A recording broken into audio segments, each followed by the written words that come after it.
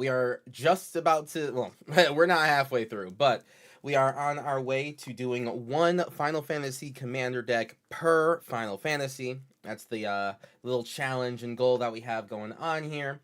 There will be like probably more deck texts for very specific commanders. You know, ones like, hey, Terra needs to be upgraded in like probably two different ways, right? The precon and the regular saga type of one. So there's a lot that we can go over, but I definitely very much want to do this, you know, just this little challenge of one deck per Final Fantasy. That's 16 deck techs. And hopefully by the end of it, I'll become really, really proficient in doing deck techs.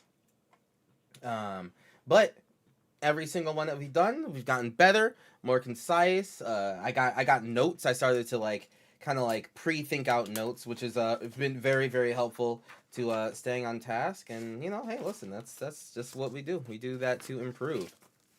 And even then, like I don't come up with the cards that we suggest are like all us, right? Like chat, you and I are going through the cards that we're going to add. I just have example cards for each topic, right? So each commander deck, each deck tech is broken down into 6 to anywhere between like 6 to 9 different topics, depending on what the commander is, right?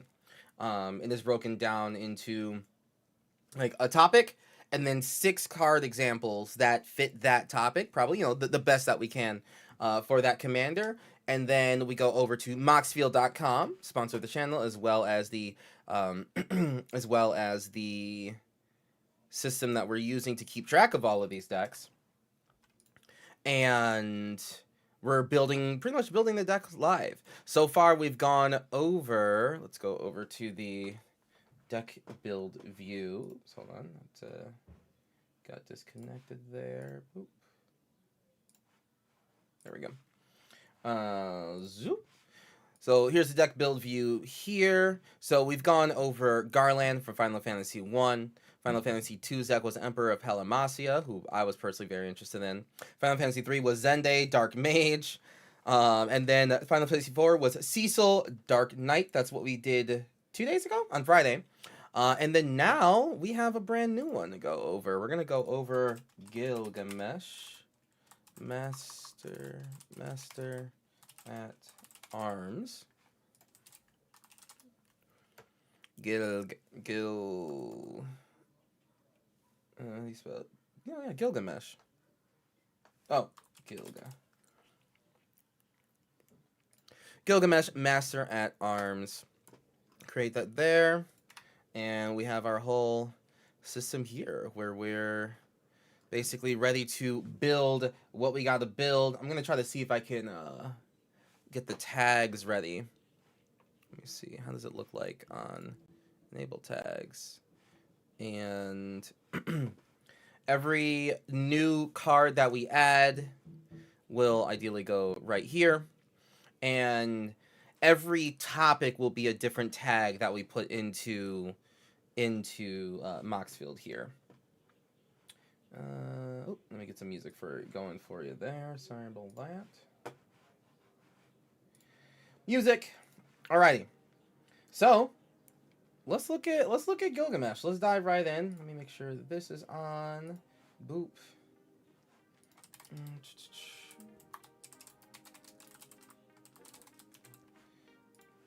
This music. All right. TikTok is activated. YouTube is activated. And something else is activated too. All right. Twitch. Yeah, there we go. All right, chat. Let's dive into Gilgamesh, Master at Arms. Again, a deck that I am. Okay, so actually, let's look at this one. So this one, it seems like it'll be like a pretty straightforward deck build, and I think it will be. So Gilgamesh, Master at Arms, 4 red, 6/6 legendary creature, human samurai. Whenever Gilgamesh enters or attacks, look at the top 6 cards of your library. You may put any number of equipment cards from among them onto the battlefield.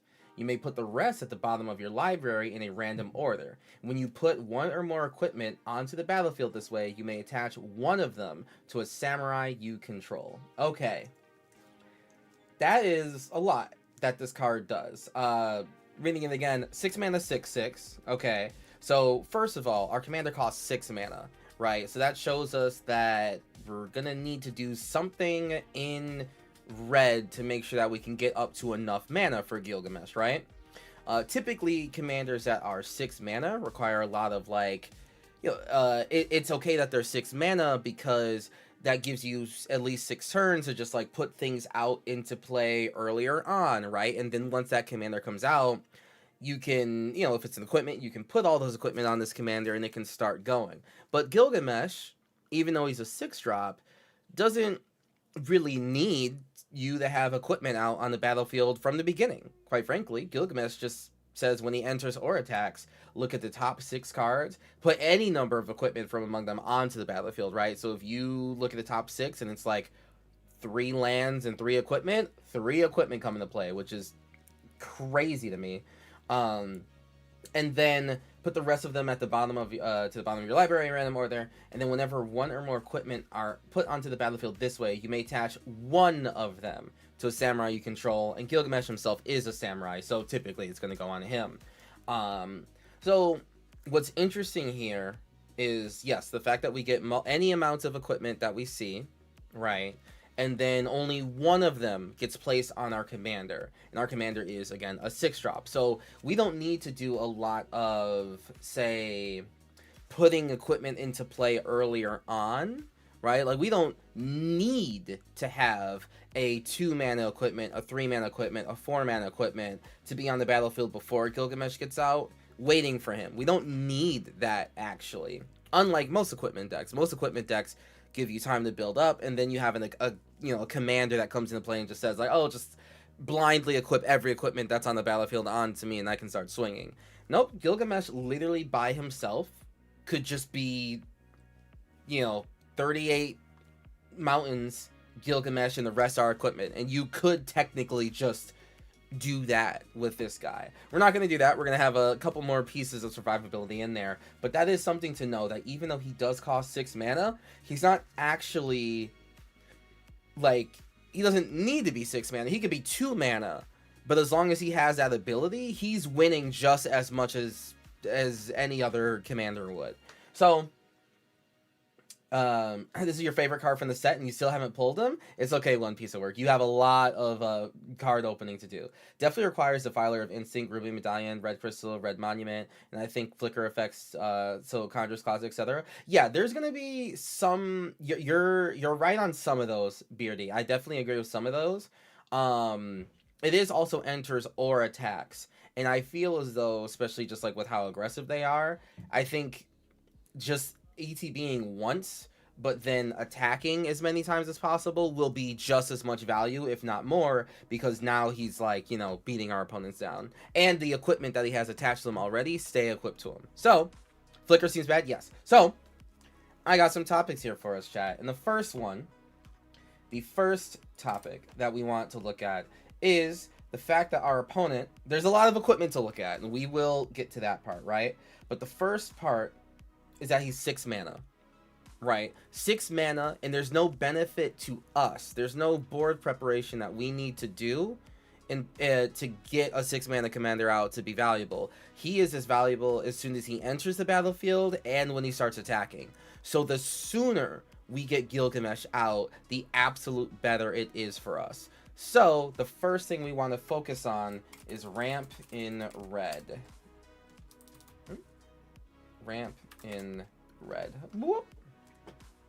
Ramp in red. So my first example of ramp in red that we have that would be like particularly good with Gilgamesh is Generator Servant. Yep, Generator Servant. Get that here. Boop, boop, and boom. Generator Servant, right? Generator Servant, 1 in the red for a 2/1 elemental that says tap, sacrifice it, add 2 colorless mana to your mana pool. If it's spent on a creature spell, it gains haste until end of turn, right? So, a 2-drop, next turn we get a land, and hey, like if we had any mana rock that we cast earlier, then generally the servant's going to have Gilgamesh come out earlier, right, by 2 mana and having haste, right? So this is type of like the red ramp. Ooh, Ramo.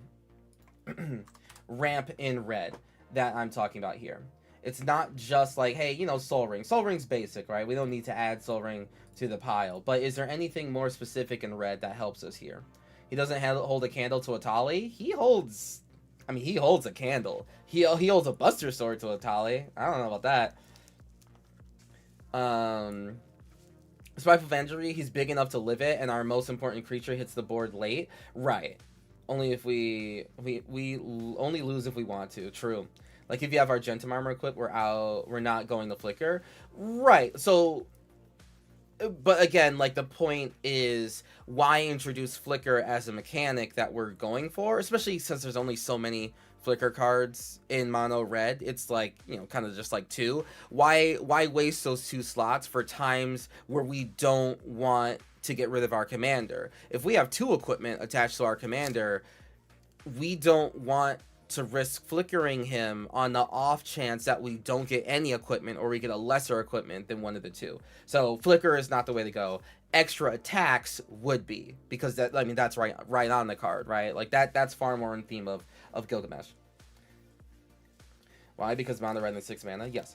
So, all right, back to ramp in red. Ramp in red. What else do we have that can get our commander out sooner rather than later? You can feel free to list some mana rocks that like kind of are beyond the basic package, like not just Soul Ring, not just Arcane Signet, right? But is there anything in red specifically that kind of help our commander do the thing? I guess agree to disagree. A 6 mana threat is going to have to fight through some element of interaction. Well, yeah. I mean, yeah, there's going to be an interaction, but flickering with at the end step on an artifact doesn't do anything for that. And you have mono red to fight that interaction, right? I don't know. Sorry. Let's get back to this topic. Charming Scoundrel for the treasure. Oh, all right. Charming Scoundrel. 2 mana 1/1 with haste, enters the battlefield. Choose 1. Discard a card and then discard a card. Make a treasure. I mean, you know what? Honestly, because our commander is as important as he is to kind of just like get out and start going, I wouldn't be super mad with Charming Scoundrel, to be honest with you. Spiteful Banditry, I did see that one. Spiteful is fine. Spiteful Banditry for red. Red mana value here. So Spiteful Banditry will get your creatures out. You'll eliminate the board full of creatures, right? As much X as you want to put into it. If our commander is already out, he'll probably live through it anyway. But at the very least, like, if you could Spiteful Banditry early on, for 3 even, that's probably still worth it. As long as you get 1 treasure, you're always going to get 1 treasure, but as long as, like, a treasure is guaranteed, casting Spiteful Banditry on turn 3 with just, like, 1 death, 1 kill on the board, usually to someone's mana dork, so it's very, very worth it. That's worth it to get your commander out sooner and have less to deal with on the board. Ragavan, oh god. Hold on, let me look at the Charming Scoundrel again, because yeah, it, like, even if it just kind of happens once with the Charming Scoundrel, just getting 1 treasure forward is pretty worthwhile. This is not a deck that's going to want, say, like Runaway Steamkin, where, you know, there's times where we're not casting red spells, so Runaway Steamkin might be a little too slow for what we're doing, because we're not trying to cast multiple spells in a turn. We really just want to get Gilgamesh out ASAP, and then just kind of like get him start swinging. So just a Charming Scoundrel to get a treasure isn't the worst thing ever. You know, I mean, as much as I hate to say it, as much as I hate to agree, because chat, you know, I literally hate Ragavan with a passion. I mean, he does get a treasure, I guess. Like, I guess. I hate this card. I don't. Ugh, whatever. Sure, I guess. Is there anything more fun? Red, Reduction is also fine too. I know someone said Ruby Medallion before. That's also, I mean, that's also kind of like ramp and red. We only have so many options, right? Um, but like a little bit of red spell reduction, and then also Iron Crag. We could do also something like this too. Iron Crag Feet. Iron Crag Feet works too, right? 4 mana, we get 7 red. Can only cast 1 more spell this turn, but that's fine, right? Like, that is honestly pretty fair. Iron Crag Feet, we can go from turn 4, or if we have any mana rock earlier, like if we have Charming Scoundrel out, then we're doing, what, turn 1, land, turn 2, Scoundrel, turn 3, Iron Crag Feet, get Gilgamesh out. Like, this sort of mono red buffing is super worth it because our commander starts generating value the millisecond he enters or starts attacking. So even if we just get our commander out once, we want to have some other cards in the deck to keep him out. But there's a chance that he comes out, gets an equipment that gives him protection or, you know, indestructible, and half of the cards that would have dealt damage to him or removed him don't remove him anymore, right? So there's always that element of, hey, our commander came out, he was naked, we had no cards in hand that would actually interact, but the first equipment he got was Commander's Plate, and now he just has protection from the blue kill spell that was going to happen next turn and stuff like that. Seize the Spotlight.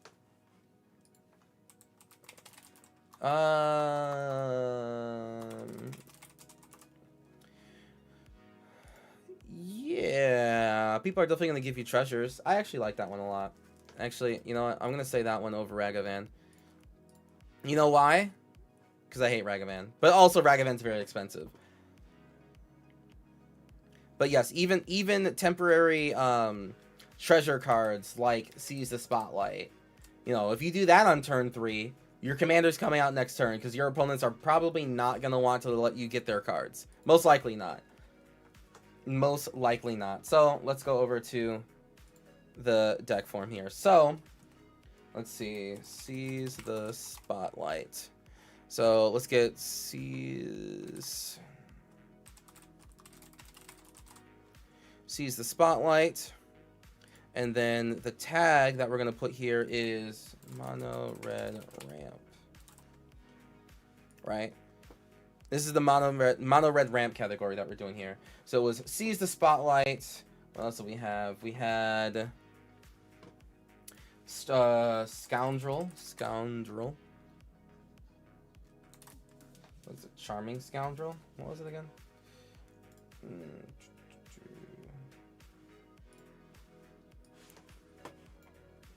Charming Scoundrel, yep.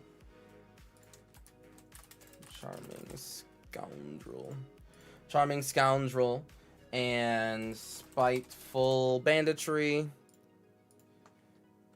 Generator Servant, Ruby Medallion, and Iron Crag. I always have to spell it that way. Iron Crag Feet, right? So this is all, again, going in the Shift T, huh?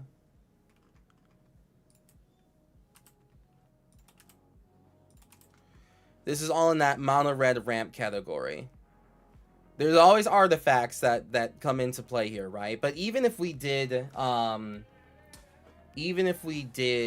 all of these are designed to get our commander out on turn 3 or 4. Just anything sooner than 6, right? Anything sooner than 6 is super worth it. Urabrask, the most recent one, actually, no, not at all, actually, because the most recent Urabrask is about casting instants and sorceries, and that does not help here. And then Rite of Flame does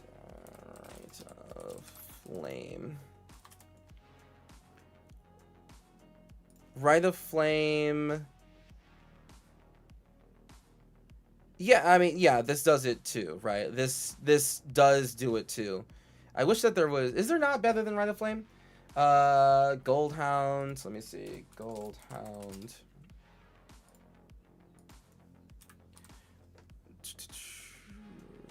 Goldhound.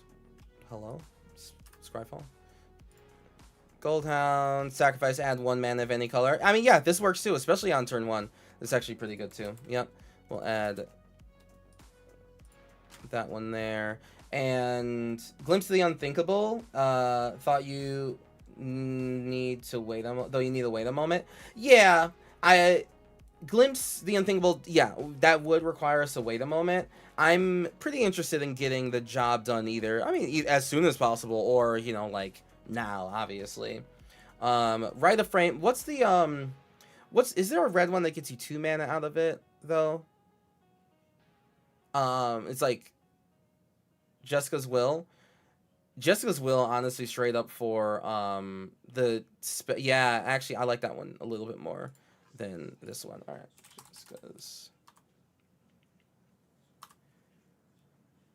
Jessica's Wills is going to be in that category too.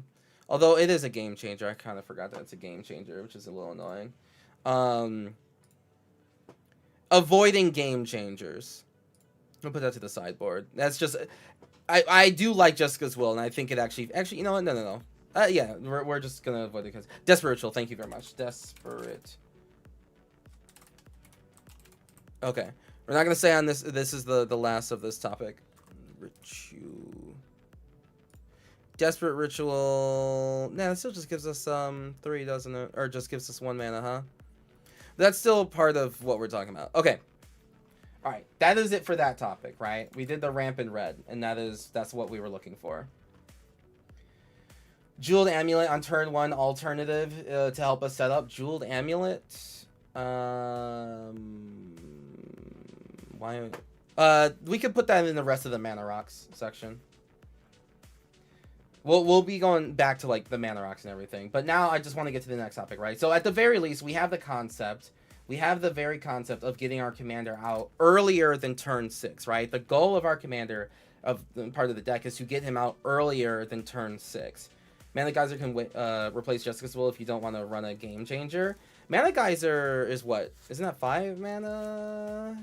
I don't know. Regardless, we can go back to that. But next topic that we want to do, since now that we can almost guarantee that our commander is going to come out earlier rather than later, right? Especially once we add the Mana Rocks to this deck, where Gilgamesh is going to come out earlier than turn 6. So now we got to keep him out, right?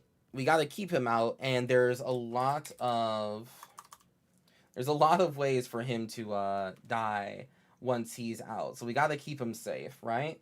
And since the free thing that we get from him entering or attacking is equipment, we need to find equipment that protects, right? So, equipment.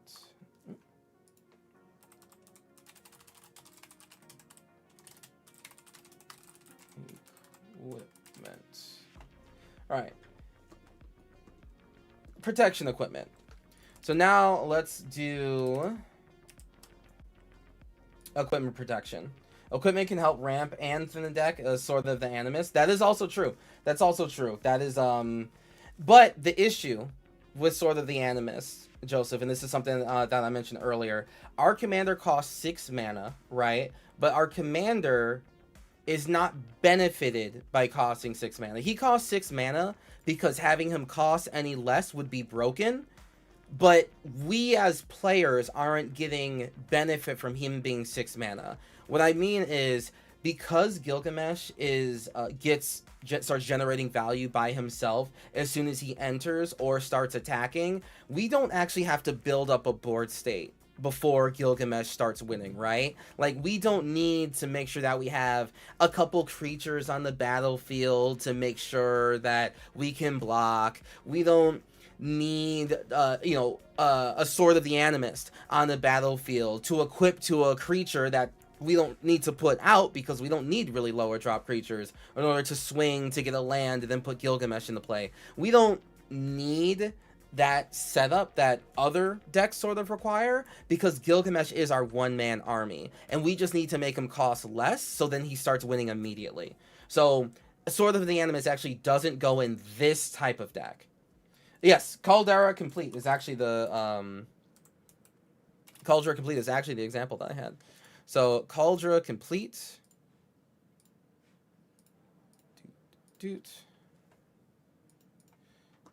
Caldera Complete is the first example of like hey, if Gilgamesh comes out on turn 4, turn 5, whatever, and Cauldron Complete is in that pile of 6, we're golden. Like, we are so set, like, so far ahead. And, like, yeah, I get +5/+5 first strike case, you know, that part's cool, right? But it's the indestructible part that makes Cauldron Complete very particularly good here. Doesn't matter that Cauldron starts at 7 mana. That part doesn't matter. The part is that it gives indestructible. Lava Spur boots for cheap mana protection.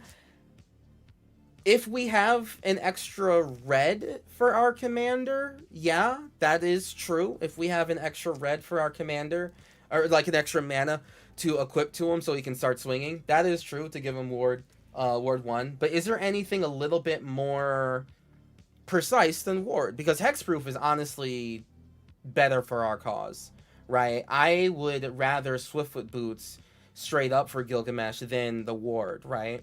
Because, hey, if Gilgamesh does come out on turn 6, we, like, the ward part won't matter, right? But the hexproof part does. Resurrection Orb, if it triggers, that's actually pretty true.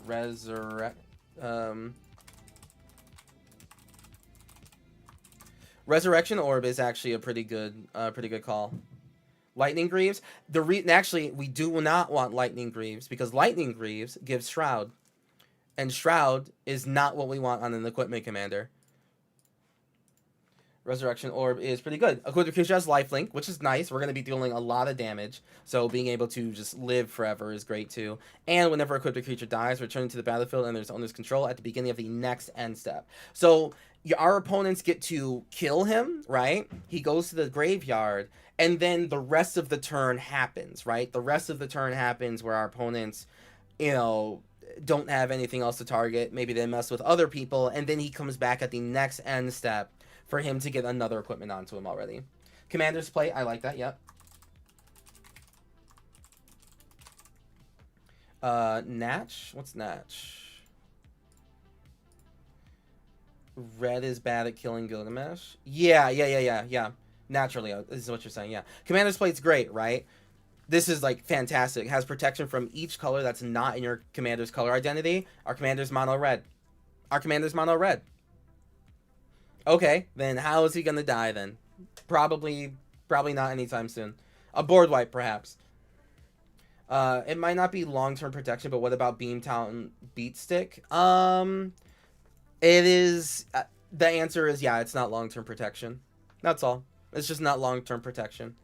Yes, it's like a treasure that we can get to get our commander back, but at the end of the day, it's not long-term protection. It just isn't. What else? What else is a protection style equipment? Something particularly good that about the equipment is that it gives our commander indestructible, hexproof, Hammer of Nazan. That's right, Hammer of Nazan is just a good value equipment in the first place. It's good in the first place, as well as it gives our commander indestructible. Equipped a creature has +2/0 and indestructible. Great, fantastic. If we get 2 Eclipse, it clips on. Correct. And just every other equipment that comes into play after this point now just goes straight to our commander, which is really, really good. Anything else that deals with either protection, hexproof, indestructible, anything else? Are there specific colors, any swords of, that we really want to have protection for? Probably black, white? Diamond Pickaxe. Diamond Pickaxe. Does that give protection? I don't believe that does. +1/+1 whenever this creature attacks, create a treasure token, which is not bad, right? That's not bad. That's not with this topic though of protection equipment.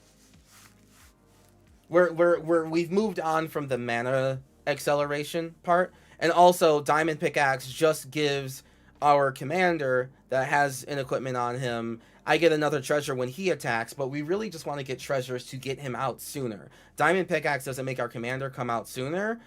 as of right now, because we haven't really thought about what creatures are going to be in this deck, and there's not going to be many creatures. Wealth and power, instants and sorceries. Oh, that's true. Yeah.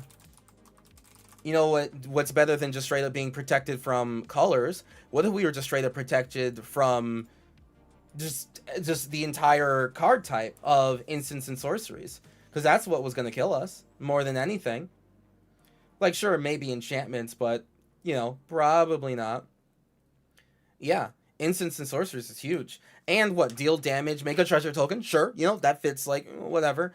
And then whenever you next cast an instant or sorcery this turn, you can copy it. If we have another one of those, cool. Like, we get extra value. But really, it's the protection from instants and sorceries is huge. Yeah, that's really, really cool. Wealth and power. Yeah.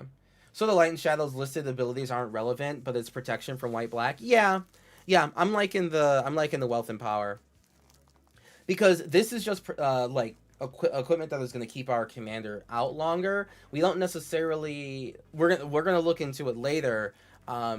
Protection... in terms of, like, you know, our opponents can't block us, won't matter as much when we start getting equipment that just gives trample. Evasion equipment, which I believe is actually our next topic. But yes, any other, give me one more protection equipment. That's, you know, more than just, like, boots, right? Boots is, like, pretty straightforward. Is there anything a little bit more spicy than boots for Gilgamesh? What's your take on the Wandering Minstrel as a commander? I feel it's not being talked about. It was certainly talked about when the card was revealed. Plagued Fox. I believe that Wandering Minstrel is definitely playable, for sure. Like, I mean, it's just 5-color land stuff. And you know what? Hey, that's awesome. That's cool. That's sick. You know, dope. That's really, really cool. You can definitely make that deck, for sure. Your goat? Hey, listen, you can make a Wandering Minstrel deck, for sure. Thran Power Suit? Thran Power Suit. Thran Power Suit. War 2. I like that, actually. There we go. Yeah, War 2 is not too bad. War 2 is not too bad, and it does, like, so much double duty, right? +1/+1 for each aura and equipment attached to it, which we're going to have happen. And War 2. War 2 is pretty straightforward. Alright. I didn't, you know, Ward 1 with haste, I kind of shot down. But, like, Ward 2, that's at least a little bit better. And also, he's getting a massive power boost on top of it, because the rest of our deck is all about doing this. So yeah, I'm down with that. Have you covered, Cloud X Mercenary? No, we have not yet. Not yet. Not yet. Okay, so, let's go back over to Gilgamesh Master Arms here. So...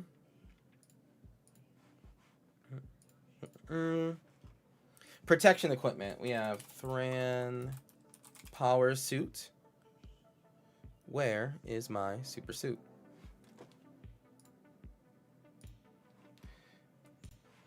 Thran Power Suit. And that's going to be in the tag of protection equipment.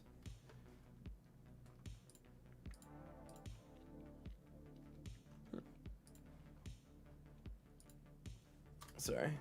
Protection equipment. And then also Cauldra Complete. Cauldra Complete. Resurrection Orb. Resurrection Orb does double duty because it's going to let our commander die, you know, if we just don't have enough stuff on him. But now he comes back. He gets lifelink. It's an equipment, and he'll still come back anyway. And that, I think, just in terms of, like, back on the conversation of you know, like, doing any sort of flicker effects, it's like, I think Resurrection Orb fits a little bit better.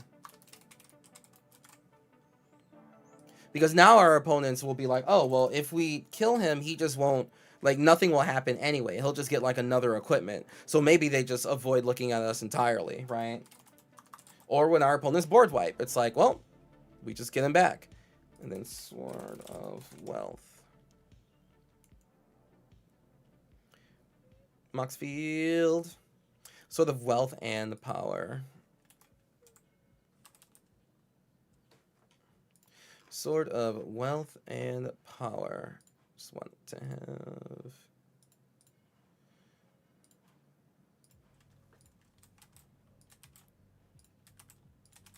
Yep. So protection equipment. I mean, yeah, Commander's Blade is just really good. Indestructible, Indestructible, Resurrection, Protection from Instants and Sorceries, and Ward 2. Like, there's a whole gamut there that you can run through. Alright? And then now, since the chat did mention it before, we want evasion equipment. We want evasion equipment, right? So evasion equipment are going to be... Evasion equipment are going to be... we could do unblockable, right, for our commander. Like, because our commander is going to swing. We want our commander to basically be swinging every single time, right? Like, every single turn, our commander is swinging, right? That's what we want him to do, so we can always keep on getting more and more equipment. Did we talk about Trailblazers boots? Well, you know, that could be part of evasion equipment, right? But because our commander is going to be so big, and the damage is, you know, like, as long as damage happens, as long as he can attack and damage is dealt so we get close to actually winning the game, we're pretty chill on, like, the definition of evasion. Flying could be enough of evasion for him, right? But I really think that trample is the main form of evasion that we're going to want. Because honestly, it would be great if our opponents did block with creatures.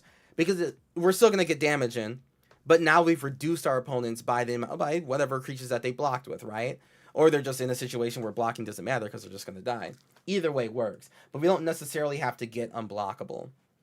I feel that putting unblockable on our commanders, especially if it's just like, you know, right there on the card says like I have unblockable, it does kind of put a little bit more of a lightning rod on our commander, whereas like trample technically will do the same thing, but you know, at least it doesn't say unblockable on it. And also we can do like lands that give unblockable, right? But what equipment can we do? So I have Tenzo, Godo's Maul,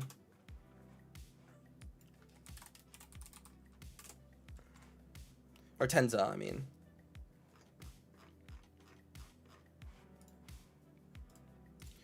I have Tenza, Godo's Maul as my quick example here of a type of equipment that I'm talking about, right? So like it's +1/+1, and as long as it's legendary, it gets an additional +2/+2, and as long as it's red, it has trample, right? Like, you know, it does double duty. It's an equipment, it makes our commander that hit that much harder, but also gives trample, right? Pretty universally. And the equip for 1 is not bad either. Bolt Bend is a nice replacement for Deflecting Swat since we're gonna get those too. That's gonna be more things that we add. You just pulled a Surge Foil for Cloud X Mercenary. That's pretty sweet, Patrick. That's pretty dope. That's I mean shit. Surge Foil? I'd sell that immediately. Alright, more evasion equipment. What else gives trample? You said Bronze Boar. Bronze Plate Boar. Now that is also really good, and one of the cooler things about any of the artifact creatures with that are equipment, you know, the ones with reconfigure, our commander says put any number of equipment from the top into play, and up to one of them can be equipped to a samurai. If we get Bronze Plate Boar and say like Commander's Plate in the same top 6, we can keep the Commander's Plate equipped to our commander, but we get an additional creature out of Bronze Plate Boar, right? Like, we get a creature out of it. The fact that Gilgamesh lets you put any number of equipment from the top 6 that he looked at into play is, like, huge. Like, it's really dumb. It's very, very powerful. So, yeah, Bronze Plate Boar, really good here. What else? Comes with Hero's Heirloom and okay stats. Great first hit. Hero's Heirloom. Yeah, I like Hero's Heirloom. I like Hero's Heirloom a lot here. Hero's Heirloom. 2 mana with equip 2. Equip the creature gets +2/+1. Perfect. And then as long as this creature is legendary, our commander will be trample and haste. Even better, right? So he's gonna hit as soon as he's gonna enter the battlefield, put Hero's Heirloom on, and be able to swing with trample. Fantastic. Anything else? Embercleave, double strike, and trample. Sure.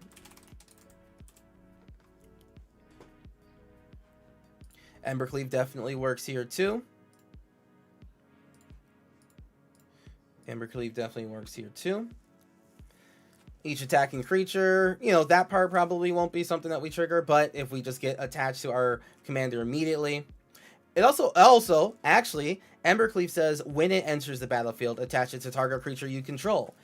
Gilgamesh can enter the battlefield, get the top 6 cards, put Hero's Heirloom on, but Embercleave also comes into play and then is able to choose to attach itself to any creature, right? So Embercleave is absolutely fantastic for this type of deck because it's always going to be attached to our commander, whether we do it from our commander's ability or not.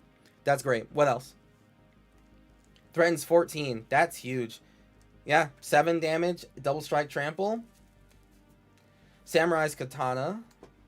Trample haste token.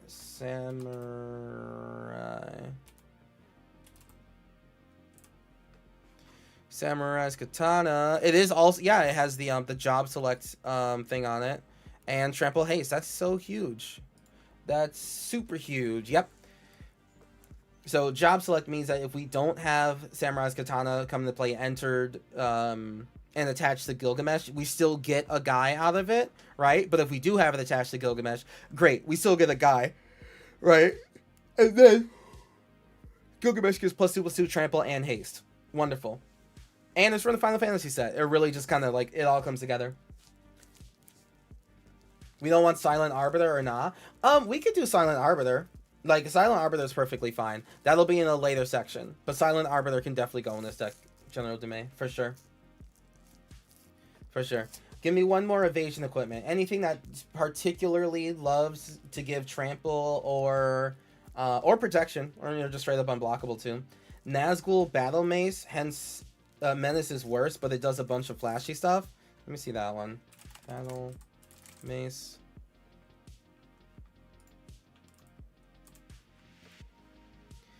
Equipped creature has Menace, Death Touch, Annihilator 1, and whenever an opponent sacrifices an online permanent, put that card onto the battlefield under your control unless that opponent plays 3 life.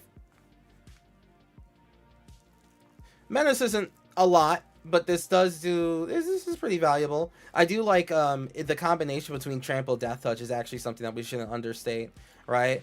Being able to give our commander Death Touch for any reason, right? Say our commander already has Trample equipped to him for whatever, whatever cause. And then if we give Death Touch, that means that our commander, once he swings and he's blocked by something, only 1 damage is reduced, right? But we're going to still hit with the entire rest of it. So the Death Touch part is actually just as evasive as the Menace part, if not more so. Yeah, that's a good call. That is a good one. So, Sword of Vengeance, nice 4 keywords on it. So the Vengeance is a good one as well. Yeah, First Strike, Trample, and Haste, and 2-0. Yeah, all of those are really, really solid. The Haste part's really, really cool. Pretty much all of the ones that we mentioned here have give Haste as well. Yeah, I like that a lot. Actually, you know what? Hold on. No. Sword of Vengeance will also go on here. Let me let's go over to Moxfield. Let's do Sword of Vengeance. Sword of Vengeance. And that's going to be tag. It's going to be evasion. Evasion equipment. Then we had Godot's Maul. Godot's Maul, Bronze Plate Boar. Hero's Heirloom. Embercleave. I like that each and every one that we talked about does double duty here. Even if the double duty is just like making a 1/1 or a 3/2 creature, like on top of the on top of everything else that we're doing, like on top of the fact that it could come into play equipped to our commander, simply just like because. On top of that part, we also have the wonderful fact that we have the wonderful fact that our commander is just going to get super buffed up with all of this. Let's see.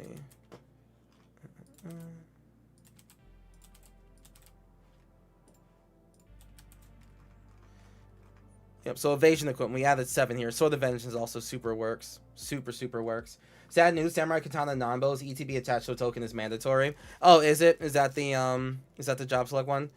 Let's see. What does our commander say? So our commander enters. When you put one or more equipment onto the battlefield this way, you may attach one of them to a samurai you control. And then when this creature token enters, then oh, okay, yeah, because technically what would happen is like you would equip the samurai's katana to Gilgamesh, because it's all part of one ability. You would equip it to Gilgamesh, and then the job select trigger would happen when this equipment enters. You make a hero, and then you equip the creature token to the you get it equipped by samurai's katana. So that's true. That's true, but that's fine. We'll still keep it in the evasion category, because it still does double duty, right? Hey, we still made a creature out of it, and now Godo gets to do something else. It doesn't not give trample and haste, right? Although equip 5 is, unplayable. Did you have Geosurge in the deck yet? No, that could go in part of the mono red ramp section, but we're gonna do that afterwards. Okay, back to the topic at hand. So, next topic, since we finally got done with the evasion equipment, and again, we realized that evasion is just trample by any other name. Evasion is trample. Protection, fine, right? But, like, evasion to get these damage in, trample is more than enough for what we're going to do, because our commander is just so big, beefy. So now, there's still going to be, like, some interaction that we need, not just to protect our commander, because we already have some equipment in here that protects our commander, but now we need some equipment in here that can deal with other people's threats, right? So, removal.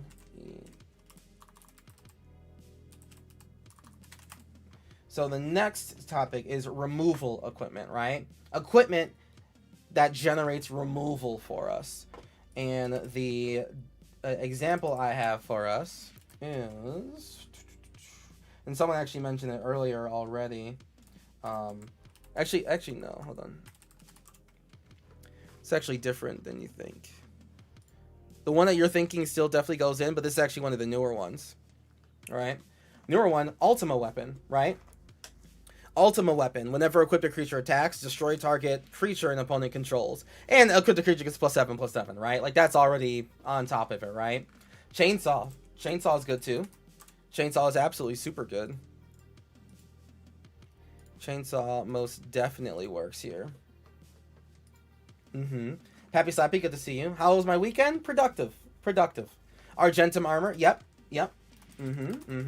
This is definitely a deck that can run Argentum Armor and not have, like, any issues, right? Because, like, listen, if you've been playing Commander as long as I have, we've all run Argentum Armor before, because it was, like, there was a time where it was just the best equipment ever. Like, it was just the best that Magic had to offer for equipment.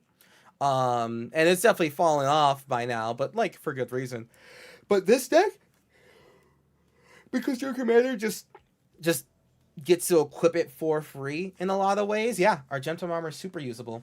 Sword of Fire and Ice. Sword of Fire and Ice does work. I do worry about the protection from red, though. I worry about the protection from red, Rooney D. I worry about that.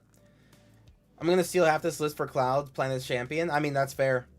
Mirror Shield? Mirror Shield. Isn't that the one with the face on it? No.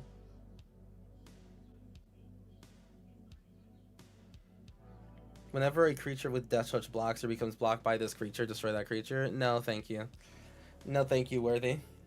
Oh, yes! Lothorian Blade is actually kind of insane. Lothlorien.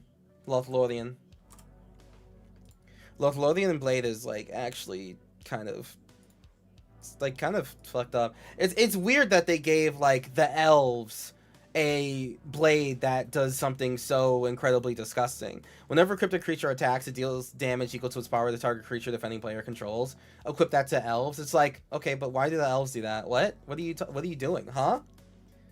Also, is that just straight up Underhill? Sorry, excuse me, chat. I gotta consume some bites of food.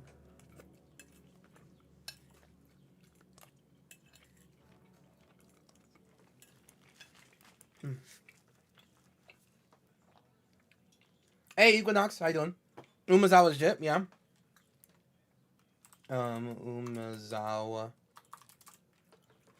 Umazawa's Jit. Whenever a cryptic creature deals combat damage, put 2 charge counters on it. And you can remove charge counters to give a creature -1/-1. That's reasonable. Is there anything else that just deals direct damage? Or just directly kills? Umazawa's Jit does work, right? Deal damage, and now you can like start giving -1/-1 counters to, or just -1/-1 to creatures around the battlefield that are problematic. But I don't have the biggest faith that our commander is going to deal, like, I think our commander is going to end the game a lot sooner. Where Umazawa might only trigger like twice at most. Dragonfire Blade gives hexproof from monocolor. Meh. There's enough, nah. That's pretty reasonable, the Dragonfire Blade. But that's hexproof from monocolored, and that's not removal equipment. Trailblazer's Torch can eat blockers. Trailblazer's Torch. Whenever a cryptic creature becomes blocked, it deals 2 damage to each creature blocking it. So that's actually, you know what? That's actually kind of really funny. Because you know how that works with trample, right? Because it goes like declare blocks, right? And before physical combat damage is dealt, where you're actually like assigning combat damage and then like trampling over people, you do this damage first, right? You assign the blocker. So then this deals 2 damage to it, to each creature blocking it, and then trample over, you know, all the toughness of those creatures -2. So that's actually pretty good. Yeah, that's actually pretty funny. Heartseeker, since you can get around the re-equip. The re-equip? Heartseeker. Equipped a creature gets +2/0 and has tap, unattached Heartseeker, destroy target creature. Equip for 5. I think the issue is tap, destroy target creature is our commander's never doing that. Our commander's never doing that. Our commander never has time to just tap itself to destroy a creature. Our commander is attacking 100% of the time. Or he has summoning sickness. Though, like, he has no rest. Argentum armor is great. Ricathion cheats outcasting and equip cost. Yes, true, in the bucket. Hey, Inya, good to see you, bud. Maulhound, let's go. Hello, friends. Let's go. Maulhound and friends, thank you so very much for the Spicy Rate. The statistic that most decks have an indestructible commander is a statistical error. Indestructible Justin, who has 12 indestructible commanders in his deck, is an outlier and should have been excluded. Correct. Correct. How y'all doing, friends? Welcome, welcome. Would Veldoc be worth an ad? I would say no. Because, and this is something that we've mentioned about this commander. And chat, thank you very much. Raiders, thank you very much for entering the chat. We're covering Gilgamesh, Master at Arms. And one of the more interesting things that we've mentioned about this deck, and this is to answer someone on TikTok's question, Gilgamesh, and I'll bring this a little bit closer to your face. Gilgamesh is a 6-mana 6/6, right? However, because he enters the battlefield and gets value immediately, like literally as he enters, like as soon as he enters, he gets some sort of equipment, and then when he attacks, he gets more value. He costs 6 mana because costing him any less would be detrimental, right? It would be broken to the game. But we, as the players of the deck, him being 6 mana just means that we need to rush him out sooner, and we have to spend our earliest turns rushing him out sooner rather than later. Unlike other equipment decks, we're not like playing early drop equipment and early drop creatures in order to, put equipment onto those creatures and then slowly build up to what we want to do and blah, blah, blah, blah, blah. We're not trying to build an established board state before Gilgamesh comes out. Everything from the earliest turns are there to facilitate Gilgamesh coming out as soon as possible so he starts winning as soon as possible. So, to answer your question, would Valdok be a worthy add? That's the card that says for every equipment that's attached to him. He's like a 3-drop creature, 3/1. For every equipment attached to him, we make like a 3/1 elemental that, has haste and dies at the end of the turn. That is a different type of equipment deck, right? That's an equipment deck where we can attach everything to him for free and then maybe move them elsewhere. But Gilgamesh just wants to he could honestly be the only creature in your deck. He could be, where he's just there, give him equipment, let him start winning. The amount of creatures that will be in this deck are going to be very low, and they're all going to be creatures that just help Gilgamesh either come out sooner or get equipment that are already on the battlefield for whatever reason attached to him. Those are going to be the only jobs of creatures in this deck. And that's the type of analysis that we're going over here, right? We're really trying to break down very specific things about Gilgamesh that make the deck feel like you're playing a Gilgamesh Master at Arms deck, not just another equipment deck, right? It's not just another equipment deck, but it's specifically one that has a 6-mana commander that gets free equipment, is a samurai, and that'll come into play later, and will judo chop pretty much the whole board in a couple turns. The ramping for Daddy Gilgamesh, yeah, exactly. What about that one dragon that gets commander out once without actually casting? In your bucket, that would actually be pretty cool. That's actually an option that we could use to get him out.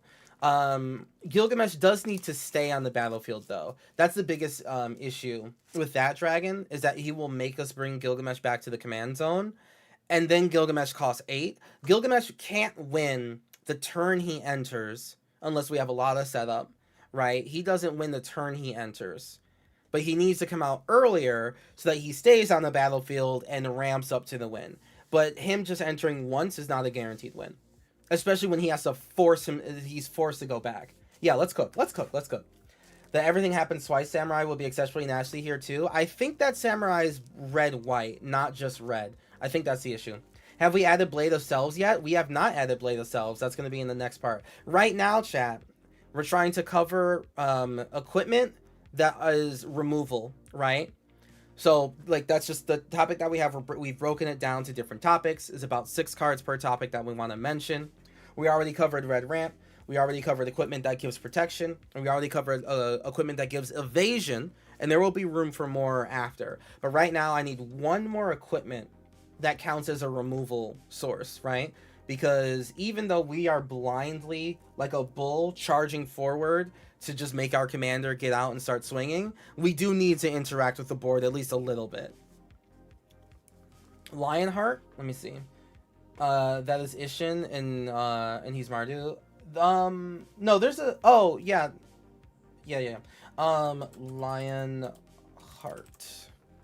Lionheart. Oh, when it enters, it deals 2. Okay, so that's fair. I didn't explain it enough. Lionheart enters and it deals 2 damage to any target, and that part is fair and true.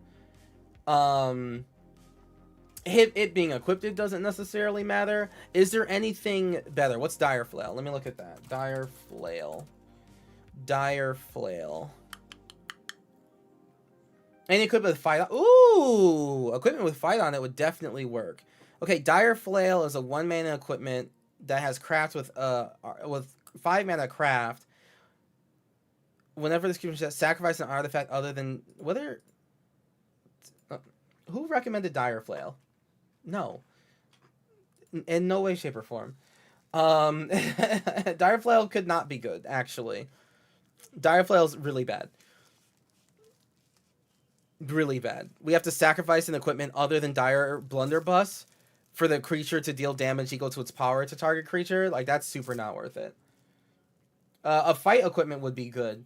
That's kind of what the Lothlorien Blade does, right? Is there anything else that does that? What if we Conjurer's Closet so he also re-enters, or would that make him need to have haste? Yeah, so in your bucket, that's something that someone mentioned earlier. So Conjurer's Closet, like, while it is nice that our commander does get equipment in on ETB, I think because this is mono red, because we have so few sources of flicker in the first place, because again, we're mono red, we only have so many options, I think that we should hyper focus on the attacks part, right? We're sooner to get multiple combats through equipment or just mono red in general than we are to get flicker, right? So Conjurer's Closet would be a one-of card that could potentially lose us a good equipment. If we get Argentum Armor or Ultima Weapon or a Lothlorien Blade on Gilgamesh when he first comes out, right? He comes out, we get Ultima Weapon. It's equipped to him. Awesome. Dope. Okay. Do we really want to flicker him again for the off chances that we get Trailblazer's Torch instead?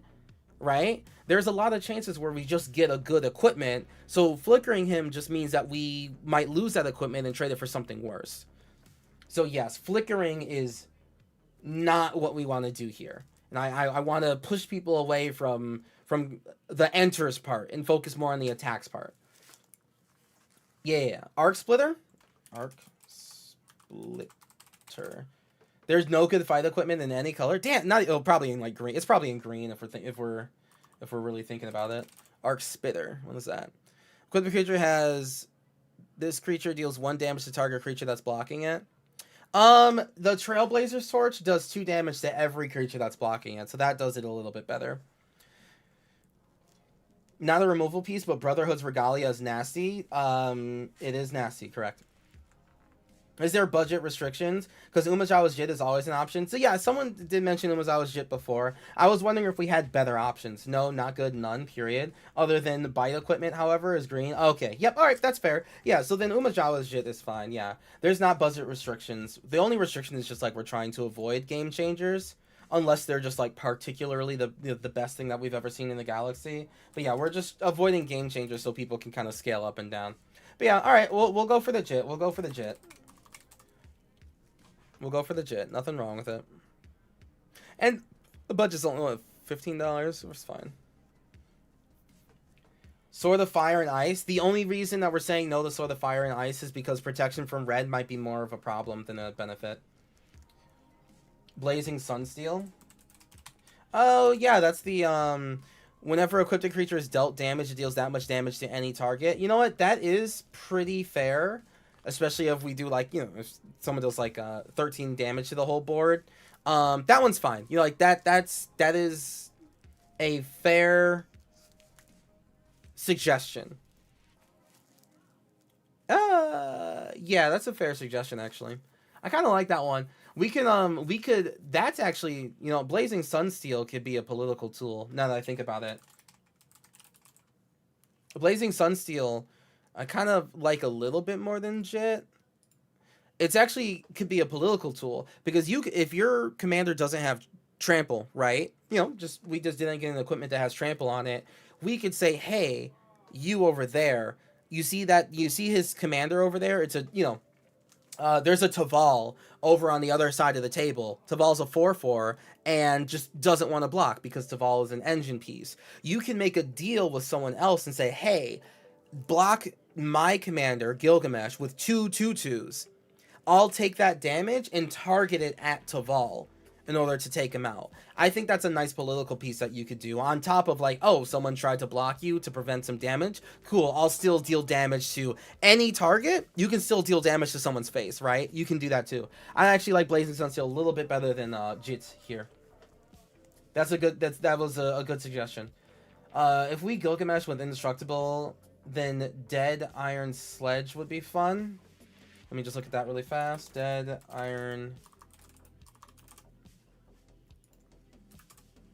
Iron Sledge. Whenever equipped creature blocks or becomes blocked by a creature, destroy that creature and equip the creature. No, thank you. Okay, and I want to emphasize why. No, wait, who said that? Oh, Worthy's just trolling. Never mind. But I want to emphasize why this Dead Iron Sledge is bad. Not that anyone can see it, but whenever equipped a creature blocks or becomes blocked by a creature, destroy that creature and equipped a creature. Well, if we have trample or any amounts of damage, it won't happen because the creatures die before that. So anyway, Worthy, I'm just gonna stop listening to you now. All right, so let's go over to the deck building portion here. We're actually putting this all together, right? So let's do, what do we have here? We have Ultima Weapon, Ultima Weapon. Where'd you go? Ultima Weapon. So this is a good example of what we're talking about. We're going to give it the tag of removal equipment. Removal equipment, right? Next we have Chainsaw. I like Chainsaw. Chainsaw was a really good suggestion, especially if we like do Chainsaw early. You know, just 3 damage up to 1 target creature. Like, that's actually a really good turn 2 play that we can really take advantage of here. Removal equipment, Argentum armor. Argentum armor. Lothlorien blade. Lothlorien. Trailblazers. I really like Trailblazers Torch. It's like evasion, but also removal, right? And then Blazing Sunsteel is a nice political piece, too.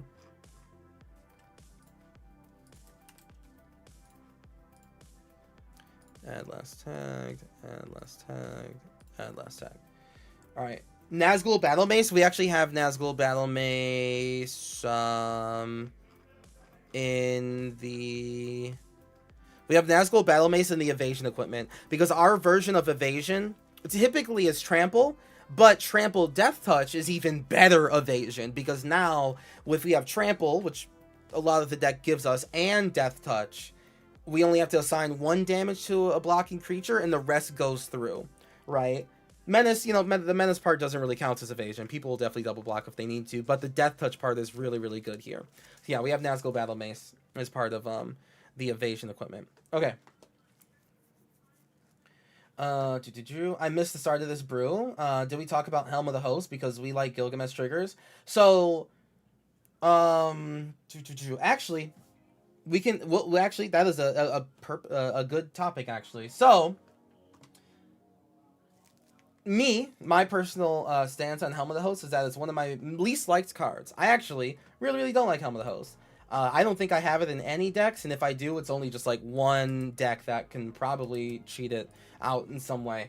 I think Helm of the Host is very slow, and I think it puts a huge target, even more than most equipment already do. Like, equipment in general has the like downside of, oh, like if your opponents remove that creature, then like you wasted a lot of mana. Helm of the Host costs 5 and equips for 4 or 5 as well.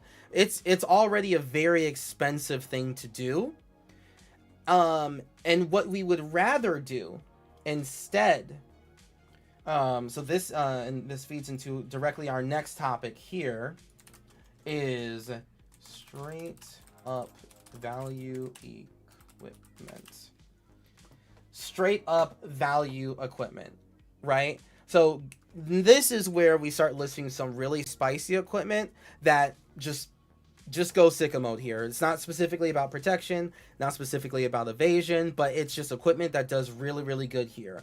And the one that you mentioned, that was mentioned earlier, the Myriad one. What's the Myriad one? I like to just, hey, West Coast, what's the Myriad one? Straight up, like, I had it in my mind and I forgot. Blade of Selves, thank you. Blade of Selves. Now, Blade of Selves is infinitely better in this deck than what was the one that you mentioned? Than fucking the other one, the Helm of the Host, right? Because you swing, you get 2 other copies of Gilgamesh. They all trigger, and Gilgamesh says, look back at Gilgamesh. Gilgamesh says, when equipment is put into the battlefield this way, attached to any samurai I control, it can attach back to the original Gilgamesh. So we swing with Myriad. The other two copies enter, but they die, of course, right? But they enter.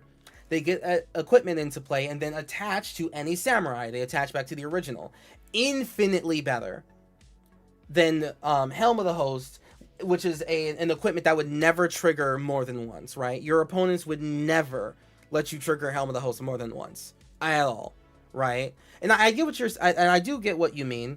This is a type of deck that could make value out of Helm of the Host, because you can enter, get Helm of the Host, and then go to combat, and then get another Gilgamesh trigger. That is possible. I'm not saying that it's impossible, right? But I am more willing and more value oriented to the attack trigger, and Blade of Selves, I think, just like, if for some horrifying reason we get to attack with the Blade of Selves, the game will end there, right? The game will end the turn that we are attacking with the Blade of Selves, because how do we not get 2 more free equipment that just takes someone out that we just attach to our commander? How do we not, right? Like, oh my god. Helm of the Host is absolute bait unless you go infinite with it. Yeah. Homie Kusari Gama does damage to each creature on blocking creature's board. Oh.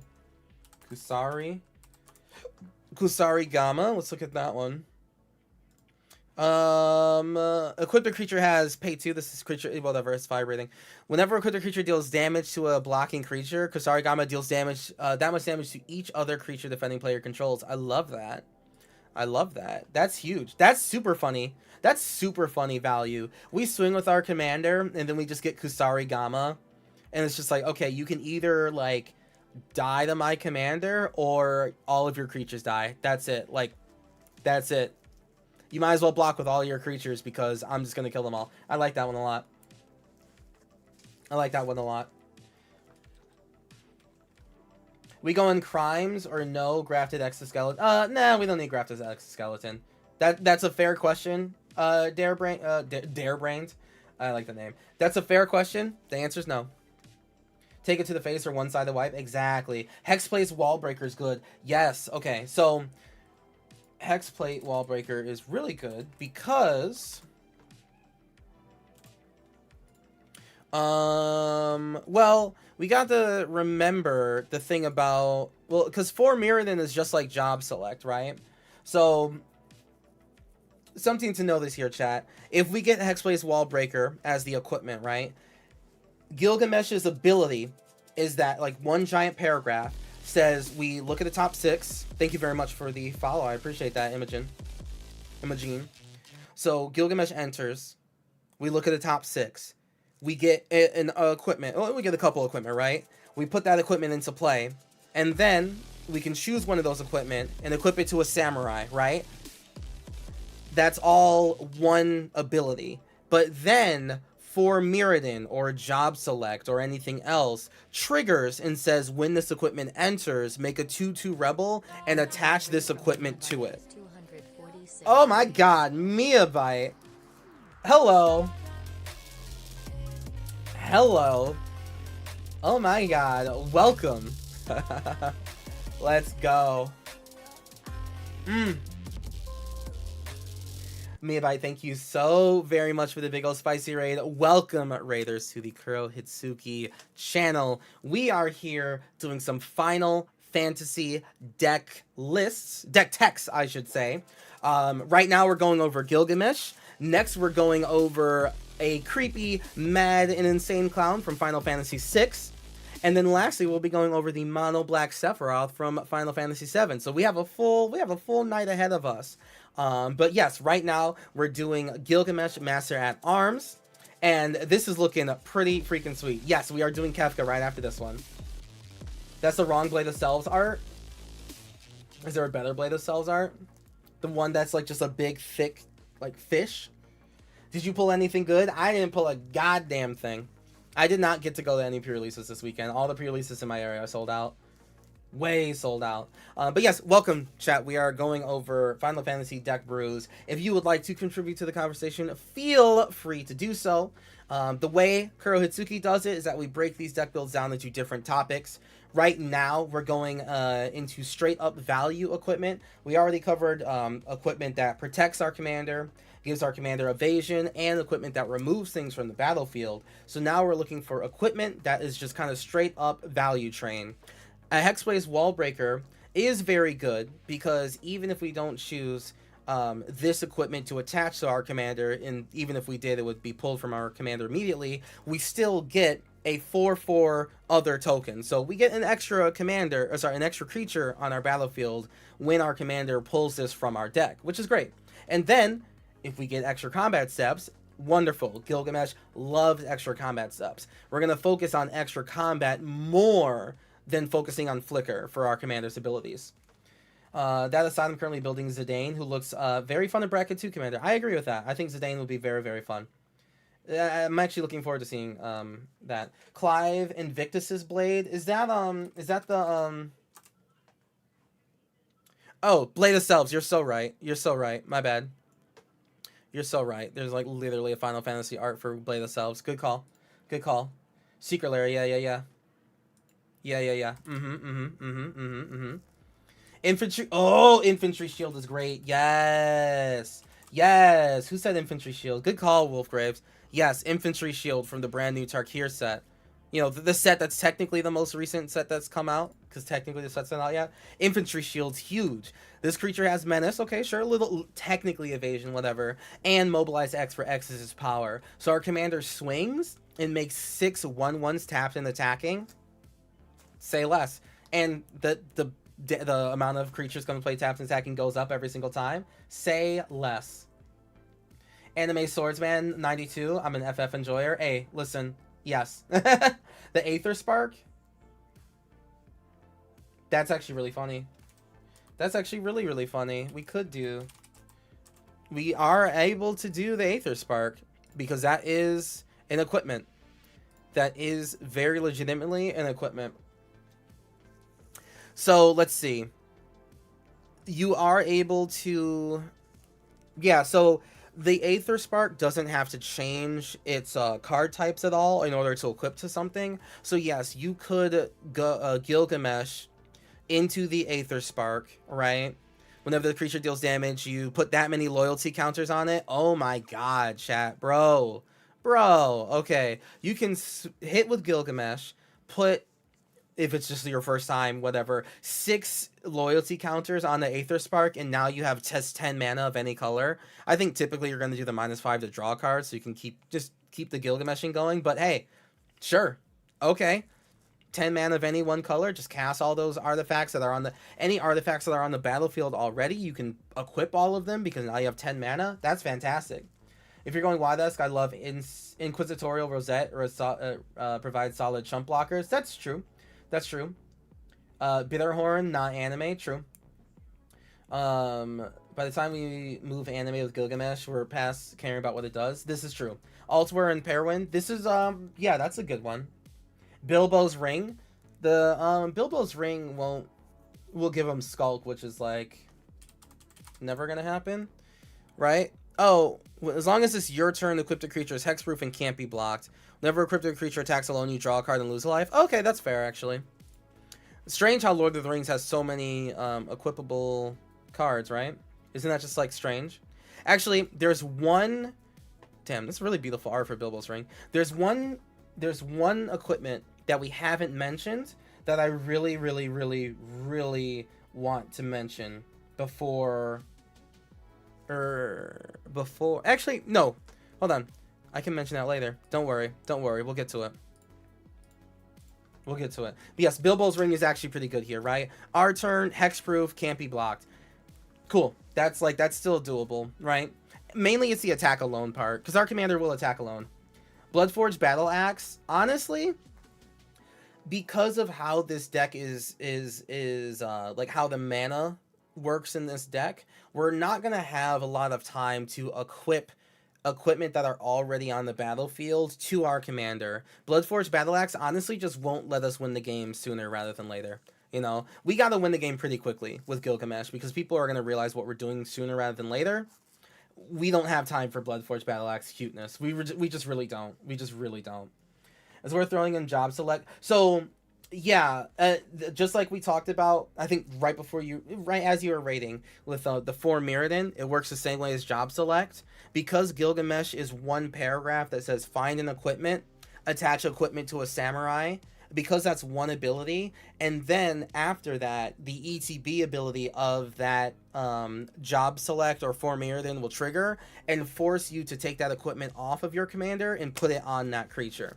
So the answer is, does job select and 4 Mirrodin and also by extension living weapon work in this deck? Yes, because you do actually produce creatures. Right, you do produce creatures, and that's actually pretty good here. Just note that if you put it onto your commander, it will be pulled off immediately. So just think about that before like you think that's how it works. That's all.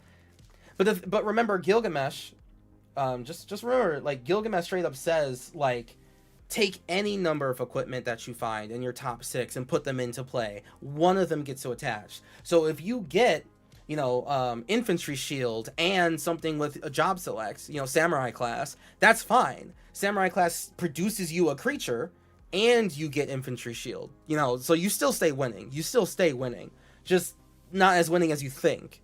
Just remember that. That's all. That's the only thing. So let's add this to our deck before we move on to the next one. But yeah, these are just some straight value equipment. Good job. Good job. So we have Clive's Invictus Blade. We have Kusarigama, wiping away people's boards. Hex Plate to give us additional combats. Infantry Shield to give us a bunch of boards. The Aether Spark, because we can just do that now, right? The Aether Spark and Bilbo's Ring. And we're going to put these all in straight up value equipment. Glad to see Gilgamesh is always busted in any place they put him. He's a nightmare in Final Fantasy. Yep. Gilgamesh does not beat the allegations of being incredibly busted. I mean, when you look at the available commanders that we could have even like made a deck around from Final Fantasy V, there wasn't really options. Like it was kind of obviously Gilgamesh. There really just wasn't. They really did not give us a lot. So as a quick example of what we've been working on, evasion equipment.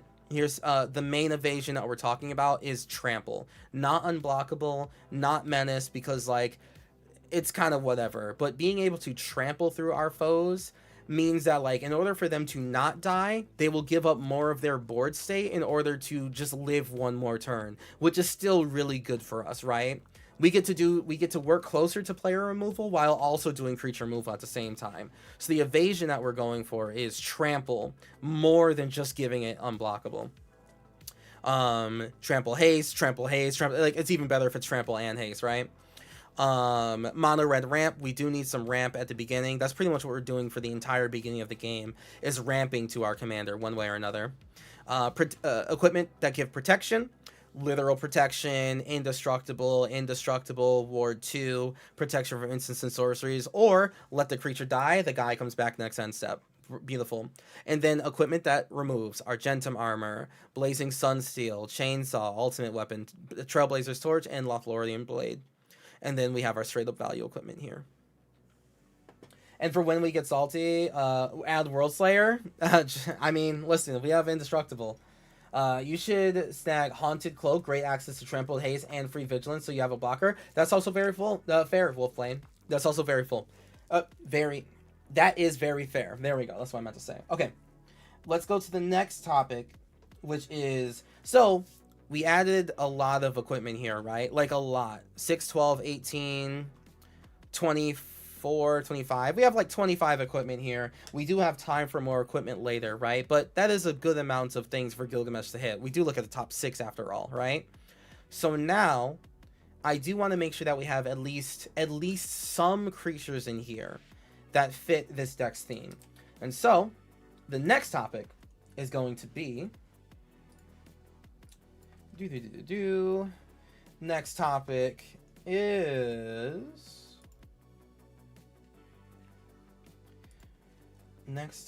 is equip. Let's see, pro equipment creatures. So next topic is pro equipment creatures, right? We want creatures that care about equipment. That's all. Like, it's pretty straightforward, right? Creatures that are like, damn, I love in mono red, and that's why this is a real exploration, right? If we were just doing a red white deck and we're just like, hey, just give me creatures that say, hey, equipment are dope, you know, that's actually really easy, right? Like, that honestly built itself. But mono red, it's a little bit trickier because most of the pro equipment creatures are in white, right? So my example for red is the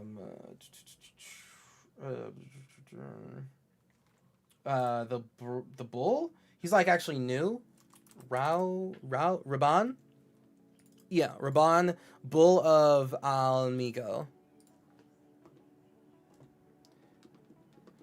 Raban, Bull of Almigo, right? So like this is a 2-drop, which is great. And whenever Raban attacks, attach up to 1 equipment you control to target attacking creature. Cool, right? Like, awesome. This is an early drop that, you know, I know that we're trying to ramp to our commander as soon as possible, but even if this guy comes out on turn 2 because we just didn't have better value, or if he comes out later in the game, whatever, his ability to take the equipment that Gilgamesh didn't enter the battlefield with is really, really strong, right? Really, really strong. Brass Squire, correct. Yep. Brass Squire. Brass Squire, we love that. I don't think there's like a Saram but mono red, right? Like, I don't think that there's a mono red Saram, right? Like someone that's just like every time an equipment enters the battlefield, draw a card. Freya Crescent, yeah, no, Freya works. Freya Crescent, that's one of the new cards as well. Freya Crescent is also a mana rock when it comes to equipping things, right? So Gilgamesh comes out, he puts 3 equipment into play. He gets 1 for free. Freya, very early game, allows us to get that other one attached sooner as well. Hammer of Nazanid, yes, of course. Oh yes, Wild Rose Warrior. Yeah, there's gonna be a lot of Final Fantasy cards too, that kind of fit this immediately, right? So there's like a lot of Final Fantasy equipment cards. Yep, Furion, Wild Rose Warrior. Equipped creatures you control have haste, which is great. Whenever a non-token equipment you control enters, create a token that's a copy of it, except it has reduced by 2 equipment, and you get to sacrifice it, but that's still fine. Reckless Fireweaver, we hope for a jackpot on Gilga's triggers. No, actually. Okay, not no. That was too broad. Reckless Fireweaver does kind of work here, right? Like, we could get anywhere between 1 and 6 artifacts entering the battlefield on any given turn. That is very fair. 6 damage to your opponents is pretty dope. You know, that's fine. I'll give you that. Mirror Style Master. Ooh. Actually, hold on. Style. Wait on that one. Hold on to the memory of Mirror Style Master, Wolfgrave, because that's the next part. But I do like, yeah, Reckless Fireweaver is good, yeah. Reckless Fireweaver. I just typed in Reckless as if that was going to get me my answer quickly. That's foolish of me. Reckless Fireweaver. Yeah. Hey, if our commander gets 6 equipment in, that's 6 triggers. Canoptic Spider? I'm not listening to you, I think. Okay. Aki Battle Squad. Hold on to that one as well, Wolfsbane. That's the next topic. Right now, this is pro equipment creatures, right? So we're looking for creatures specifically who are helping us with equipment. Specifically, like, creatures that are just like, oh, equipment is happening. Like, we have equipment in the vicinity. I'm here to help with that. That's specifically what this topic is on. Right? So, like, free equips, that's cool. Brass Squire, Brass Bowl for sure. Freya Quiescent, being able to like get mana for that sort of stuff, fantastic. Faireon giving us extra equipment when they enter, even cooler. Reckless Fireweaver, waiting for equipment to fall from the sky and just deal damage to everyone, super fair. Togo. Togo. Is it Togo? Yeah, Togo with 2 G's, of course. Whenever a land enters, making equipment. No, that's not what we're looking for. But it's funny, though. Sadly, most of it's in white, but yeah, big, rough. Yeah, which is why we're trying to find them, right? So many I would have mentioned are white or Boros. Exactly. Kill with rock. Hey, listen, kill with rock does work. Yeah, any other suggestions for red equipment creatures? What about Godo, right? What about just straight up Godo? Godo Bandit Warlord? But of course it's going to be the Gilgamesh Weapon Collector version. Godo straight up lets us search for an equipment and put it onto the battlefield, right? And then also, whenever Gilgamesh attacks for the first time each turn, untap it and all samurai you control, and there's an additional combat phase. Like,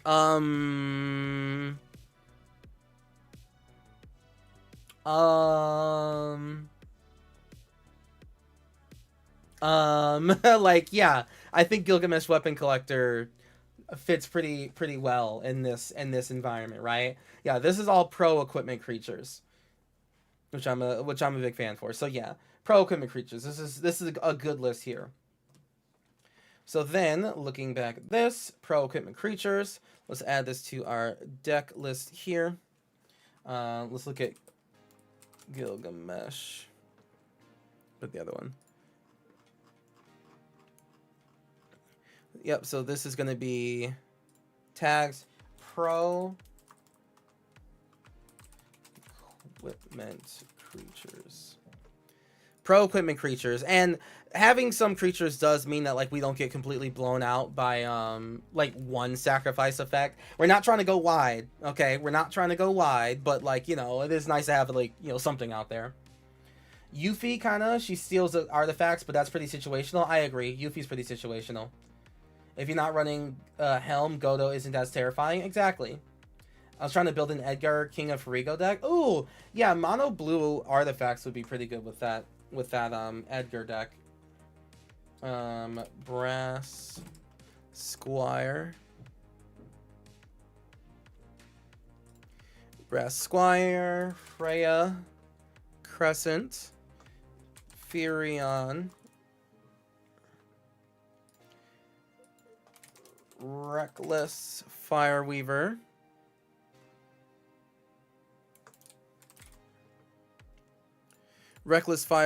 and we had Gilgamesh. Yep. So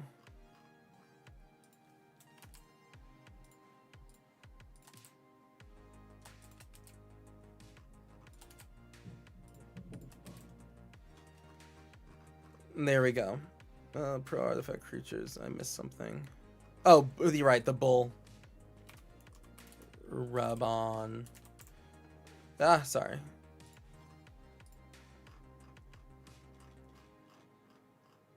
Rabon. Bull of Alamigo. Pro equipment creatures. Beautiful. Alrighty. So now, Magnetic Shuffler can bring equipment back from the graveyard if that's needed. Honestly, I do wonder if that's ever going to happen. You know what I'm saying? He's your favorite character in FF? Oh, really? The King of Frigo? Nice. Yeah, chat gave me, I think Mia gave me the lore on those creatures. Alright. So now, the next topic. We talked about pro equipment creatures, and I said to hold on. So now, I want pro equipped creatures.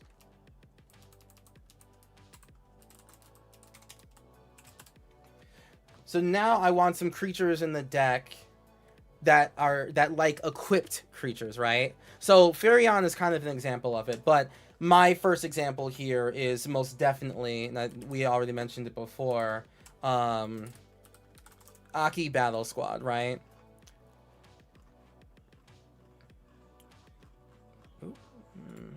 Aki Battle Squad. So modified, the modified ability means so Aki Battle Squad, 6 mana, 6/6. Whenever one or more modified creatures you control attack, untap all modified creatures you control. After this combat phase, this additional attack phase. This ability triggers only once a turn. Equipment auras, equipment auras you control and counters are modifications, right? So what Aki Battle Squad is saying, any equipped creatures we have, if I attack with one of them, I get an additional combat. I untap all of them and then I get additional combat. So this is pro-equipped creatures. Creatures who are like, hey, did you equip something to, like, on a creature? Nice, here's an extra benefit. But I think for 6 mana is kind of awful. That is objectively wrong in every way, shape, and form. Because on turn 6, because we're making our commander come out as early as possible. You probably weren't here earlier. The first couple turns of our deck is all about making Gilgamesh come out as early as possible, right? Just anytime before 6. So when Aki Battle Squad comes around on turn 6, Gilgamesh is already there, and now he can attack twice so that his trigger happens twice, right? That's the goal. Like, Aki Battle Squad is very, very, very good here. It does not matter they cost 6. You play Gilgamesh first before you play Aki Battle Squad. That's all. Or honestly, you can play Aki Battle Squad first, then Gilgamesh. Hope that Gilgamesh gets an equipment that has haste on it, and then you trigger it immediately. Thundering Raijin, Mirror Style Master. Yeah, Mirror Style Master was mentioned first. Yeah, Mirror Style Master. Mirror Style Master. This is a good call. 6 mana. I mean, most extra combat things are like 6, right? But whenever this creature attacks, for each attacking modified creature you control, create a tapped and attacking token that's a copy of that creature. Exile it at the end of the main phase. Wonderful. For each attacking modified creature. So just think about what that means, right? If there are other creatures that have equipment on them, you still get a copy for all of them? That's crazy. Like, yeah, sure, Gilgamesh gets a copy, we know. But, like, all of your equipped creatures? I know there's only going to be so many, but, like, damn. Damn. And actually... Oh, yeah. Most extra combats things are for...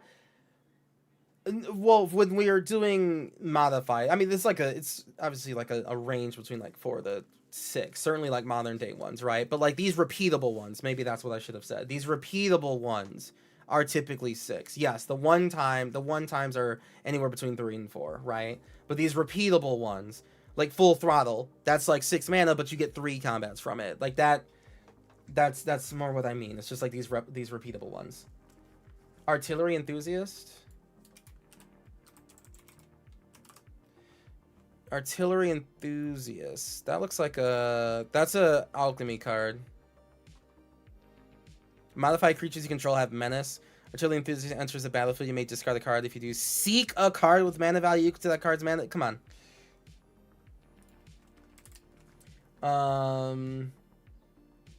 Yes, it's highly synergistic. It's like synergistic is that's exactly the word is, yeah.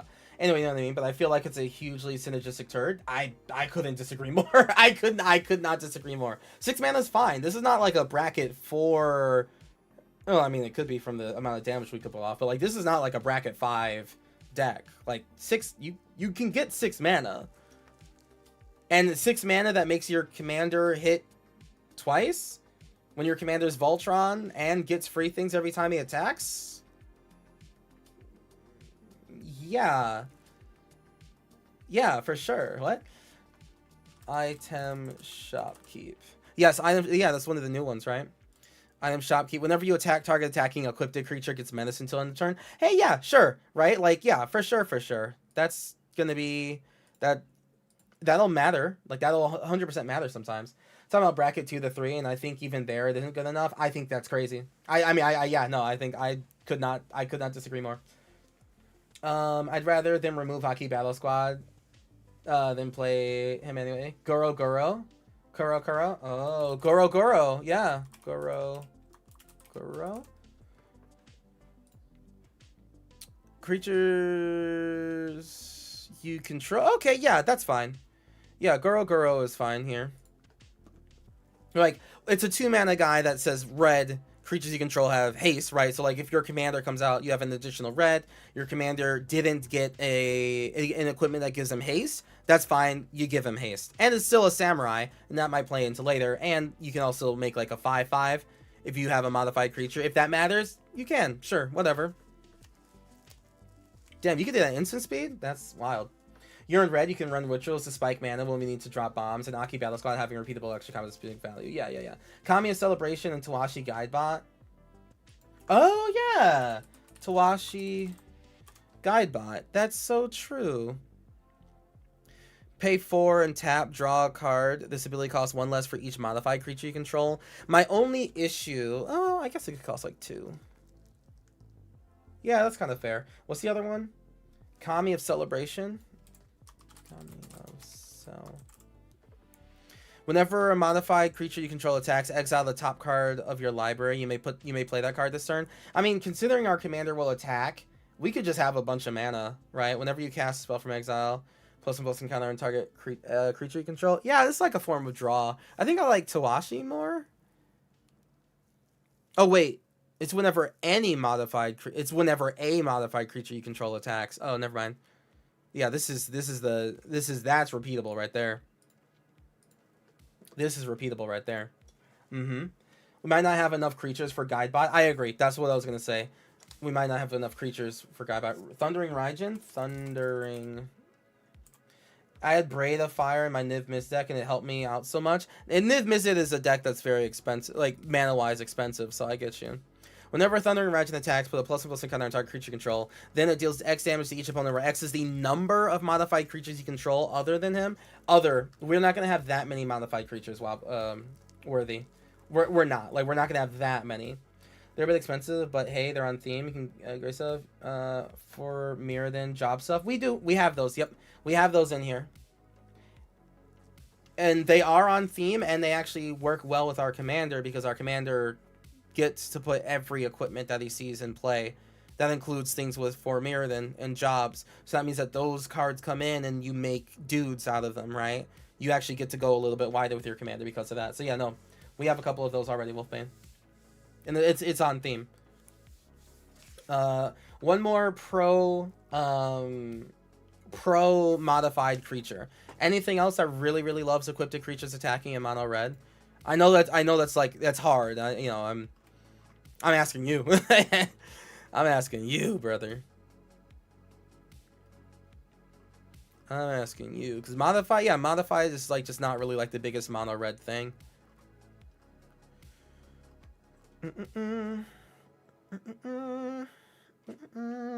Yep, just one more here. Any other pro modified things?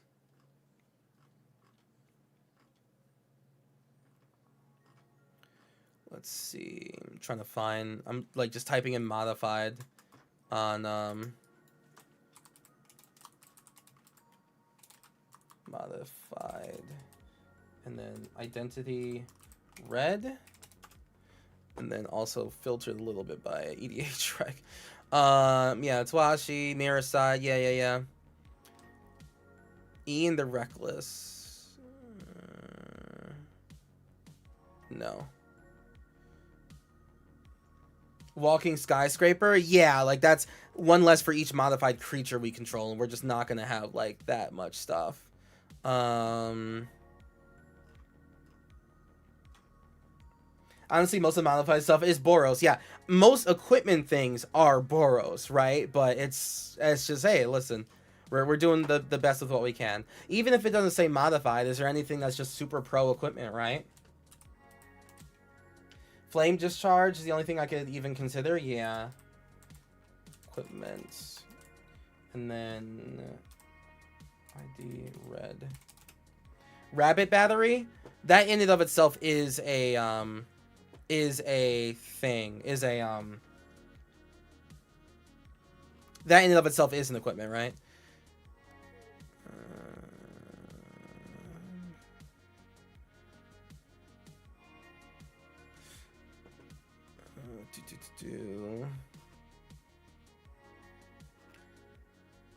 But there's really not a lot. Not like I'm super looking at it, like just looking in red. Holy shit, there's not a lot.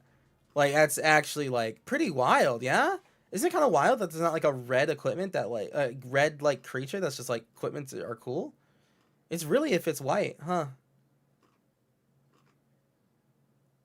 Uh like Rook, I guess. Hmm. You know, that's fine. Hey, listen, I'm okay if we don't come up with something. It's like it's fine cuz now I'm like really looking into like deep in there, and there's no reason I should have to look that deep if it's like, you know, a pretty reasonable card. So that's totally fine. Yeah, hey, we just got 5. Bladecraft, Aspirant, and Mr. Gusty are the closest I can think of. Any more value at this point for pure bodies? Right, exactly. We're just getting bodies at that point, which, hey, that's totally fair. So yeah, we got 5 here. We got 5 here. All right, so let's go over to the deck crafting portion. So we do have...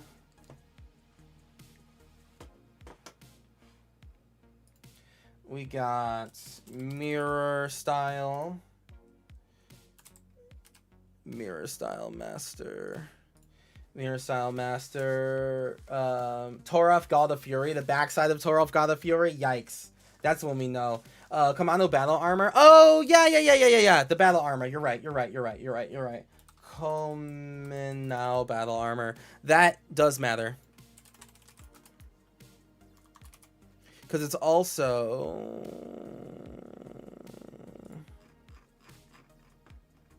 Commando Battle Armor. Has Menace whenever it attacks. Whenever the equipped creature deals combat damage to a player, go to each creature that player controls. This is a card, technically a creature, that is interested in this card being, equipped to something. That's fine. We'll count it still. We'll count it skill. I'll probably just put it in pro.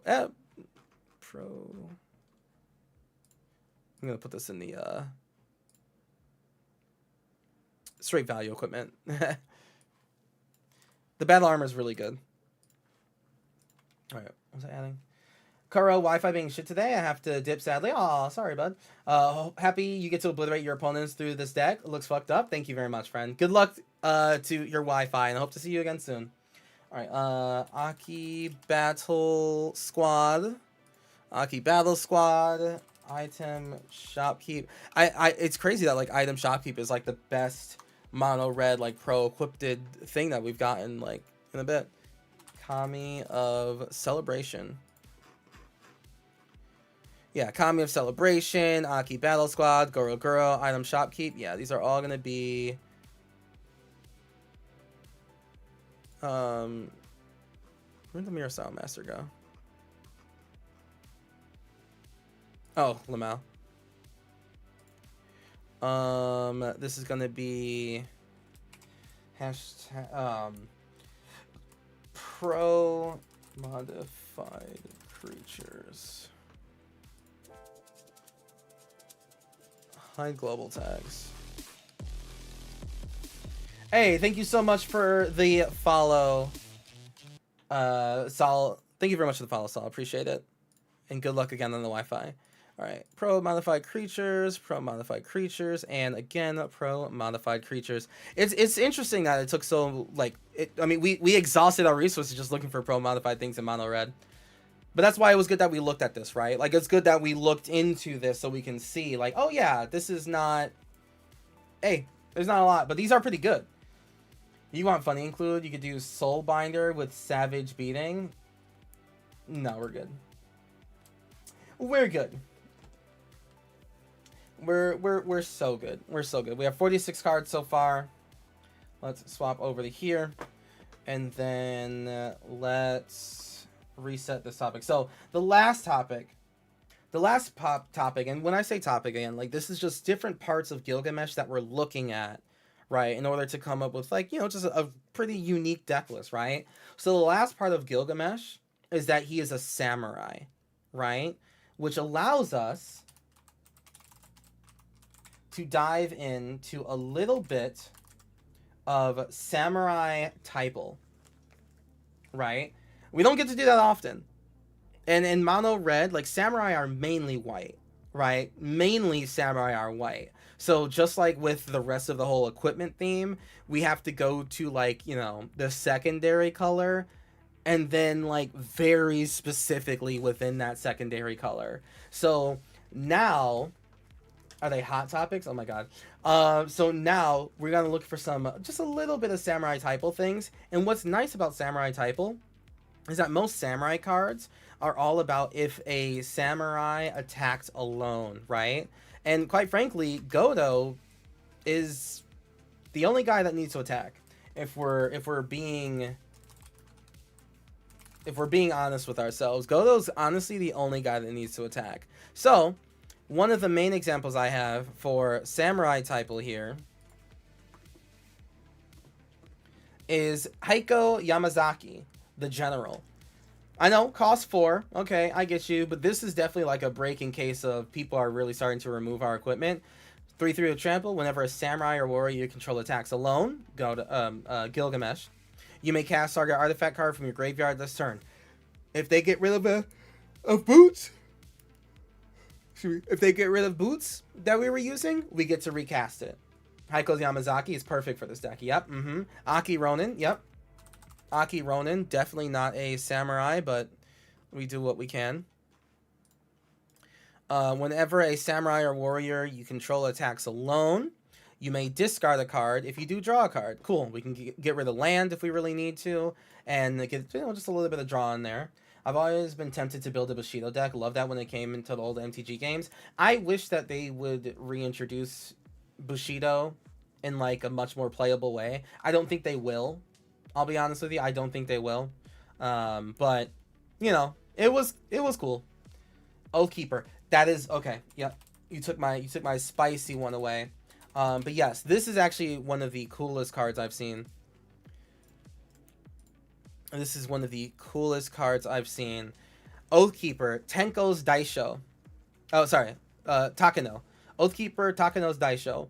3 mana artifact, legendary artifact equipment. Equipped a creature gets +3/1. Whenever equipped a creature is put into a graveyard from play, return that creature under your control if it's a samurai. Whenever the dice shows went to the graveyard from play, remove equipped a creature from the game. See, we don't listen to that part. But it is very interesting to have a second resurrection orb. So now our commander can die just fine. Our commander can die to a board wipe. It's okay. Right? It's perfectly fine because now he comes back immediately, and then he gets to look at the top 6 again and attach another equipment to him. Fantastic. Yeah, Oathkeeper, Samurai typo, really, really fitting. Ronin, Reinforced Ronin. Let's look at more Ronin cards.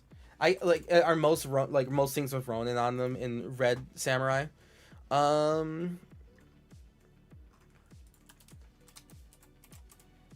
In red. So let's see. We have Reinforced Ronin. Yeah, we can discard it to draw a card for 2. That's not the worst thing I've ever seen. Ronin Cliff Rider. Ooh, Ronin Cliff Rider's. That's actually okay. Wait a minute. Hold on. This is actually one of the coolest things I've ever seen. We don't have any death that we haven't really dabbled into death touch on our creatures in this deck. But this is very funny. This is maybe one of the funniest things I've ever seen. I know no one's seen this card. Ronin Cliff Rider, 5 mana, which is not good, okay? 5 mana, not that great, okay? But whenever Ronin Cliff Rider attacks, you may have it deal 1 damage to each creature defending player controls. If we gave him Death Touch, he literally wipes out boards. Just saying.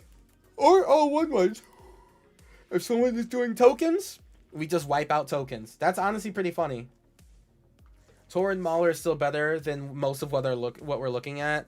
I do think Torrid Mauler is fucking lame. Let's see. What other samurai type? When I say lame, I just mean I see that card all the time. Oh, Peerless Samurai looks good. I think I like Peerless Samurai more than this.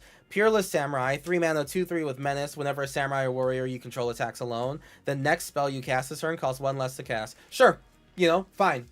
That's fine. You could technically, chat, if we want, we could swing, okay, on turn 3, Peerless Samurai comes out. Turn 4, we have mana. If we accelerated at all earlier in the game, we swing with Peerless Samurai. Our commander costs 1 less. We can cast him on turn 5. I like Peerless Samurai for this. Yeah, exactly. This is what happens when you start digging into a typo that does nothing. I agree. I don't disagree. Listen, hey, you ain't wrong. You ain't wrong at all.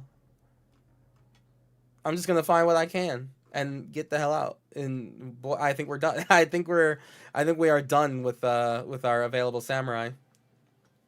How is Peerless Samurai better than the 10th best 2 mana rocks?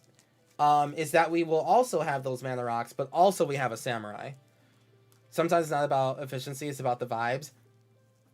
And this right here, this is a vibe. Peerless Samurai is a vibe.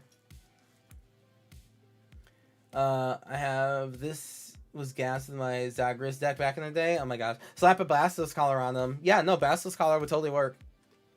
Especially since Peerless Samurai costs our battle phase if Gilgamesh finds a haste equipment. Yeah, we just find a different equipment. That's fine.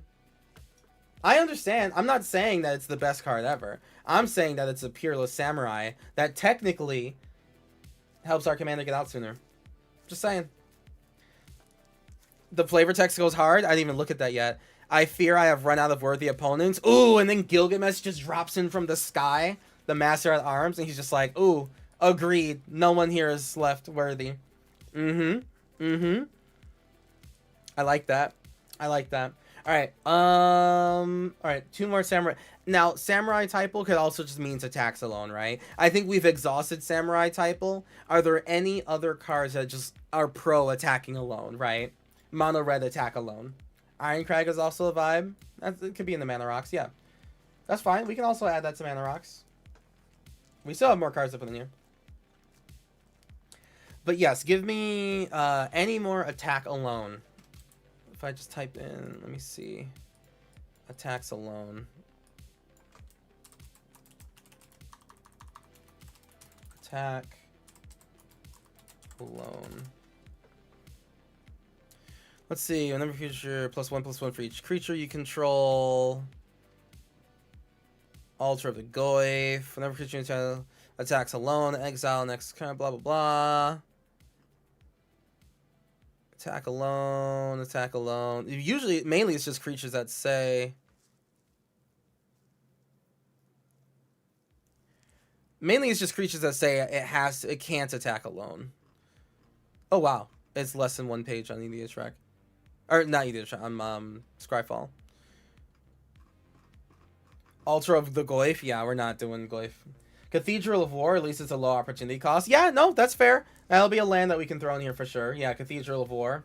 Tempered in Solitude? What is that? Oh yeah, that's the exile one. Whenever a creature control attacks on exile top card of your library, you may play it this turn. It's like, Goblin Champion? What the hell is Goblin Champion?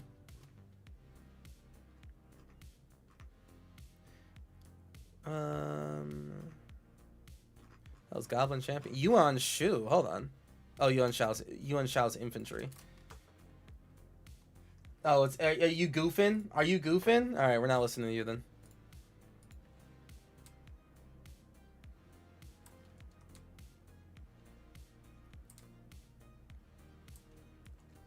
Saphir. Oh, that's one of the new cards, right? Sephir Al-Messi, right? Al-Messi. Let's see. Human Knight. Whenever a creature you control attacks alone, it gains double strike until end of turn. Alright. Whenever Saphir Al-Messi deals combat damage to a player, you may cast targeting instant sorcery with mana value 3 or less from your grave without paying its mana cost. If that's yeah. That second part doesn't really do too much for us. Although double strike is cool. Double strike on our lone attacking creature. The 1-drop that gives exalted. It's a 1-drop that gives exalted. The goblin, huh?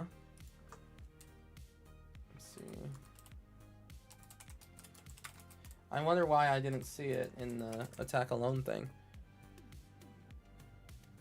Is it red? What did you say it was? Goblin something? Is it mono red with Exalted? I wonder why I'm not finding it. It's mono red? Goblin champion. Exalted, yeah. I wonder why it didn't kind of pop up. But I mean, like, Goblin champion is definitely not going in this deck. But it is, yeah, sure. Yep, okay. It does have Exalted. That is pretty cool. The stories of his heroics are inspiring, but none of them are remotely true. Yeah. It has Exalted. It doesn't give Exalted. Whenever a creature you control attacks alone, that creature gets +1/+1 until end of turn. Yeah, it's basically the same thing. All right, yeah, Samurai Typal in mono red, literally only so much, but we did find some. We did find some, and that is what's important, right? That is what is important. Also, we could also run Roaming Throne if we really wanted, right? Roaming Throne on Samurai. And then our, wait, hold on.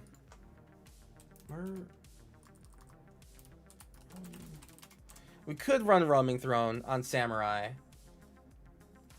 We do have a few already. We do have a few Samurai, yeah. Actually, we have multiple Samurai. Now that I think about it, some of them give additional combats, actually. Yeah, speaking of cards I see all the time and am tiring of, Roaming Throne. You are correct. You are correct. I ain't even mad. I ain't even mad.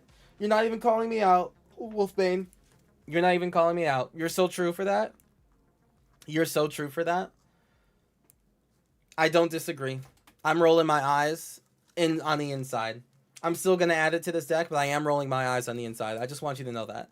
Just know that I do feel you. Okay? I do feel you. I'm still adding this regardless.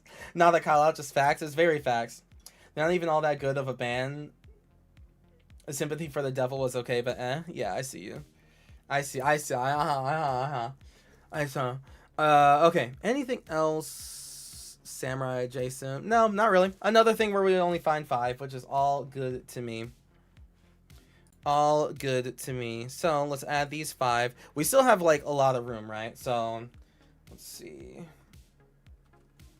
Let's see. Oathkeeper. Oathkeeper. Heiko. Aki, Ronin. Peerless Samurai. And Roaming Throne. Yep, Roaming Throne. There it is. Alright. Change tag. This is going to be Samurai Typal.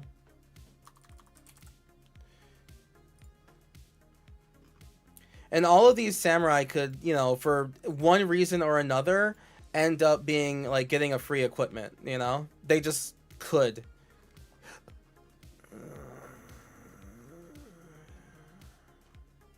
What did I miss? Oh, right. It was literally just 5 cards. Right.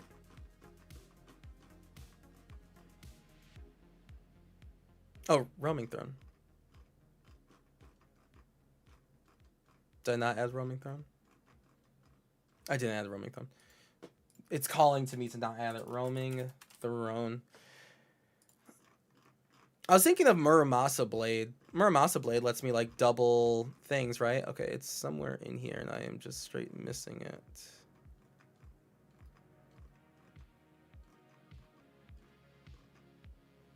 I am not missing it. Even Roaming Throne is tired of Roaming Throne. True. It's tired of being alive. I assume we don't want to just put in Changelings. No. Changelings bore me. Changelings bore me. This deck isn't typal enough for me to like we're not clamoring for any amount of Samurai things to happen, you know? Like it ain't that big a deal. It ain't that big a deal. Where are they going? I swear I've added Roaming Throne 3 times. Okay. It's added.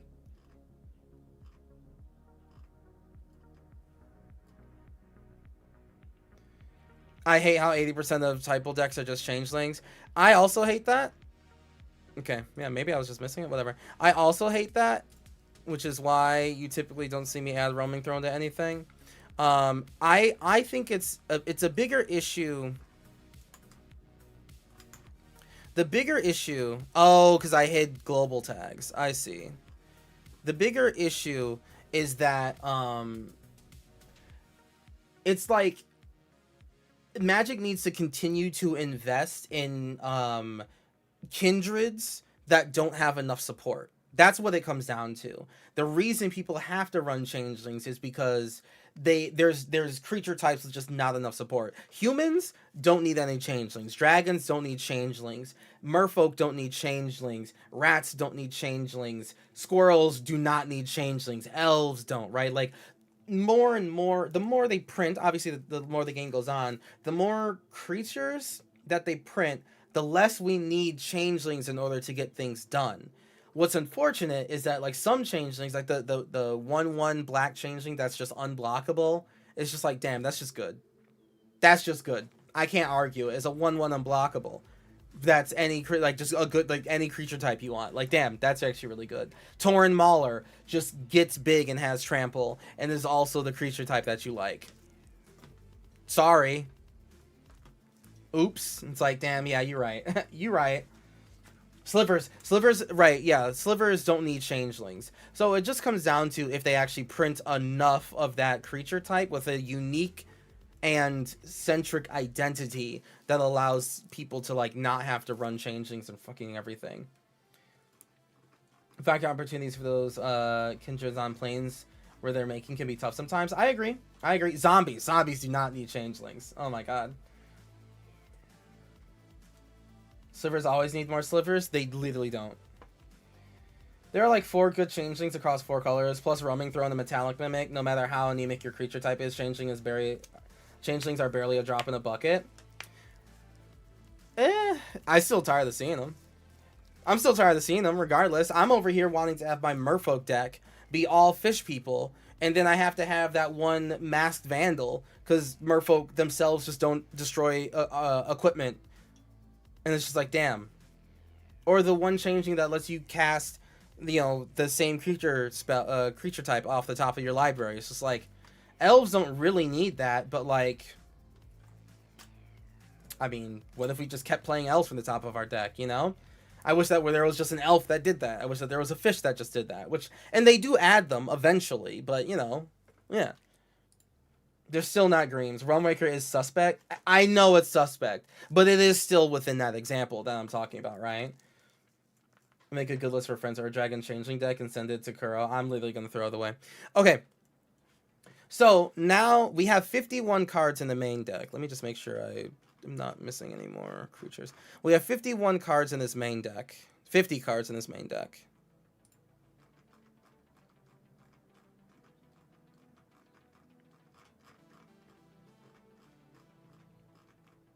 God damn it, roaming throne. You're so annoying. Because I put a global tag on it. Thank you, Samurai Typal. Token doubler, but I just ignore this. Okay. Hi, global tag. So, yes. We have 51 cards here. I want to add the mana base that we need, which, when I think about it, just add... If I add, I don't have like a mono red mana base, but when I click it,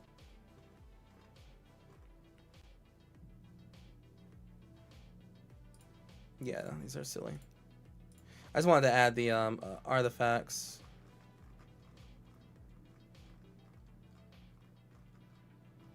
Hmm.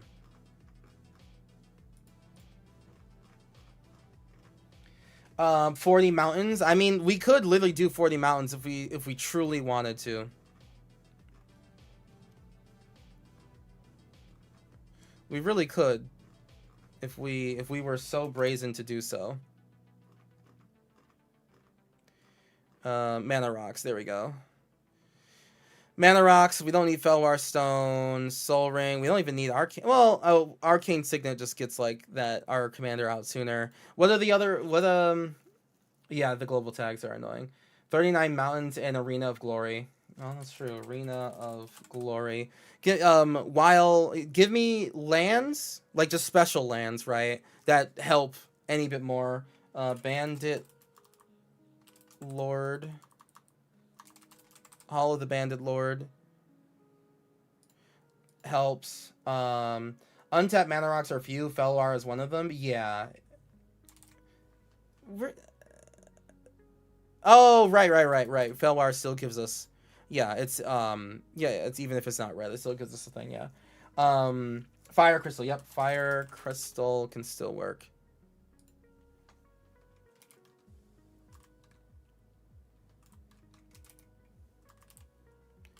Fire crystal can work. The Hazaret's Monument should probably run a dowsing device.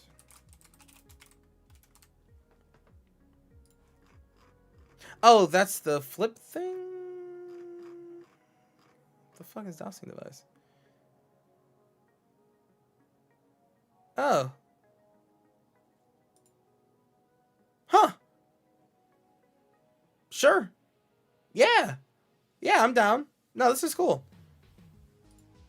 Yeah, no, that's actually that's fine. That's cool. That's cool. That's cool. That's cool. That's cool. I like that. Nice. Good call. Because the artifacts that we'll put into play are going to come from our commander doing his thing. That's pretty cool. Good job. Arena, yep. Witch's Clinic. Yeah, Witch's Clinic. Witch's Clinic. Witch's Clinic. Cold Steel Heart. Cold Steel Heart. What's the red tap land? Or tap one? Maze of Ith. Protect. Oh! Yeah. I don't. Nah. That's not the biggest concern. You're not wrong. Dume. It's not my biggest concern.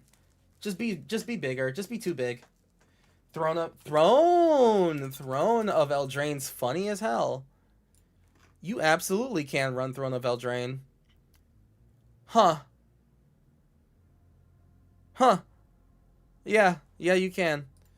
Yes, you can. Yes, you can.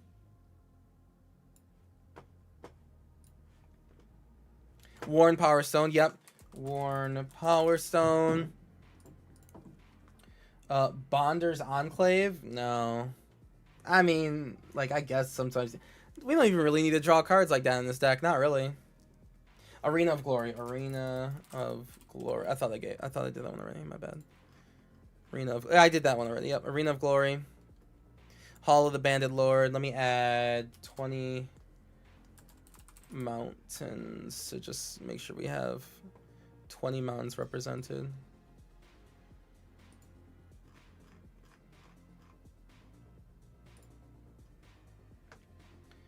Cursed Mirror. Oh, Cursed Mirror. Yep. Cursed Mirror.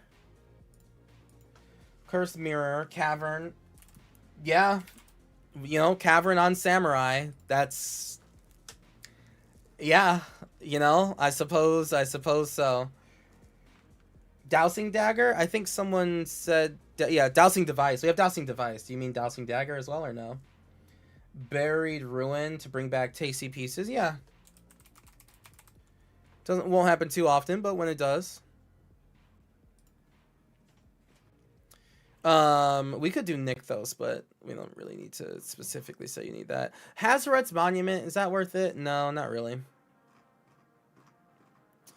What other mana rocks do we have? What other specifically mana rocks? Sky. No, not Sky Medallion. Pit of Offering. Ruby. We have Ruby Medallion. I'm thinking of the 2-drop that comes to play tapped and just produces that color. Skyclave Relic? Yeah.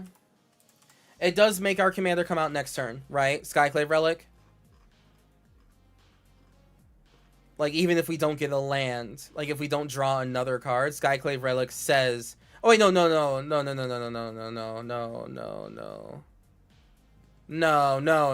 Skyclave Relic. I'm thinking of what's the Everflowing Chalice? Fine on turn. Yeah, Everflowing is good. I'm thinking of the mana rocks that cost 4, but tap for more than, you know, just that. The mana rocks that cost 4 is also fine. Flamekin Village. Flamekin Village is good, yep. Flamekin Village, yep. Yeah. Fire Diamond, thank you. Fire Diamond. Thran Dynamo. Thran Dynamo. And what's the other Thran Dynamo's really good? Abstergo Entertainment. I actually haven't used Abstergo Entertainment like in any of my decks. What does it do? 1 mana of any color, exile it, and return up to 1 historic card from your graveyard to your hand, then exile all graveyard. Exiling all graveyards is crazy. I didn't even know it did that. Wow. Okay, I should run some more decks. Holy shit. Descent into Avernus. I mean, that's fine to me. Descent into Avernus. Like, we just throw that in there because it's a goofy thing. Dousing Dagger. Dousing Dagger.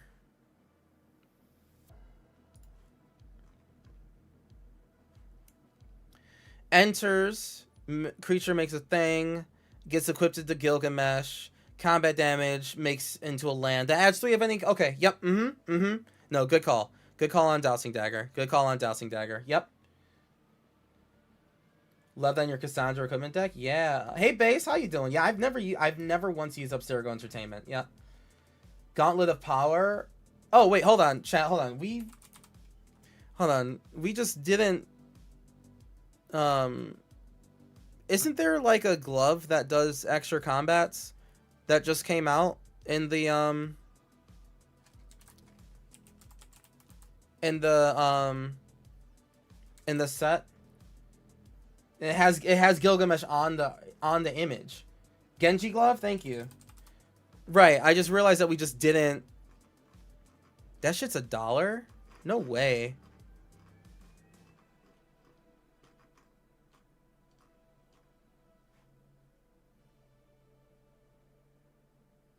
Shit, I mean, yeah, dude. Gilgamesh, I mean, yeah, like, okay, literally Gilgamesh's face is on the card. We can't not put it in the deck, right? Like, it's actually not possible. We just can't not do it. Yeah, we can't not do it. Can't not do it. All right, we're at 96 cards. I want... Oh, we are 29 lands. We're actually going to have to cut down on some things. So any other lands that particularly need to go in here? I want 10 more... We can go... I think by virtue of this deck and what we're trying to do with it, I think we can go the 34. I need 2 MDFCs. I need 2 red MDFCs. Stat. Valakut.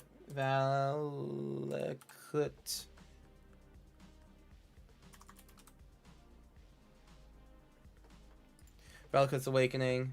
Sundering Eruption. Oh, Sundering Eruption allows us to get in with unblockability too. Destroy target land. Its controller may search the blah blah blah. Creatures without flying can't block this turn. That's pretty good. Spikefield Hazard.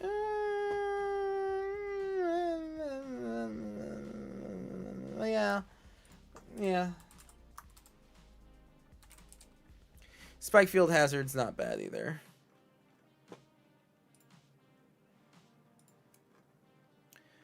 Um.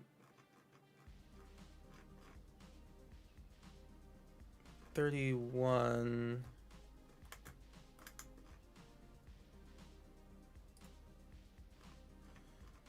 creatures. Let me just see how many lands this is. This is... Yeah, 31 lands with 34 MDFCs. Let me do one more land. Let me just for the sake of like, I think we're a bit safer with 35. Now again, it's like the reason we're going so low is because like we're spending a lot of time. Our opening turns are just to get like mana rocks out, like just ramp out basically. Right? That's like 90% of what we're doing at the beginning. Oliphant?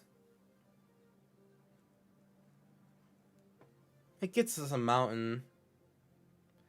It is mountain cycling.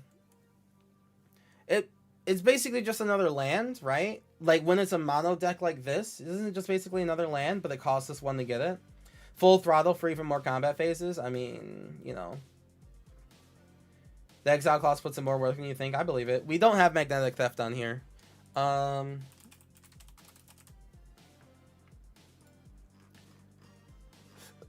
Magnetic theft is all equipment? No, attach target? No, I don't care about the target. Oliphants is an MDFC. Oh my god. Yeah, Oliphant is an MDFC.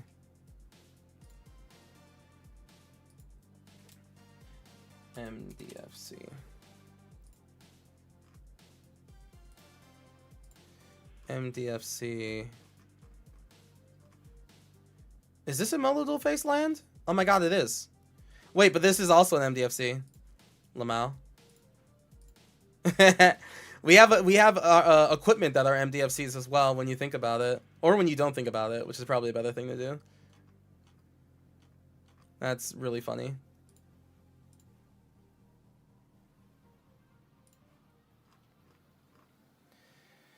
Oliphant or Song Mad Treachery? That's I don't care for. Song Mad Treachery just comes to play tapped and we take something.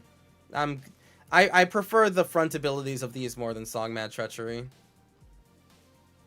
I think Kazul's Fury better than Oliphant. Kazul's Fury does what fling? It flings our creature at someone. Yeah. Well, I only want so many tapped lands. Let's not get too hasty here, chat. We only want so many tapped lands. We do need to play these artifacts. We legitimately need to play these artifacts. So, you know, calm it down. Mana rock.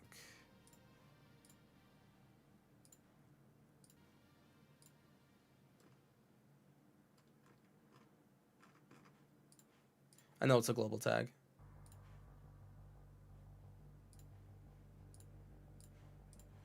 Mana rock. Mana rock. Is a mana rock. Is a mana rock. Fire crystal. It's gonna go in the mono red ramp. And Genji glove is gonna go in the straight up value equipment. And then Descent into Avernus. Honestly, mono red ramp. Let's be honest with ourselves, mono red ramp. Okay, so then now, looking at the whole deck. Oh, this is 103 cards, so we need to take 3 cards out. Valakut does not, Kazul's does. Yeah, no, yeah, correct. No, neither Valakut nor Kazul's Fury do. They both come to play tapped. You're thinking of the newer ones that come to play untapped. The original Zendikar ones, only the rares came to play untapped if you paid life. And then the newer ones from MH3, and neither of those are the those Zendikar ones. Okay, we need to take out 3 cards. What's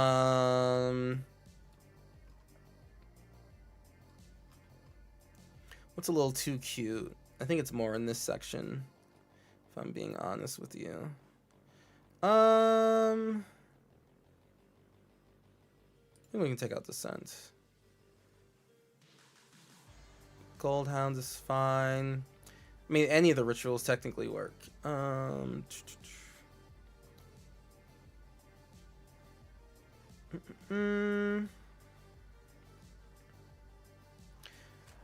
like every single equipment we have. I like the Samurai type. Well, I know it's just only so few of them, but, you know. Bilbo's Ring, maybe? I mean, Hexproof and Unblockable is not bad, even if it's just on our turn. But I did say that Trample was more than enough. I think the Trample is more than enough. Blade of Selves, Clive's on it, so we can't say no. Kasari Gamma is just, I mean, this one's just more cute than anything. Just being able to deal damage to all of our opponent's things and just wipe their board out or they die is just kind of goofy. Giving Goad so people have to attack not us is also really cool. Aether Spark is just funny as hell. Roaming Throne is here. Doubles triggers. 35 lands, right? 35 MDFCs. Cut Roaming Throne, got him. You know, it would make the deck more or less fine by itself. Yeah, we can take out the Roaming Throne. Fuck it. Now we'll just be happier with the deck. Oh, this is MDFC. Yeah, we'll take out the Roaming Throne. All right. There we go. We did it. We did it. Gilgamesh Master at Arms. So if we look at the deck once again, I'll just hide these global tags. So I'm gonna keep the global tags. Don't look at that part. Gilgamesh Master at Arms, 6 mana, 6/6. Whenever Gilgamesh enters or attacks, look at the top 6 cards of your library. You may put any number of equipment cards from among them onto the battlefield. Rest at the bottom of your library in a random order. When you put one or more equipment onto the battlefield this way, you may attach one of them to a samurai you control. So the whole deck is a 6 mana 6/6 that wants to just get. We'll repeat in just a second. Let's go. Let's go 33L. Thank you so much. How you doing, friends? We're here for all your money. Oh no, I only have so little of that left. With all this travel stuff after MagicCon Vegas, I ain't got none of that left, brother. I ain't got none of that left. 72 creatures and Crater Hoof Behemoth. Say less. Sounds like a common elf ball deck, right? Isn't that just elves? Isn't that literally just elves, actually, now that I really think about it? Hey, thank you very much for the follows, everyone. Welcome to the Kurotsuki channel. We're here doing deck builds, not deck reviews, but deck builds. We're doing a challenge where we're getting at least one commander deck from every Final Fantasy set. And right now we're on Final Fantasy V, and we just finished up Gilgamesh Master at Arms. It's a mono-red equipment Voltron-y commander who's just doing the Lord's work. And if the Lord was mono-red equipment, I guess. It's actually 72 Crater Hoofs, all sent to the round, all entering at the same time. What's the difference, right? Synergy TCG, hello. So yeah, we're actually just about to do our run through of this deck. So before you head out, and again, thank you so very much. Gilgamesh Master at Arms, 6 mana, 6/6. When he enters or attacks, we look at the top 6, get any number of equipment, put them into play, and we can attach one of them to a samurai we control, and he himself is a samurai. So we went through a couple different topics. Just to break down, just to break things into different categories here, we have equipment that give us evasion. The main evasion that we chose to have for our commander is just straight up giving trample, right? Like, we could have put unblockable equipment in here and everything, but trample, there's more trample equipment just in general, and they tend to not draw as much targeting towards your commander, and they typically equip for cheaper as well. So we have evasive, trample-y giving equipment here. We have MDFCs that will basically count for extra land drops, especially Dousing Dagger being an equipment that we can get and then deals damage and then now switch over to a land that taps for 3. Really cool here. So yeah, these are MDFCs.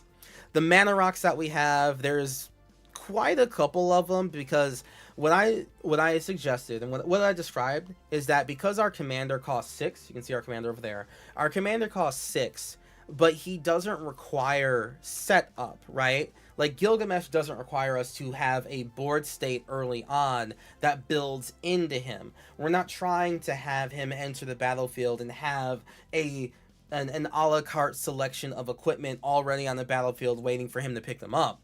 He wants to just enter, get one look at the top 6, put an equipment on him and just start going, right? He doesn't necessarily care about us preparing equipment for him. So like, I don't have Sword of the Animus in here, right? Because one, there's not that many creatures, and if Sword of the Animus is like the first equipment Gilgamesh sees, that's not really what he wants to see. He's already out. He wants to see more aggressive things. So the mana rocks are going to be basically what we spend our first couple turns doing. If we can get Gilgamesh out any turn before 6, we're already like winning, basically. So we have quite a few mana rocks. Hopefully we see at least 2 of these in the opening, you know, or just in the first couple hands. Mono red ramp in general, even something as simple as Charming Scoundrel, right? Turn 2 Charming Scoundrel means that our commander comes out that much earlier consistently. Desperate Rituals, Generator Servant to have our commander come out 2 mana earlier and with haste. Ruby Medallion, just make it straight up cheaper. Ironcrag Feet, that's perfectly fine. All of these things are just mono red ways to just either have it cost less or just somehow make our commander come out at least 1 turn earlier, if not more so. And you combine the mono red ramp with the mana rocks, I think he'll be coming out turn 4 pretty consistently. These are creatures here that are pro-modified creatures. So, you know, we just looked up modified, and it's just like, all right, if you have an equipped creature, you get to do X, Y, and Z. Take an additional combat, wonderful. Give him menace, even better. Make a clone of him, even cooler. And some draw value, dope. Pro-equipment creatures. Creatures that like that fact that this is equipment deck. Brass Squire lets us put more equipment onto our commander. Furion lets us get more equipment onto the battlefield, and our equipped creatures have haste. Awesome. Freya lets equipment come out even sooner. Reckless Fireweaver, like if our commander hits the jackpot and gets 6 equipment into play on ETB, and much later if he attacks, cool, that's up to 6 damage with Reckless Fireweaver. Equipping things for free. Godo Bandit Warlord. It's also Gilgamesh, so it makes sense, right? Protection equipment. Equipment that give protection, right? This one gets straight up protection, indestructible, ward 2, protection from instants and sorceries, or go ahead and kill my commander, he's going to come back in the next end step. Even making your commander's death futile to your opponents is a form of protection in and of itself.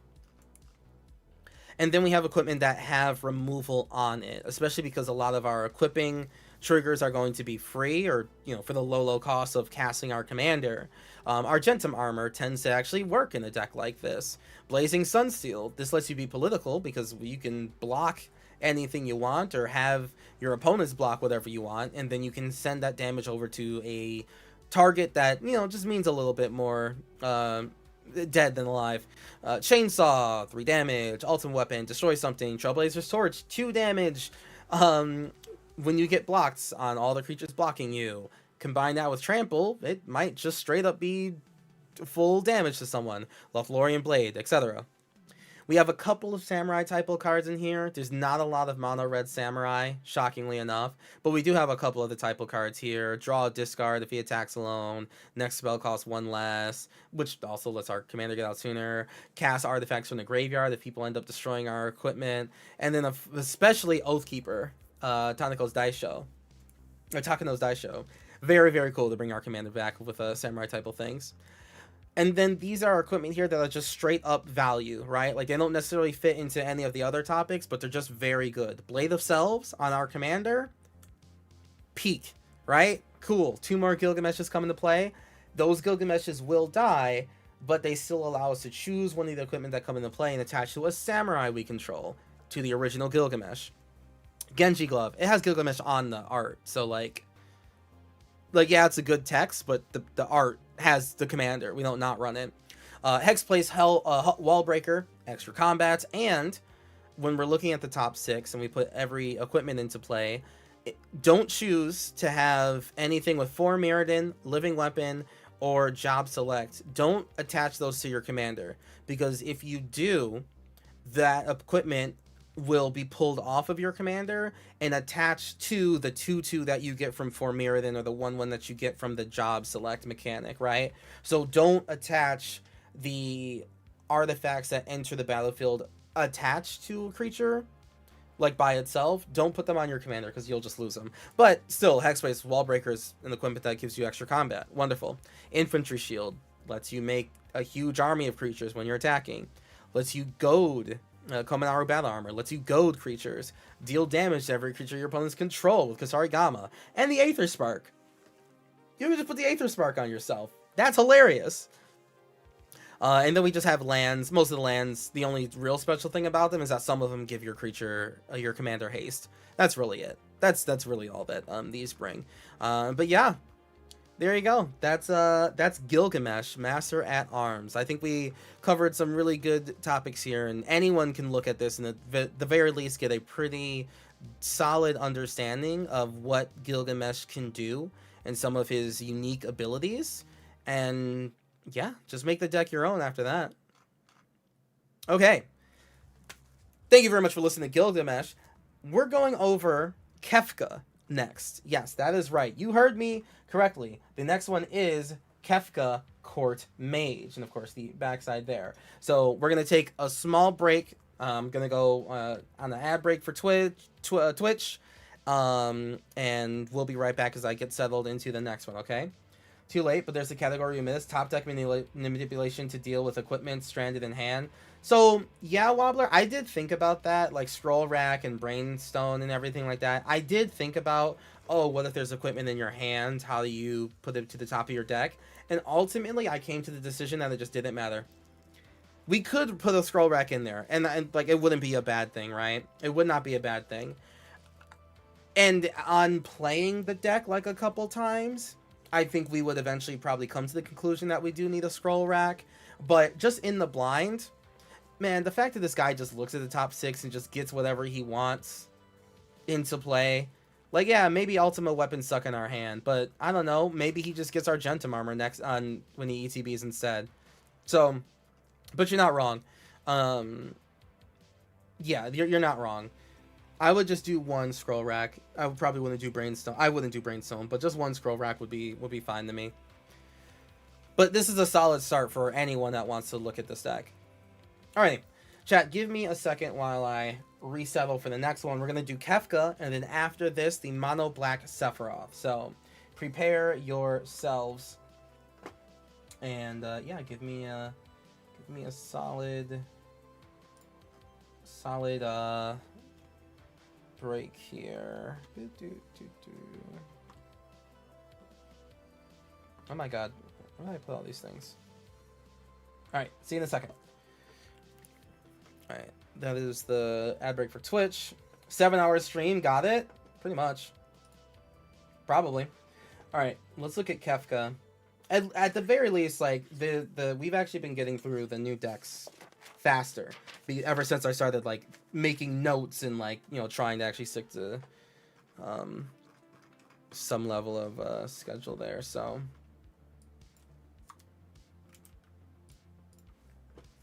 all right, let me open the next one, the Final Fantasy. And chat, if you ever want to see these decks again, obviously you can follow me on Moxfield, Kurohitsuki. That's a good way to do it. Another good way is on joining the Discord. In the Discord, I have a section for any of our deck builds or reviews where I post the deck build there on Discord, and then it opens up a thread for you to add your own deck later, right? So if you also build Kefka, if you also build Gilgamesh, I want to see how you built your deck afterwards, so we can all use it to compare. So please do join the Discord. It's a fun time in there. And the Discord link should be popping around. I didn't have it active. Alrighty. Kefka. New deck.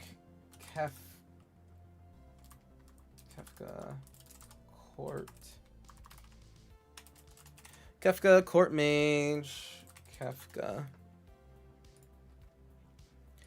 FF6. Alright, Kefka Court Mage for Final Fantasy VI. Coming right up. Make sure everything's cleared off the other pages. And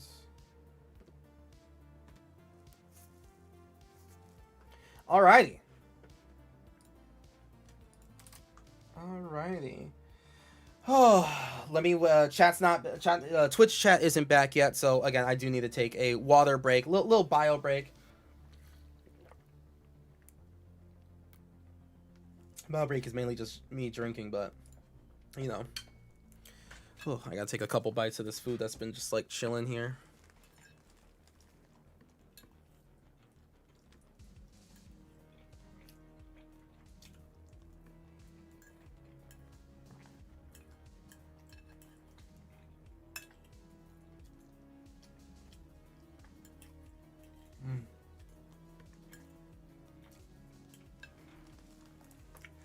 Mm. Rice and chicken, man. Perfect. Okay. Kefka. How in God's name do we talk about Kefka? There's a lot. There's a lot that goes into Kefka here. Alright, chat should be back. Welcome back, chat. Alright. There's a lot that goes into Kefka. Like a lot. I think that, like, there's a lot of ways to build them, obviously. Let's look at his actual card right now first before we dive too deeply into what we're talking about here. So, take that out. Alright, so talking about Kefka begins with unrestrained cackling. True. And what I want to do with this deck, and hold on, I cannot understate how important it's been for chat to explain to me Final Fantasy VI and who all these characters are. I've said it before, I said it again. I think out of all the Final Fantasies that chat has like talked in length about, because I don't know any of these games except 12, right? And out of all of these games that everyone has talked about, like 6 has been the one that's like stuck with me the most, just in terms of how impressive the game seems like it was, and especially the characters that are in them, Kefka included. So I want to do my part to make sure that we get the Kefka vibe in this deck, and just as I always do for any deck I want to build, I'm trying to make a Kefka deck, right? It's not just a Grixis deck.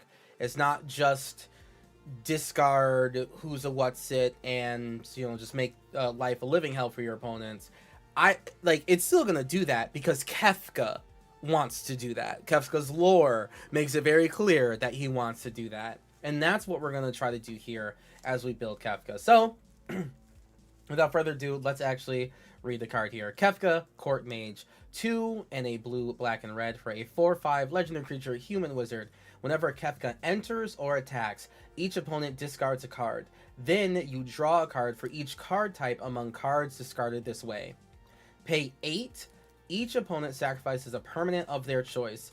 Transform Kefka, activate only as a sorcery. And then the backside of Kefka looks like this.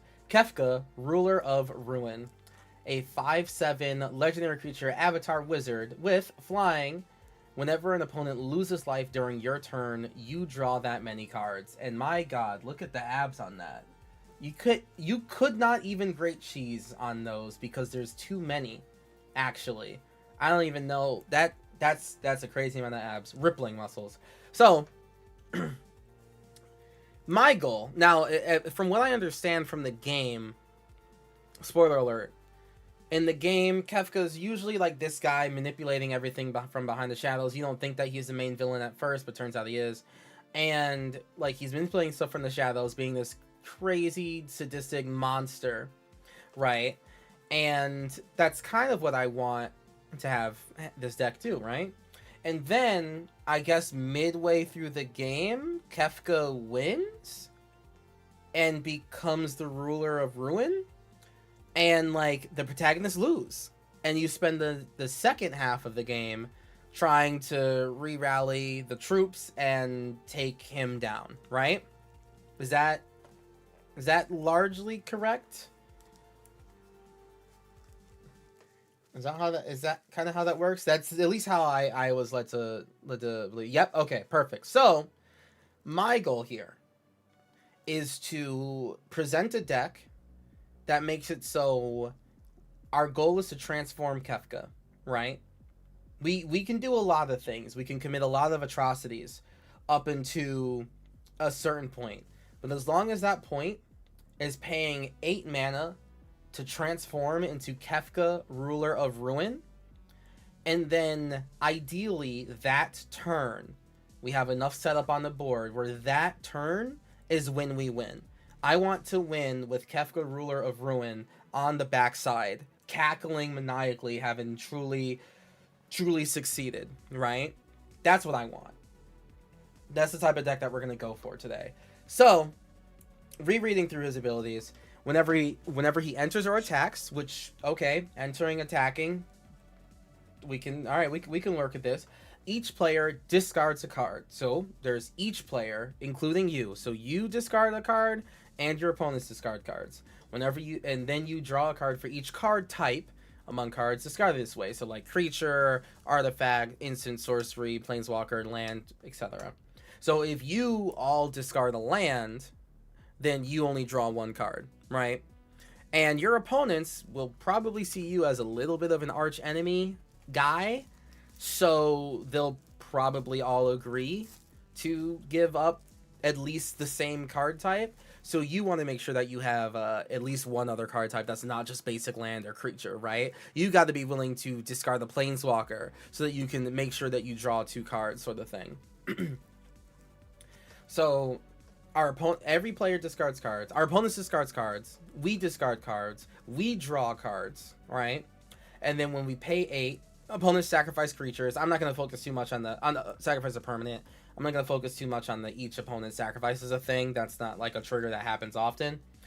Permanent of their choice. And then whenever an opponent loses life during your turn, you draw that many cards. And that's how we're going to win right there. So the first topic that I have is just tackling the value train from your opponent's discarding cards, right? Because at the end of the day, Kefka will come out, and our opponents will discard cards.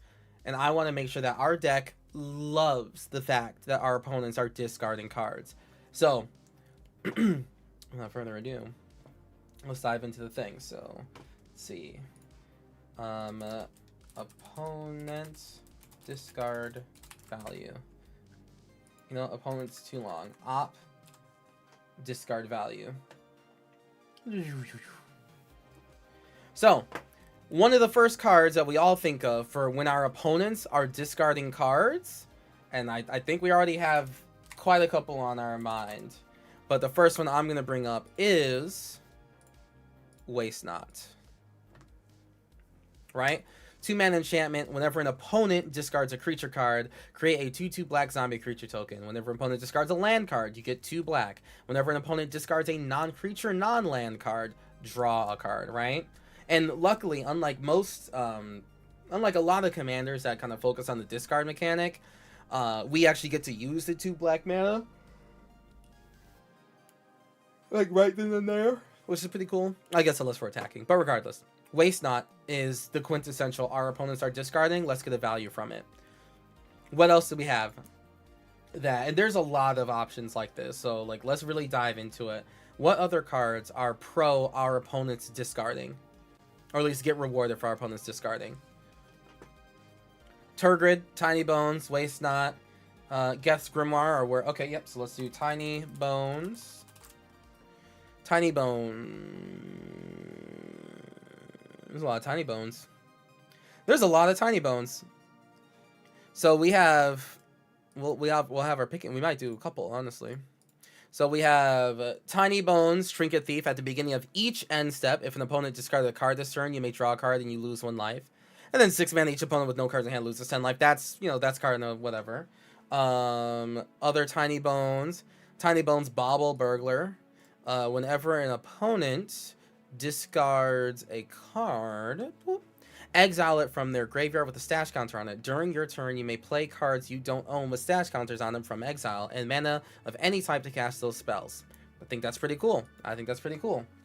And then another Tiny Bones. Whenever Tiny Bones come into play, you may... Okay, that's whatever. Tiny bones whenever creature. Okay, yeah. I think both of these tiny bones definitely fit the when your opponent's discard, do X, Y, and Z. 100%. What else do we have? You said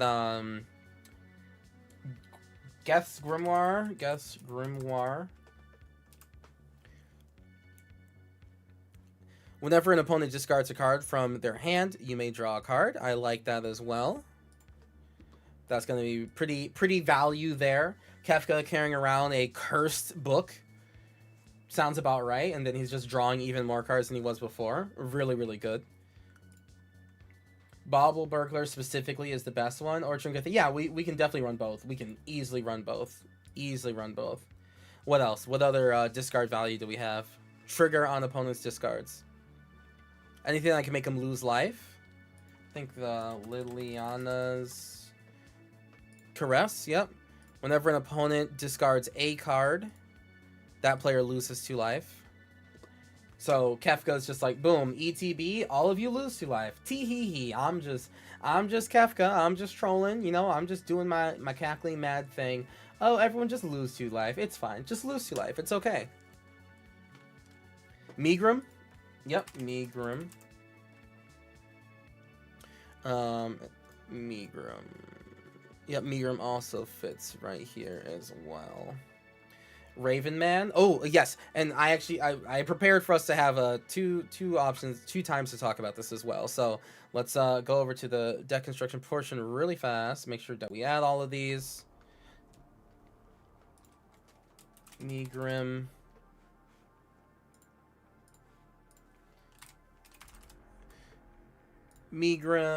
Liliana's Caress, Tiny Bones, Bauble Burglar and Tiny Bones, Trinket Thief, and Geth's Grimoire, yeah, and Waste Not, perfect. And these are all going to be just straight up, what do we call it? It was, op discard value.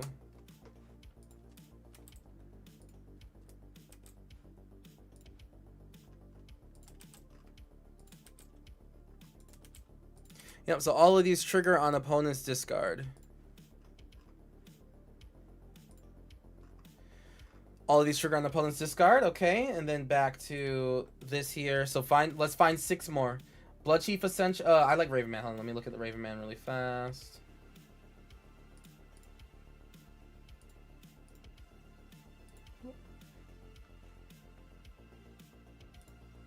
Raven Man.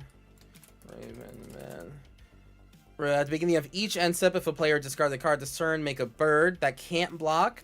Alright, yeah, fuck it. You know, it's fine. Not bad there.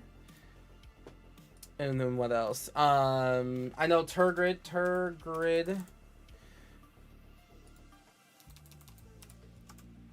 You know, I'm not the biggest proponent of running Turgrid in most things, but this is just Turgrid in the 99, right? Like, hey, sometimes games go real bad because Turgrid's out and you got some discard stuff going. Sometimes it's just like, whatever. You never even saw the Turgrid in the first place, right?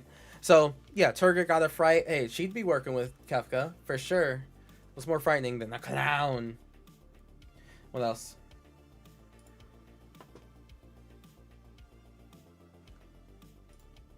Blood Chief Ascension. Yeah. Yes. At the beginning of each end step, if an opponent lost 2 or more life this turn, you may put a quest counter on Blood Chief Ascension. Whenever a card is put into a graveyard, an opponent's graveyard from anywhere, if Blood Chief Ascension has 3 or more quest counters on it, you may have that player lose 2 life and you gain 2 life. Yep, perfectly fine. And feeds into our potential eventual win. What else? I like Sir Conrad as well, but that's just medium. Yeah, Sir Conrad is a little medium in this. You know, people might have a lot of creatures. People just might not have, like, too many. Yeah, you know. I like being able to punish for every discard, you know what I mean? That's what Megrim does, that's what Liliana's Caress does. It's just like any discard, okay, like that is punishable, blah blah. What else? Opponent discard value.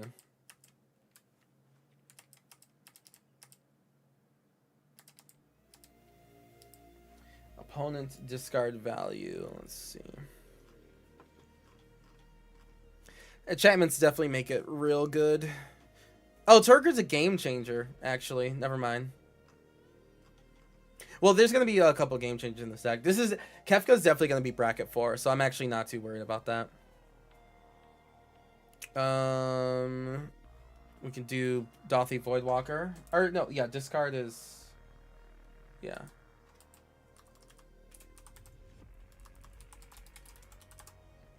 Voidwalker works.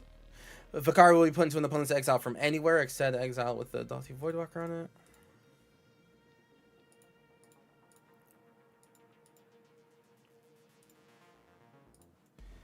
Alrighty.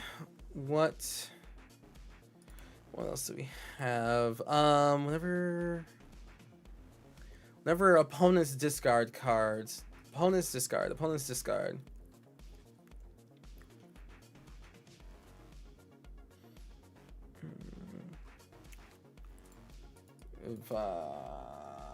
Fel Spectre. Fel Spectre definitely works here as well, right? Whenever an opponent discards a card, that player loses 2 life. Like, awesome, right? Like, this is the type of stuff that we need here. ETB, a target opponent discards a card. You know, that part's whatever. But whenever an opponent discards a card, that player loses 2 life. That also combos with our Kefka on the flip side. So I like Fel Spectre here. Rexel, the Risen Deep, pushes the discard. Is Rexel... Yes, Grixis. Punishes the discard? Yeah. Alright, so let's add these to the list. Turgid. Oh boy. Never thought I'd see the day where I'm adding Turgid to a deck. Happily, too. It's just like, yeah. That's just how it plays.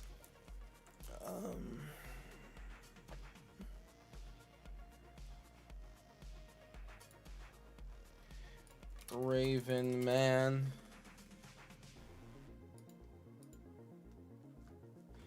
Tiny Bones. Oh no, that's... Oh, I did Tiny... Oh, I did that Tiny Bones already. Blood Chief Ascension.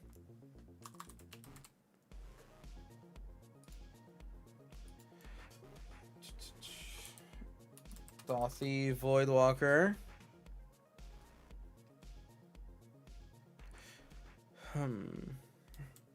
Dothy. There's a lot of Dothy cards. Voidwalker.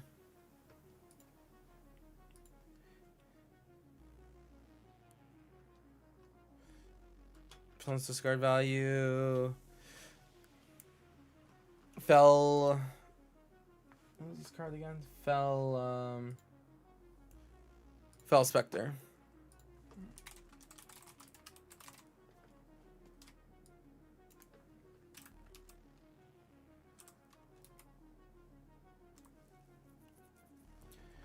Come on.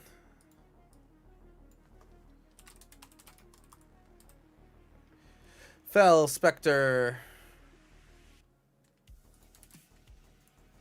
It's crazy how hard this is. What? Fel Spectre, right?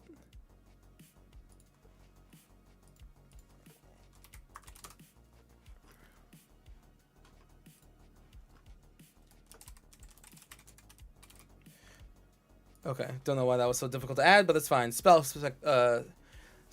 Spectre, and then Dothy, Blood Mage's Ascension, Blood Chief Ascension. I love Blood Chief Ascension.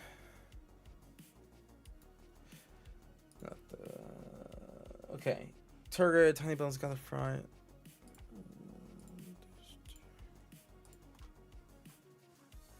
And Turgid's actually too strong. Actually, no. Turgid's not too strong. We're going to be sticking with this regardless.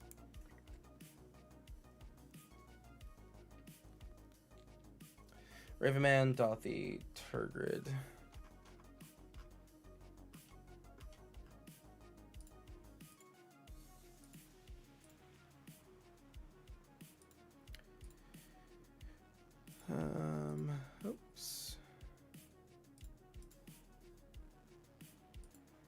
All right, perfect. All right, we have 12. I need one more opponent discard value card. Bracket 4 Torga, that's fine. Yeah. It's bracket 4. And again, she's not the commander, right? Like, she's not the commander. She's just good in the deck.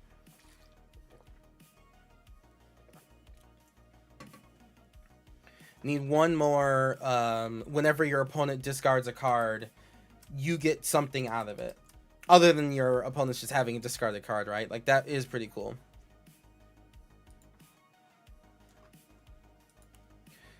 Right. Archfiend of Ifnir. We don't even really want Archfiend of Ifnir because we only discard once.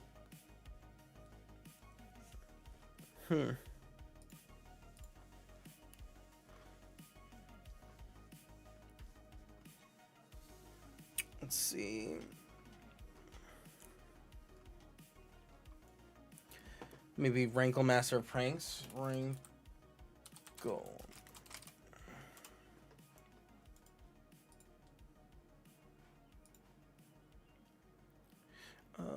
Tiny Bones. Okay. Okay, there we have it. We have it all done there. So then, Haunt of Hightower. 12 is rough. Maybe Alexot. Do we? Oh yeah, 8, 9, 10, 11, 12, 13. Yeah, Aklizots could be doable too.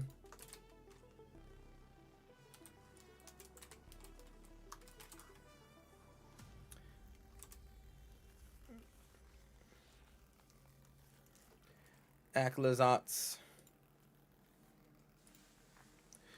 Legendary creature Bat God with 4/4 flying lifelink. Whenever Aklizots attacks each opponent, discards a card. For each opponent who can't, you draw a card. Whenever an opponent deals, discards a land card, make a 1/1 black creature token flying. When Aklizots return to the battlefield tapped, transformed. And then the backside is Temple of the Dead. Tap black or pay 3 in the black. Transform Temple of the Dead. Activate only if a player has one or fewer cards in the hand this way. Interesting.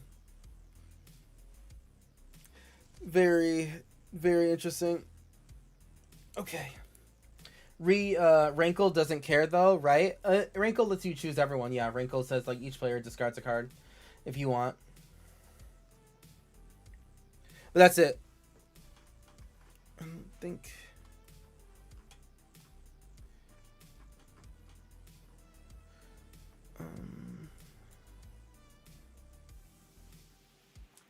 Yeah, it's a lot of flip cards. Okay.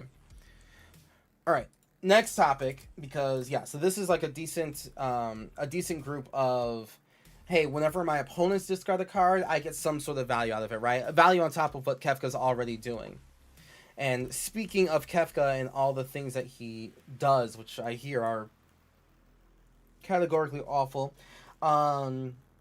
we have value from your own discard, right? So because Kefka says each player, not just each opponent, but each player discards a card, what value can you get out of discarding a card, right?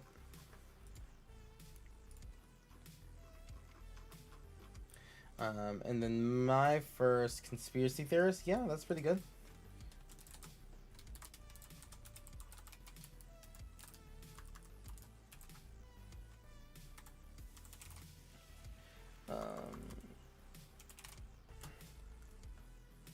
Let's see, power from our discards. All right, so next topic is getting power from our discards. You know, because we also have to discard with our opponents, right? So, like, easily the first thing that I thought of was the Amonkhet card. Monumental Endurance. Excuse me. Monument to Endurance. Whenever you discard a card, you can draw a card, create a treasure token, or each opponent loses 3. And, you know, it's pretty Kefka-esque to say each opponent loses 3. Surly Badgesaur. Surly.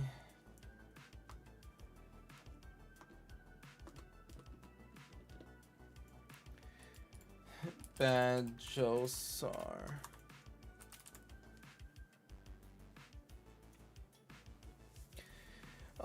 Bone Miser and Currency Converter. Currency Converter, yeah, you discard, you exile into the Currency Converter, right? Is that what it is?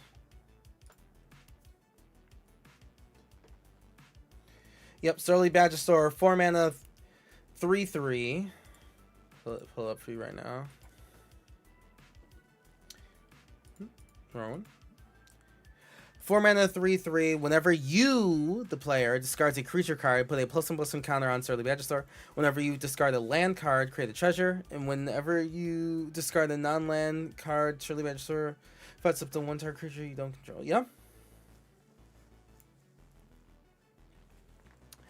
Gosh, that's cool. Yeah, that's exactly what I'm talking about, right?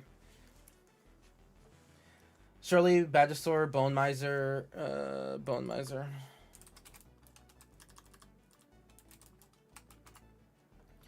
Dying to serve. Okay, hold on.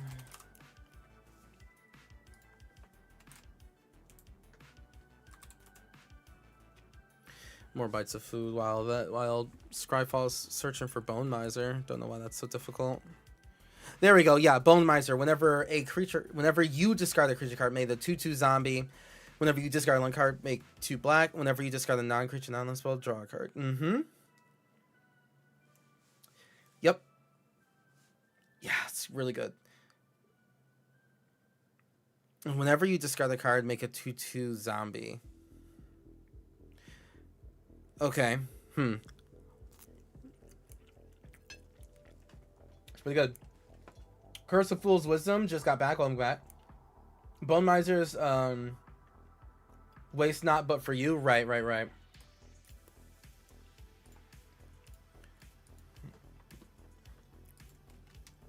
And then you said Curse of Fool's Vision? That's like where the guy's like freaking out, right? Yeah, there we go. 6 mana enchant player. Whenever enchanted player draws a card, they lose 2 and you gain 2.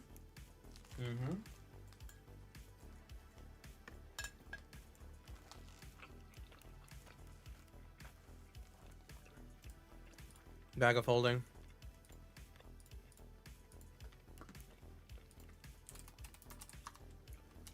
Bag of Holding.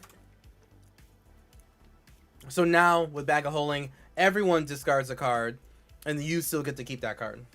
Really good.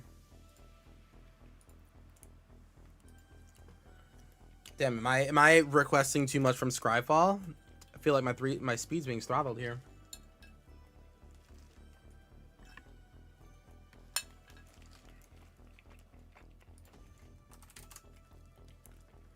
I like the D&D art on Bag of Holding. Bag of Holding, Archfiend of Ifnir. So, Maxathon, the only reason I'm not in on Archfiend of Ifnir, as far as our commander is concerned, and we haven't gone in depth on how much discard is going to be in the deck, right? We just know that it is happening, right? Like, it will happen. The deck is about our commander. The deck is about Kefka. Kefka will enter. Kefka will probably attack at some point, but Kefka will enter and there will be discards, right? We don't know how many, but it will happen. And we are just trying to find cards that say when we are discarding, we want to have something good happen, right? You know, just like when discard happens, it's going to trigger something. Now, Archfiend of Ifnir would trigger on our commander once, right? Like, you know, Kefka enters, we do it, and every other creature gets -1/-1. But until we know that the deck is going to discard multiple times, I'm not the biggest fan of Ifnir. You know what I'm saying? That you know, every deck in Magic, you know, you have your hand side is too big. You go to 7, you through your turn, you go to 8, you know, someone's Cyclonic Risk, whatever. You have to go to discard, and you discard a card. That's like, that could be as much discard as what happens this entire game, right? Unless we have the rest of the deck kind of like benefit and repeat discards, and I'm not sure I'm necessarily doing that yet. Riel the Unwise. This is, oh right, for a minute I was just like, this is a monocolor deck, but no, that's right. Oh wait, Riel's really good here, right? Hold on, wait, isn't Riel really cracked in this deck or no? Riel the Everwise, +1/0 for each instance. Whenever you discard one or more cards, the first time each turn, draw that many cards? Yeah, it's hot. I said the Unwise, I meant the Everwise. Yeah, perfect. Okay, sick. We are any in general, yeah. Even though it's just one turn, a permanent board wide -1/-1 is still pretty good. I get it though. Yeah. I was definitely not shooting down to say like you're completely wrong. It's just the reason why I haven't said yes to it yet. It's an extra card for Kefka basically, which is fine. Which is totally fine. It might combo with our backside too. So, all right. Yeah, Riel the Everwise. I'm here for as well. So let's go over to the deck. There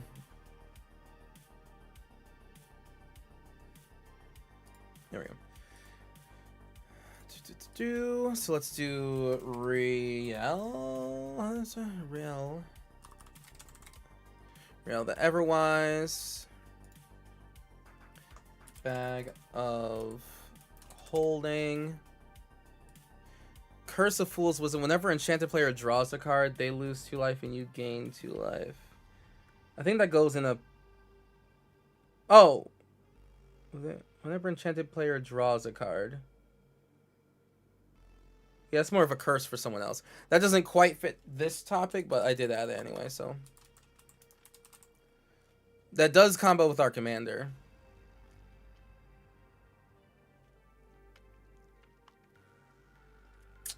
Yeah.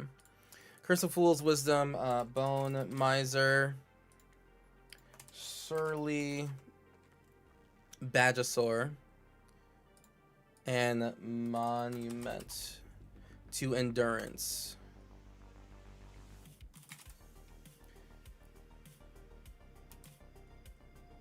Monument to Endurance. So all of these are, let's see, what did I say this was? This was, power from our discard. So these are cards that love it love the fact that we are the ones discarding. This one, yeah, Curse of Fool's Wisdom is not quite it, yeah. It has madness. All-Seeing Arbiter is great. Ooh, well, we are actually, because I knew that this would be a really big section, we're actually going directly back to this, and yeah, let's find more cards that are super pro us discarding a card, even if it only happens once. So you said All-Seeing Arbiter. Whenever All-Seeing a 6-mana 5/4 flying, whenever All-Seeing Arbiter enters the battlefield or attacks, draw 2 cards and discard a card. Whenever you discard a card, target creature an opponent controls gets -XO until your next turn, where X is the number of different mana values among cards in your graveyard. Love that. Love that. Super about that. Yeah, I'm super into that. It's more of like a card that wants to be discarded, I guess. Yeah. Okay, I see what you're saying. Yeah. Yep, All-Seeing Arbiter. Even if we only discard once, or maybe twice with our commander, it still is absolutely going to matter, right? What else do we have here? Whenever we discard a card, some sort of benefit and value out of that.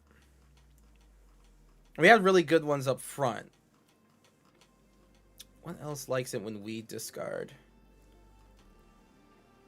I'll do Archfiend of Ifnir. Yeah. Ifnir. Archfiend of Ifnir seemed like such an inconspicuous rare. I think it was the intro deck rare back when Amonkhet first came out. Yeah, it was the intro deck rare, and then shit. Crazy work. I think it was, or it was the pre-release foil. Inti? Ooh, Inti, yeah. Seneschal the Sun.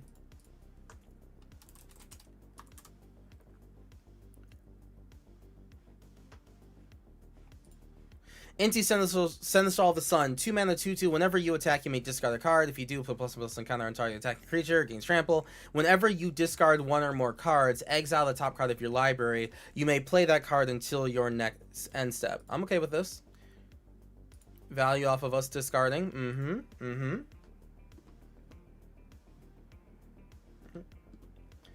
Put it down there. Feast of Sanity. Feast of Sanity. Whenever you discard a card, Feast of Sanity deals 1 damage to any target and you gain 1 life. Yep. Sounds very Kefka. I would not consider Kefka saying, ooh, Captain Howler. Yes. Yeah. Whenever you discard 1 or more cards, target creature gets +2/0 until end of turn for each card discarded this way. Whenever that creature deals combat damage to a player this turn, you draw a card. We can end up doing some real gross stuff with this. Even if it only happens once, right? Like, even if only 1 discard happened, we have so many triggers now that will trigger off of that 1 discard that make it all worth it. Feats can also ping. Yes, you can ping stuff that's very important to get off the table that your opponents just won't get rid of. He said Detective Phoenix. Oh, Detectives Phoenix. Detectives Phoenix. You may cast Detectives Phoenix from your graveyard by using its bestow ability. Collect evidence is actually kind of interesting. Huh. Collect evidence is kind of interesting. Glinthorn Buccaneer. Oh, Glint. Yep. Glinthorn Buccaneer. And we still haven't determined if the deck is going to be like a wheel type deck. I have arguments for why it kind of shouldn't be. But if it does, Glinthorn Buccaneer is here. Even if it's not, Glinthorn Buccaneer might still combo with the backside of Kefka, right? Because remember, everything we're doing here, the entire buildup of our board state, is getting ready for Kefka to flip and win us the game then, right? So, like, Glinthorn Buccaneer probably gonna be a part of this, you know? By, like, a lot. By, like, a lot. Actually, wait. Whenever an opponent loses life on our turn, we draw a card. And then we go to end step.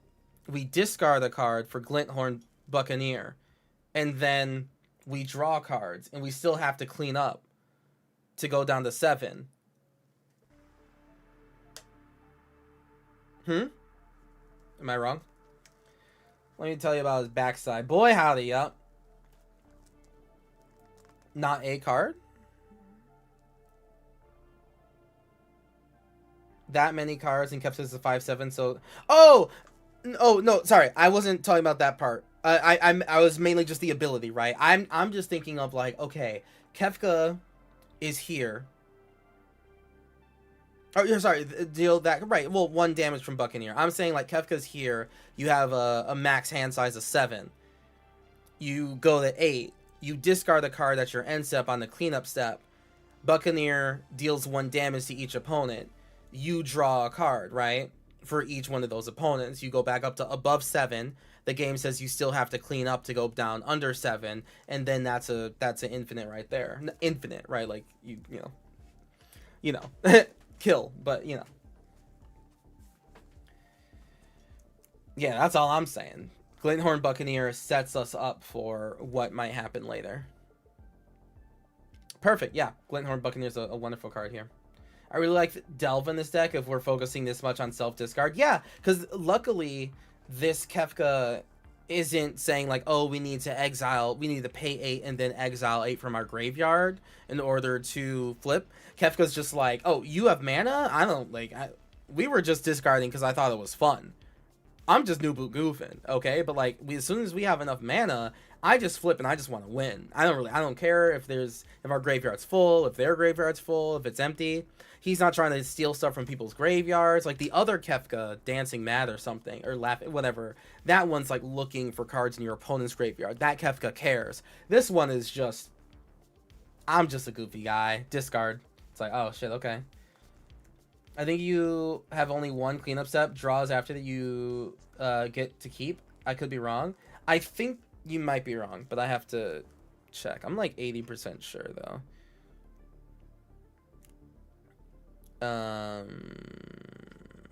Yeah, I think I'm correct. But either way, it's hot.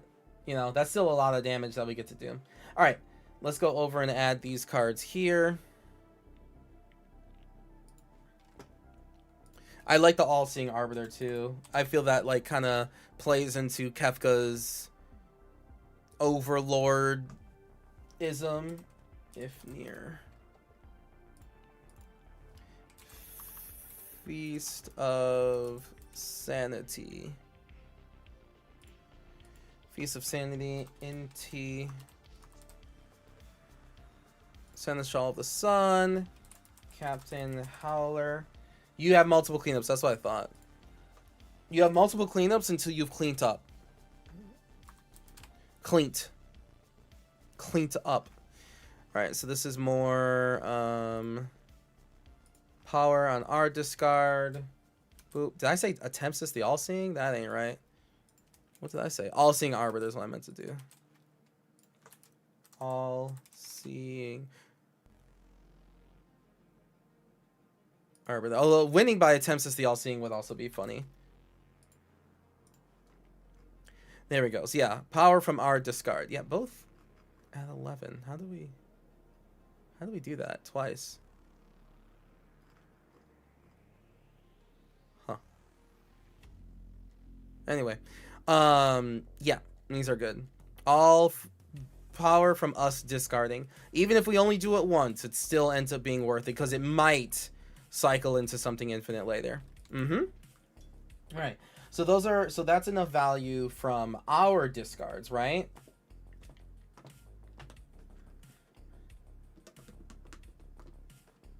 That's enough value from our discards. So then now I want to look at... Oh, yes. Okay. So...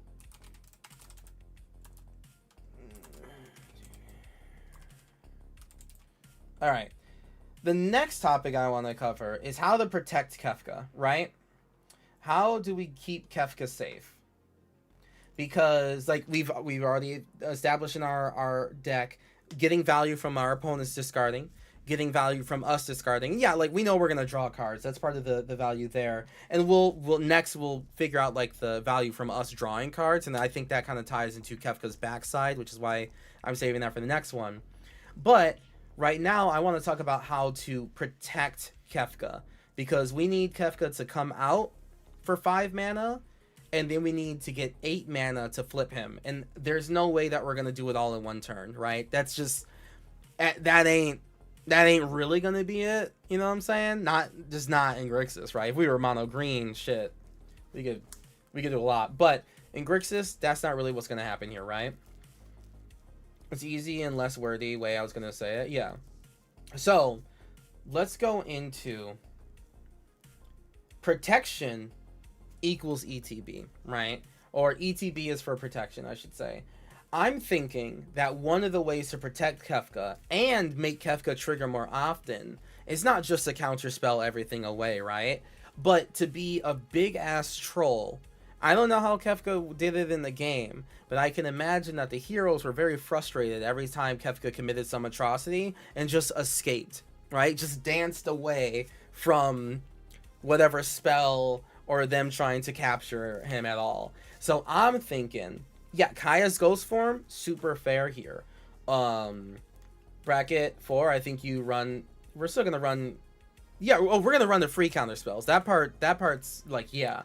But I'm thinking that there's also ways, say if we did at Flicker. If we did Flicker in response to someone going to kill Kefka, we dodge that kill spell, and we get Kefka value again. The reason Kefka's far more... I'm more into flickering for Kefka in this deck than, say, like the Gilgamesh that we covered earlier, is because, well, Kefka doesn't have equipment on him, right? He's not trying to hold on to anything. He's also in blue, black, and red, and not mono red. So, flickers far more in this one than the other ones. Essence Flux. I like Essence Flux. Yep. Let's,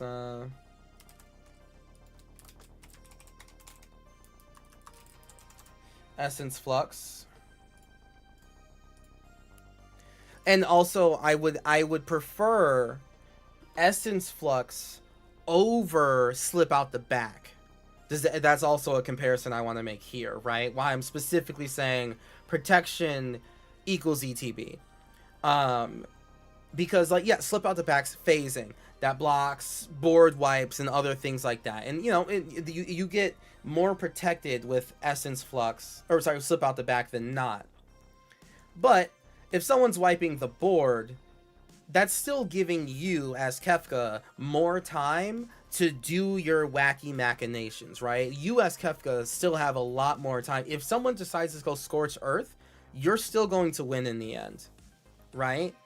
So, but if someone tries to, like, keep on doing their aggressive attack plan, and they just go, like, I'll just, like, you know, just kill Kefka with, like, a Path to Exile, that slows you down and makes you start losing. Whereas a board wipe tends to be pretty okay for you anyway. Ghostly Flicker, Release to the Wind is super funny. Release to the Wind's very funny here. So yeah, Essence Flux, Ghostly Flicker, and the amount of, like, savage work that we do with Ghostly Flicker is also just, like unmitigated savagery with Ghostly Flicker.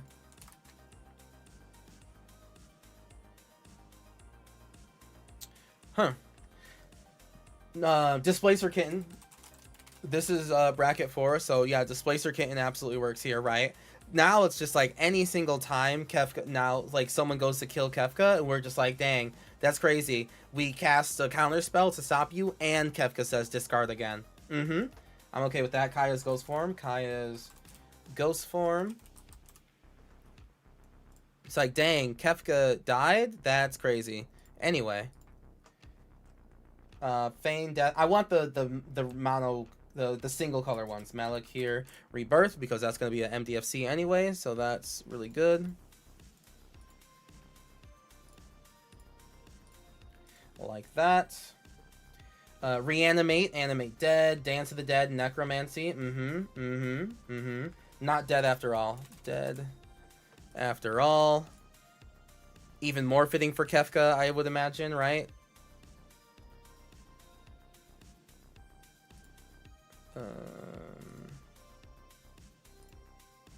Even more fitting for Kefka, not dead after all. And Reanimate. I like Reanimate. Reanimate. Because we could discard, like, a creature, right? We could discard a good creature, and our opponents will be like, you discarded a good creature. And you're like, fine, Reanimate, whatever. It's fine. Saw in Half is also good. Yeah. And it has a Creepy Clown on it, too. I'm gonna get Saw in Half in here, too. I'll add that directly in. We're running out of targeted stuff that you can run. You're running a lot of targeted stuff, so you can run Vesuvan Duplimancy. Ooh. Duplimancy. Whenever you cast a spell that targets only a single artifact or creature you control, create a copy that's a target of that, except it's not legendary. Ooh. That's kind of funny. That's kind of funny. Yeah. Okay. Yeah. I'm okay with this. I like that. Vesuvan Duplimancy. I'm just gonna put it up here on the screen so you can see it. Yeah, Vesuvan Duplimancy is also pretty good here, right? It's like, especially if we're gonna do... the main way we protect Kefka is not just counter spells. We're still going to counter spell, right? But, like, Ghostly Flicker can do what counterspell would do in terms of keeping our commander safe and make our commander trigger again on top of that, right? Like, I'm just looking for that double value of, like, all right, can someone take out Kefka? And it's just like, Kefka's just over here dancing, going tee hee hee.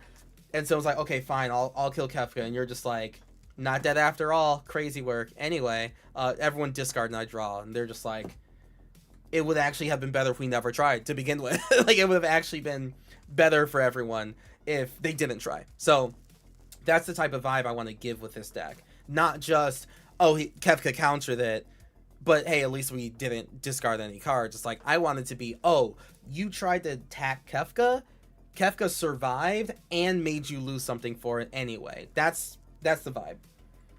You can double the TBs. You can attack like Son. Yeah. Making non-legendary copies as well is also protection. Yep. Secret Tech to my list is I run Vesuv and Diplomancy over Glimmerai package, and it's actually so busted.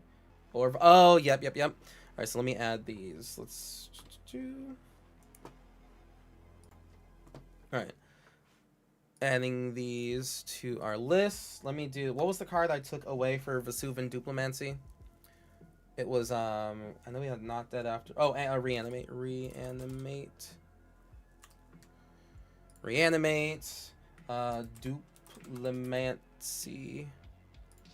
Duplomancy, not dead after all. Ghost form. Kai's ghost form. Displacer kitten.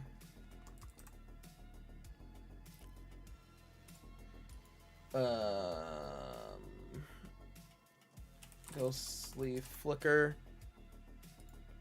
And essence flux. You pulled a full art Kefka pre-release? Hey, Fithero, good job. Not hollow though? Hey, listen, full. I mean, hey, you're gonna make a commander out of it? That's really all that matters. Very nice. Protection from protection plus ETB.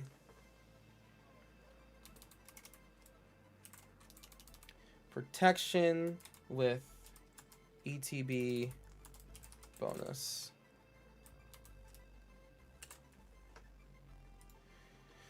Protection with ETB bonus. Technically, that's ETB bonus.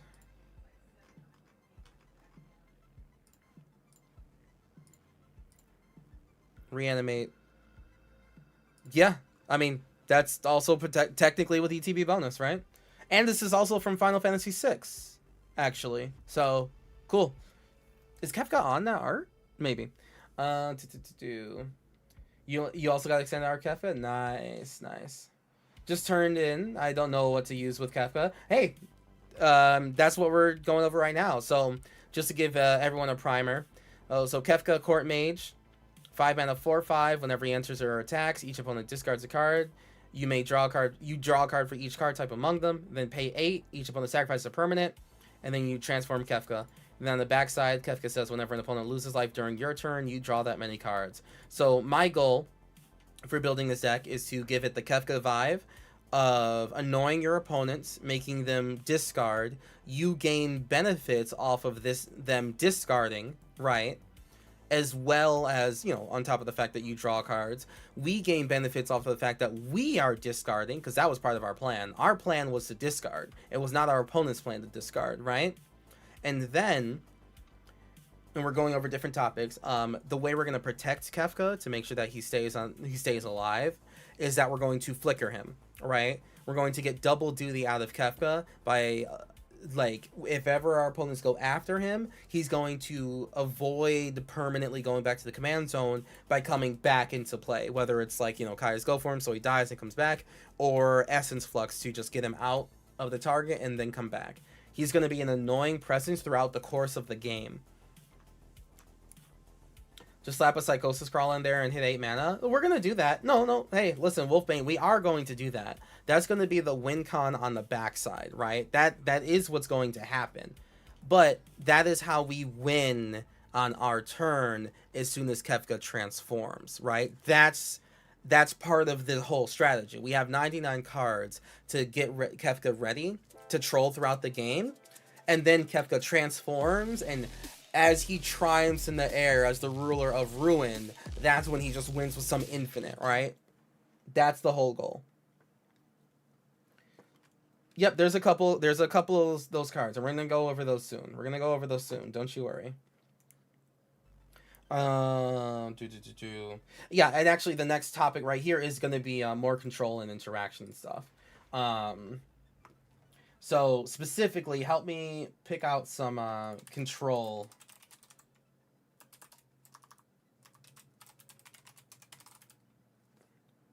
Interaction. Yeah.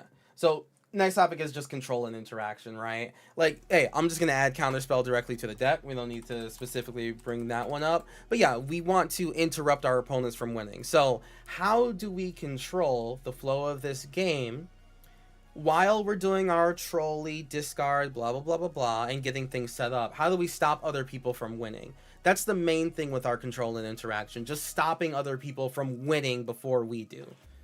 Siphon Mine. Yeah, that works. Yeah, it's part of the more discard. That's fine. Yeah, Siphon Mind.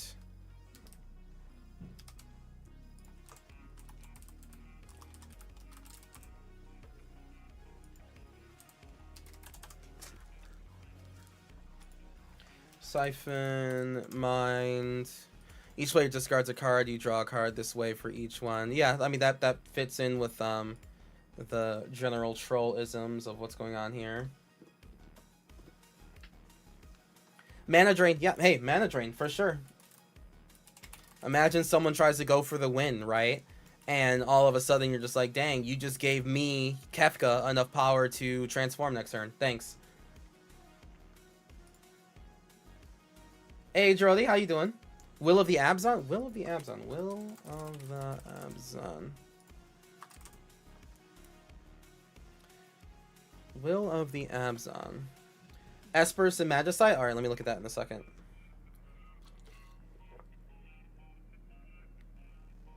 Will of the Abzan. Choose one. If you control a commander as you cast a spell, you may choose both instead. Any number of target opponents each sacrifice a creature with the greatest power among creatures they control and lose 3 life, and then return target creature card for... Yeah, yep, Will of the Abzan is great. Like, everyone's celebrating that they finally took out Kefka, and then you just Will of the Abzan. Although, I guess you wouldn't get both, but still. Yep, perfectly fine. Will of the Abzan, good, good, good. Espers to Magicite. Has Kefka on the art, so it has to be good, right? Come to me, my Magicite pretty. Come and help me build the Magitech Empire of Kefka. Exile each opponent's graveyard. Then, when you do, choose up to 1 target creature card exiled this way. Create a token that's a copy of that card, except it's an artifact and loses to other creature types.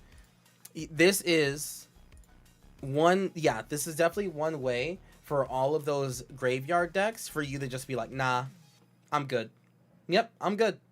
I see someone trying to Rise from the Dark Realms or Living Death, and you're just like, dang, that's crazy. Crazy work. Espers and Magicite. I like that.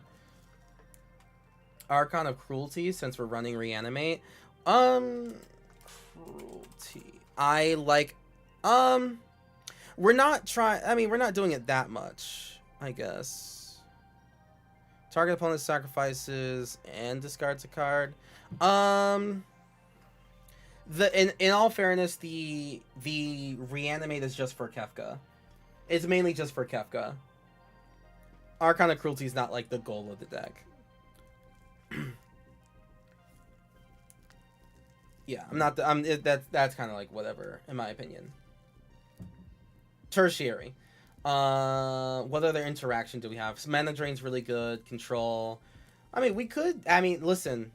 If we get enough mana, we could just like Cyclonic Rift, right? Like Cyclonic Rift is fine. Languish. Yep, that dodges Languish.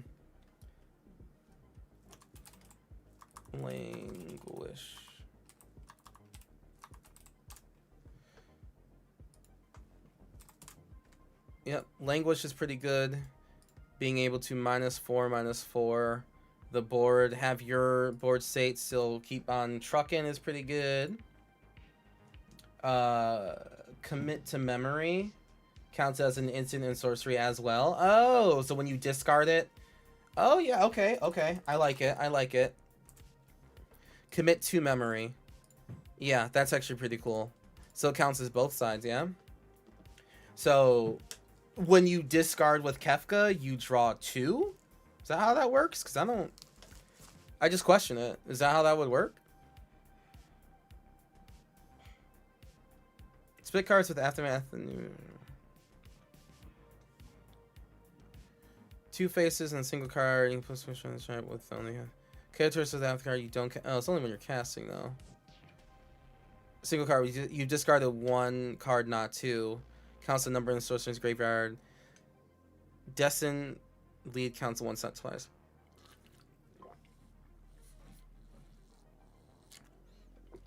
Sub card is a combination of two halves, so Destiny is a green-black card. It's both an instant and a sorcery card. Cool.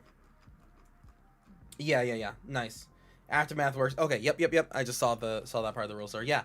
So yeah, commit to memory works here too. So one, you stall someone from winning, and now you have something in your graveyard if you did have to discard it to Kefka, so you can draw more additional cards. And then what? Each player shuffles their hand and graveyard into their library, then draws 7 cards. That's perfectly fine by you, right? Because you don't care about your graveyard. Your graveyard didn't have to be big. It's only big because you cast spells and you discarded stuff. But if the graveyard players needed the graveyard, they're gone, right? Perfect. Love that. Yeah, commit to memory is a good one. And I did figure that we could do a little bit of madness typal in here, like just at least a little bit. Which we'll go over next. Let's go back to here. Say just dousing because it's kind of an instant. Let's see. Go to Kefka. Siphon Mind. Siphon Mind. Siphon Mind, mana drain. Give me some more counter spells also, by the way. It's obviously like we can run all the free ones. Espers 2. Espers 2 Magicite. Languish. Do we like Languish more, or what's the other one? What's the Phyrexia one that costs 3 and just pay life? Isn't that one kind of better?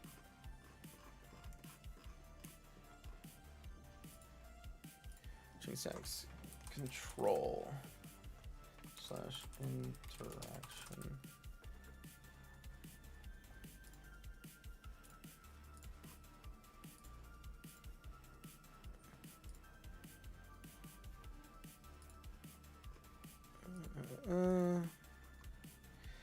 Because Sage's Dousing is a counterspell that draws you a card if you control a wizard. Oh, okay.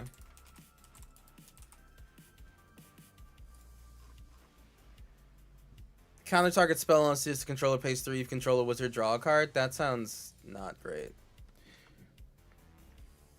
Swan Song, yep, offer, you can't refuse. Offer, you can't refuse. Toxic Deluge. Okay, literally, like, in the lore, didn't Kefka literally, like, poison the village? Like, is that not something that happened in the lore? Right? Yeah, okay. Okay, yeah, like, alright, like, this man's a rat bastard.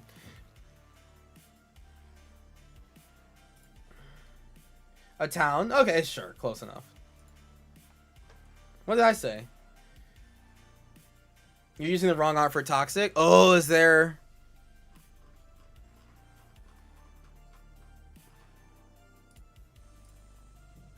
Oh.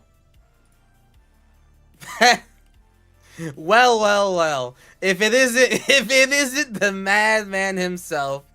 Shit. Yeah, alright, there you go.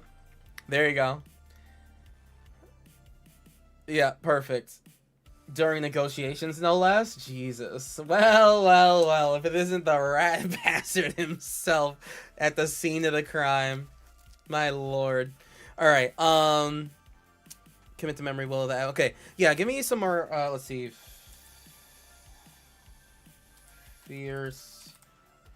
Guardianship. Deadly Rollick. Deadly Disputes. Deadly Dispute? Oh, that's not what we're doing.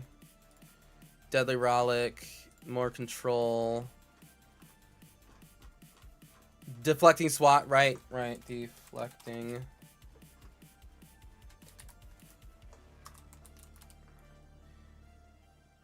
A good deck for Tragic Arrogance. Isn't that a white card?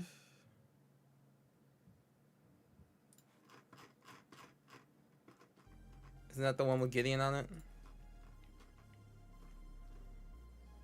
Yeah. It would be great for Tragic Arrogance. Like, it would be. Hey, say less. It would be. Thank goodness Black doesn't have a card like Tragic Arrogance. They don't deserve that. Force of Despair. Force of Fuck. Oh my god. If it's not your turn, you may exile a black card in your hand other than... Damn, that's beautiful art. Destroy all creatures that entered this turn? Yo, that's so funny. What? Kefka's a rat, dude. I'm building this deck and I'm still saying Kefka's a rat. That would be so funny. Like, people just come through. I'm gonna switch to a printing that we can read. Oh, we can read this printing. Yeah, if it's not your turn, you may exile a black card from your hand rather than playing the spell's mana cost. Destroy all creatures that entered this turn. Okay. Sure. Yeah, it's fucked up. Card is wild. I have this deck built. Yeah. It has to be... You need both of these. You need the Squidward, Force of Despair, and the Toxic Deluge. One before the other, but, you know, it's still both.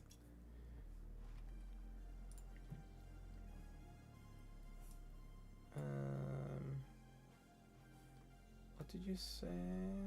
Sorry. Not good for this, but Poison the Waters is a new card showing Kefka. Poison the Waters. Has Kefka on it. Oh look, it's him doing it again. All creatures get -1/-1 so the entire player reveals their hand. You choose an artifact or creature card from it. That player discards that card. Yeah, it's not good for... Yeah, this is better for the Kefka Dancing Mad. Kefka Dancing Mad wants Poison the Waters. For sure. Because that one is about like choosing creatures and all that stuff. But this one's not bad. Like, it's not a bad card. It's just, you know, whatever. But there he is, Poisoning the Waters. The Deadpool Deadly Rollick. I mean, that's tertiary for sure. 44 cards in the main deck. Yeah, we'll stop at like 60 before we start adding all the things. And the treasures can add up. Spiteful Banditry. You do like the Spiteful Banditry. I'm not saying like it's bad. I've only had Spiteful Banditry do so much for me. I don't know. I'd rather get like treasures off of like, honestly, I would rather Descent into Avernus if I'm being honest with you. Brotherhood's End. Ooh.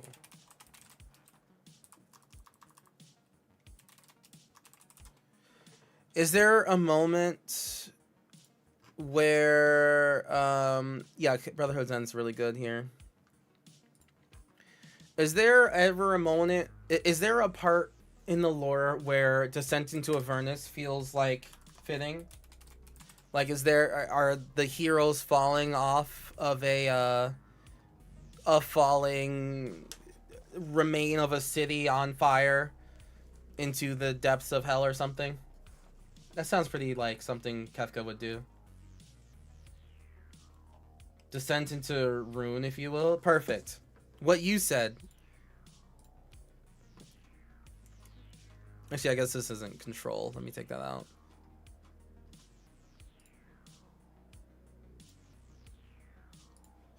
That'll go in the mana section. Kefka does destroy the world. Eh, there you go. Yeah, perfect. Exactly. The heroes go up to hell, not down. Ascent. Ascent into Avernus. It's all the same. Perfect. Okay, awesome. So that fits as well. Any other control we need? I mean, this is a pretty okay. So currently, how we're winning is that we're making people discard, right? By our commander. Like, our commander comes out, makes people discard. Everyone hates him. We're protecting him with flickering, so he makes people discard more. Okay. We get value from people discarding by a lot. We are countering spells so that we don't lose. Where did counter spell go? It's part of the control interaction.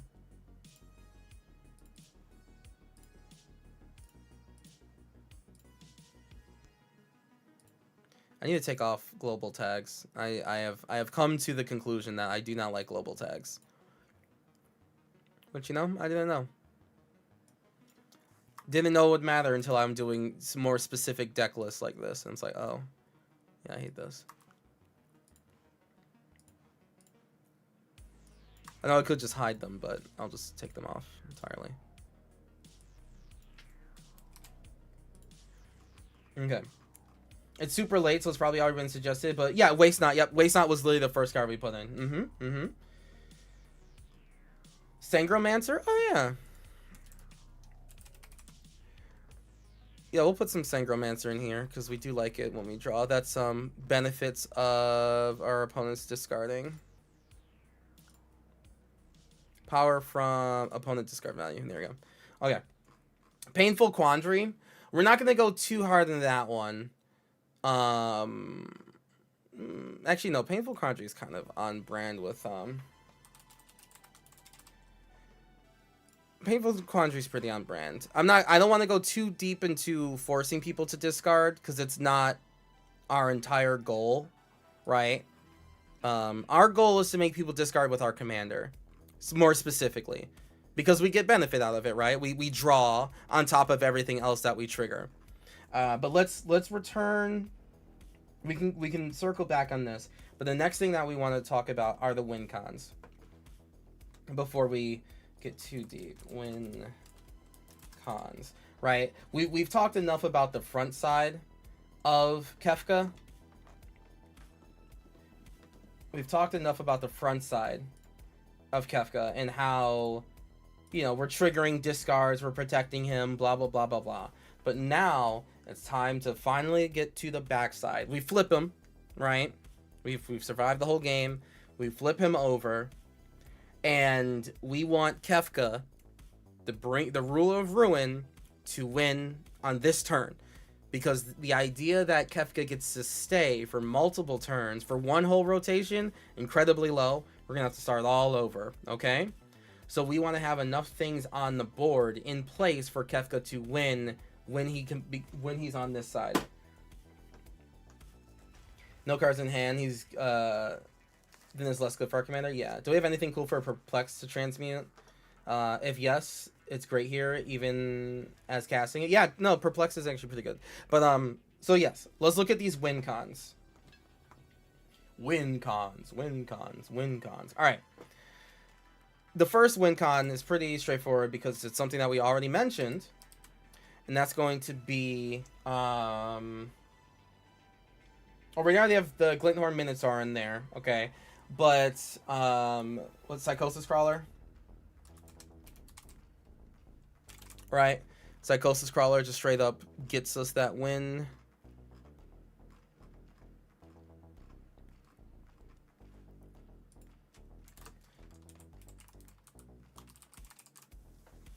There we go.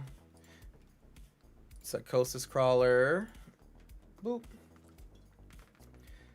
So, Psychosis Crawler, whenever you draw a card, each opponent loses 1 life. Whenever an opponent loses life during your turn, you draw that many cards. And then, boom, boom, boom, boom, boom. As long as you have more cards in your deck, right? As long as you have more cards in your deck than your opponents have life.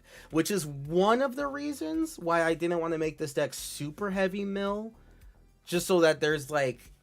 not necessarily a chance that we lose to our opponents having too much life or more life than we have cards left in our deck, you know, just as like a maybe, as just like a, you know, Feast of Sanity. I think we have, yeah, we have that. Whenever you discard a card, deals 1 we put that in the value for us discarding. But yeah.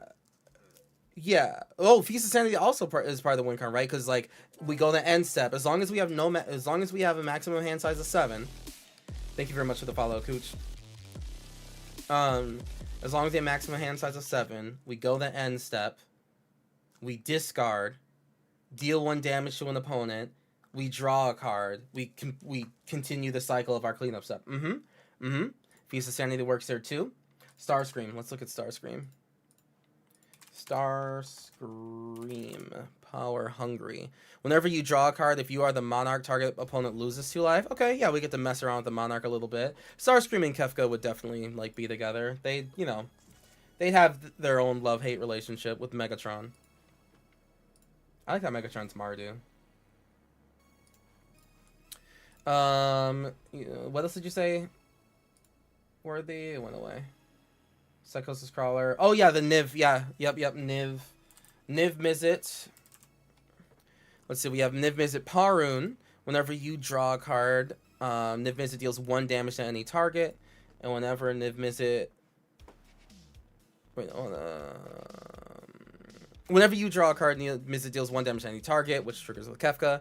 And then also Niv Mizzet Visionary. Whenever a source you control deals non-combat damage to an opponent, you draw that many cards. We don't need that part. Raid from Black Purist with 3 raiders. Hey, Black Purist, thank you very much for the raid, bud. Let's go. Let's go. The Fire Mine, there we go.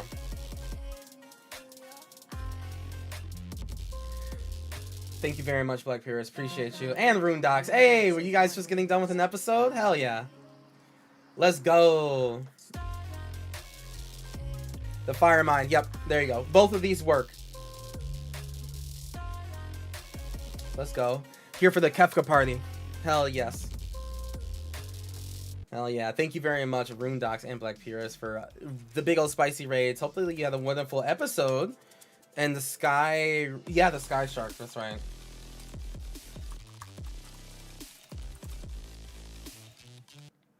Rune Docs, thank you very much for the follow as well. Yes, Sky Shark Rider... or Braylon is the same as Glinthorn Buccaneer, right? So whenever you discard a card, you're at end step, you have 8 cards in hand, you need to go down to 7. Discard that card. Counter on Braylon, whatever. 1 damage to each opponent. Kefka draws 3. Has to discard down to 7 for end of cleanup. For cleanup step, trigger this all again until your opponents are dead. Yeah. So yeah, so these are 3 right here. Glinthorn Buccaneer is one of them. Feast of Sanity is one of them. Give me another one here. Because I feel as though if we have like 10, if there are 10 different win cons that say as long as I'm on the battlefield when your commander flips, we'll win that turn, I think we're good. Ormos? Archive Keeper? What's that? 10 is crazy? Is it? Ormos? If you would draw a card while your library has no cards and instead put counters on... No. What? No. We've already blown it on dedicated win cons? Are we? I mean, some of these are just like passively there.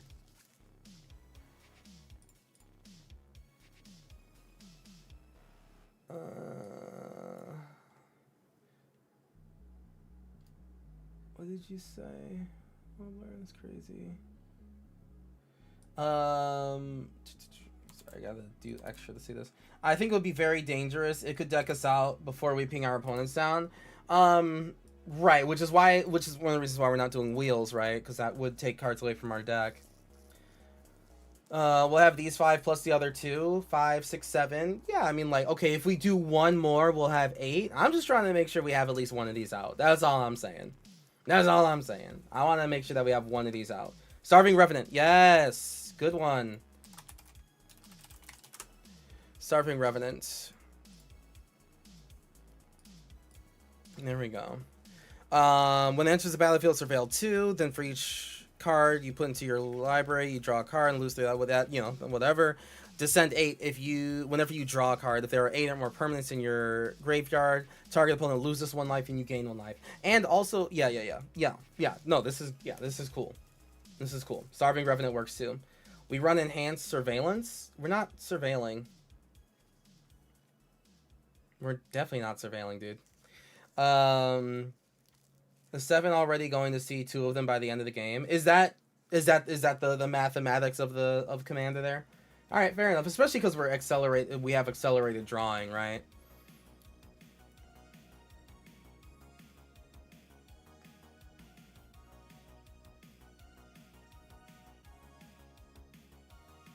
Read which part? No card. The other text on the card. Whenever we draw a card, if there are 8 or more permanent cards in our graveyard, target opponent loses 1 life when we gain 1 life. Or the Surveil 2 part.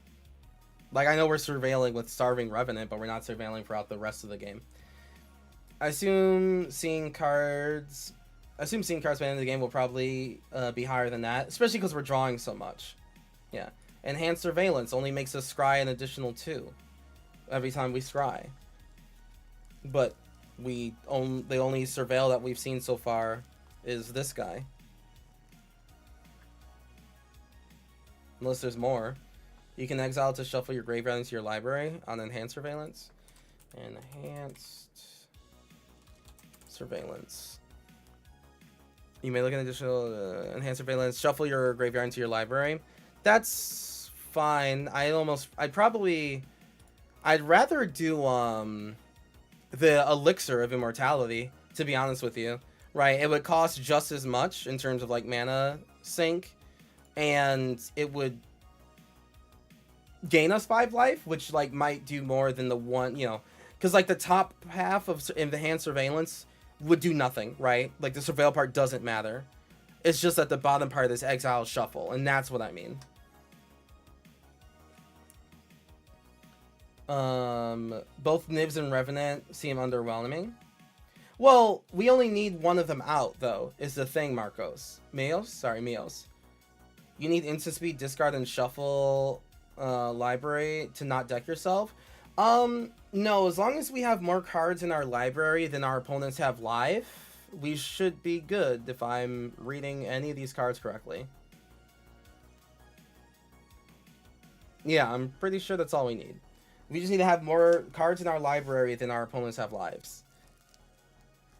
I'm okay with the idea of like shuffling our graveyard into our library at least like once on like a couple of cards, but it doesn't have to be the whole thing. Like that's not the whole thing that we're after. Hey, Marble Dan, I see you. I'll give you no more than 3.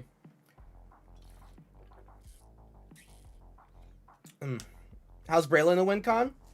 So, when we go to our cleanup step, so say Kefka's flipped, right? And just to reiterate for everyone, the goal of this deck is to Kefka trolls throughout the entire game, then he flips, and because of the things that we have set up, Kefka, the Lord of Ruin, wins that turn, right? So you have a maximum hand size of 7, right? We're not going to run any cards that give us no max hand size, okay? We're at 8 for some reason, especially if Kefka swings. Kefka swings, we draw 5. Something tells me we'll be over 7, right? So on cleanup step, we discard down the hand size. Braylon triggers on the discard, deals damage to everyone.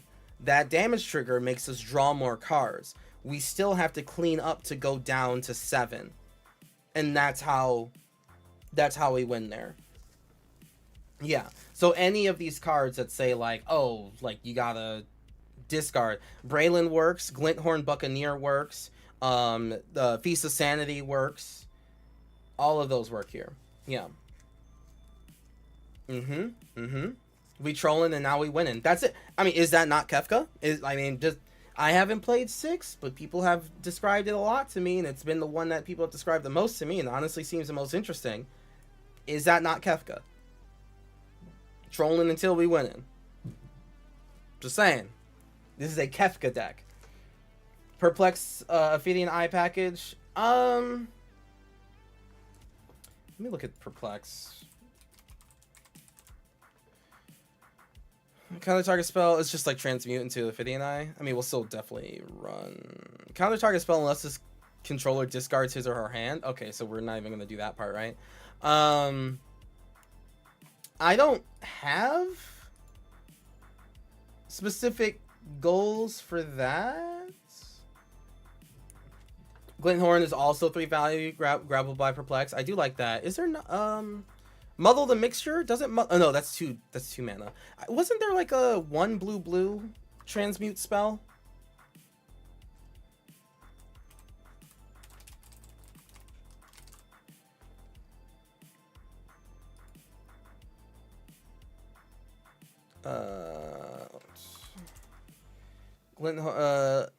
I could have swore Drift of Phantasm. Okay, so there are other cards. Okay. Well, we can definitely put Muddle Mixer in here. Yeah, or Perplex. We don't. Okay.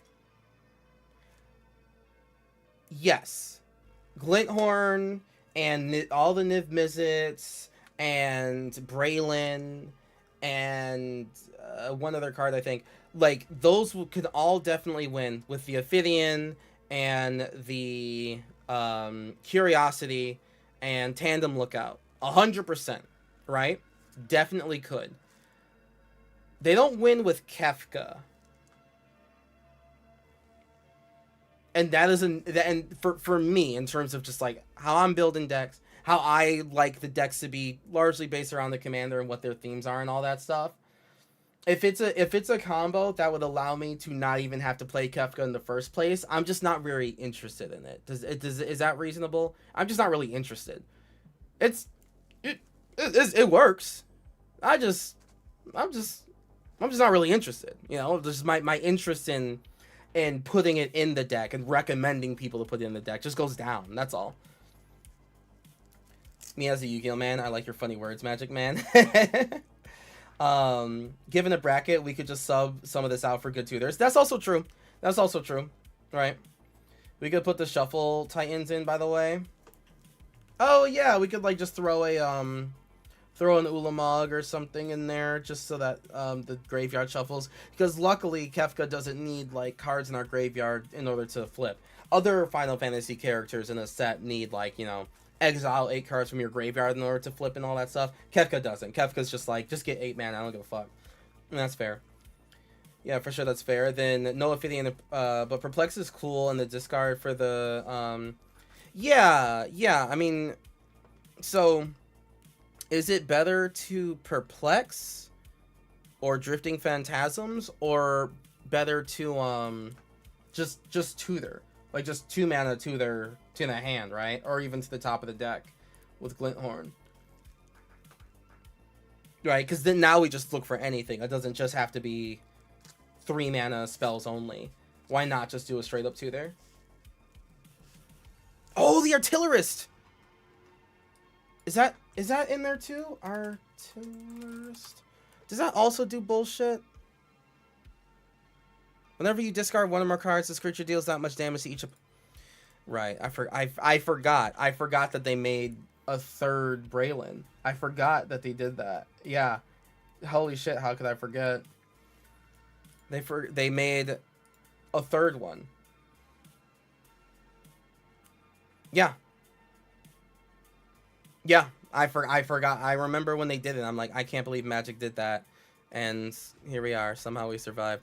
Okay, yeah. So these cards here, I'm gonna put Braylon in here too. So let's add these before we descend too much into anarchy, right? So for those of you new to the stream, we're Kefka, right? One of our topics that we went over twice was control and interaction, right? Because we do want to make sure that he stays alive and we stop other people from winning. Value from our opponent's discarding. The whole deck isn't about our opponent's discarding, but due to what Kefka is and how he plays, our opponents will be discarding every single time, right? They will be discarding all the time. Therefore, we made sure that we have some discard value in here. And because Kefka makes us discard, I also made sure that we have some value in here from discarding, right? Bone Miser and all that sort of stuff. Glinthorn is part of the WinCon package. So let me just also put in WinCons with Ruler of Ruin. No, I should just put WinCons. I don't think I need to do more than that. WinCons there. We mentioned something else that's a WinCon. Feast of Sanity.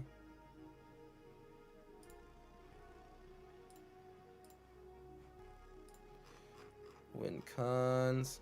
Alright, so let me add these other ones that we were just talking about. Wait, let me see what you were just saying, Justin. By the way, I think I found more interesting Pride Commander Partner deck over... Oh, which one? Over Shadow and his dog, but it'll still include them in the 99. Which one? It's just Shadow and his dog, bro. How could we say no? Alright. Psychosis Crawler.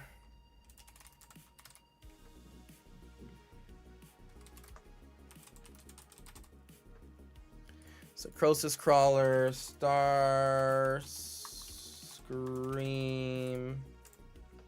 Fuck.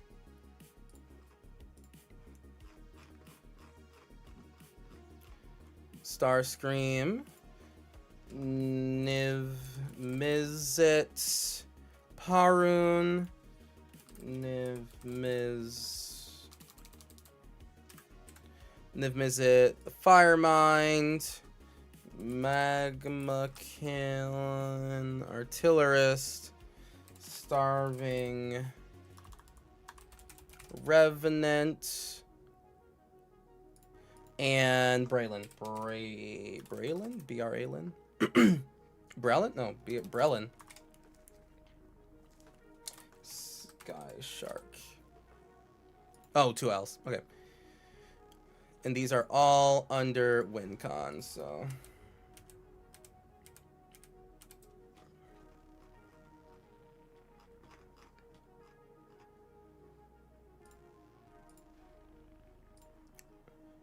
You should try to put these to the arts that people are more likely to see. Yeah, 9 win cons, right? Like just 9 cards that say, "Oh, it did Kefka flip? Let's win," right? And I think that's, I mean, that's like the inevitability of Kefka. You know, I think that's like pretty on the money. I feel. And we have room. So let me. About what you were asking, I think it's more genuine model spell, so it's better to slot in a 2-mana 2 there. Right. You were asking, I think it's like genuinely a modal spell, so it's better to slot in than a 2-mana 2 there, really. I mean, I feel as though our opponents will just never discard. Like if we're countering something, yeah, for Perplex. I've never played Perplex, and I've also never gone against Perplex either. Like no one's ever used Perplex on me, personally. So I'm my headspace is that if it's good enough, like if I'm countering someone's win con, because it's like, oh, if this resolves, they win, they'll choose to discard their hand, and then I'm just like, well, guys, I tried, is how I see it. So you did not cast, yeah. So you're saying it's just for the transmute part? Well, in that place, then why isn't it just like so then it's not a modal spell. If I'm not casting it, then it's not a modal spell, it's just a tutor. Right? I know you're both saying 2 different things, but like, yeah, if I'm not casting it, then it's not a modal spell, it's just a tutor. And I could just play a 2-mana tutor instead. Oh, tutors are a modal spell. I see what you're saying. Rather just run D tutor? Yeah, that's what I'm saying. But you're winning off combo, so it does fit the defensive counterspell slot. Okay. All right, no, I'm okay. I'm coming over to it more. It fits the vibe and the theme. It fits the vibe and the theme. I mean, yeah, I've personally just never played with Perplex or against it, so I just don't have much love for a 3-mana counterspell, right? I don't run 3-mana counterspells unless they do something like way extra, Fierce Guardianship and stuff like that. So I'm not necessarily chomping at the bit for it. Perplex is bad. That's why you rarely see it. It's bad, but I love it in discard decks for flavor. Okay. Now I see what you're saying. Okay. I can appreciate that. All right. So these are the win cons. We have 55 cards so far. We need to look at our mana sources, and Grixis always needs help with mana. So I'm gonna do. I have some packages here. Dimir mana base. Izzet mana base. And Rakdos mana base all together. All right, so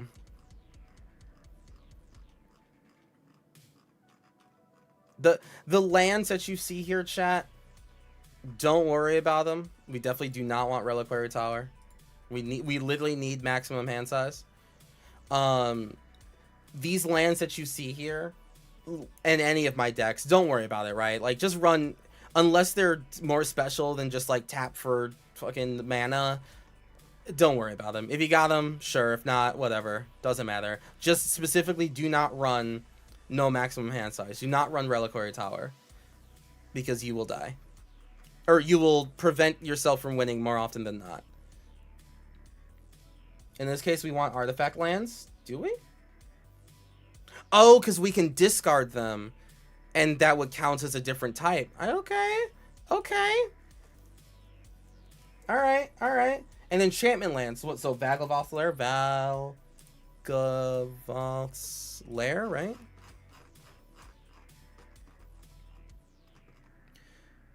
Choose. Oh, fucking. I hate choosing a color. But I guess it's just one color, so it's fine. But it's enchantment land. So we'll be discarding Vagavoth's Lair. Got it. I think Vagavoth's Lair is unconditionally tapped. Yeah, it is. You said the Urza lands as well, right? Urza Saga. Oh yeah.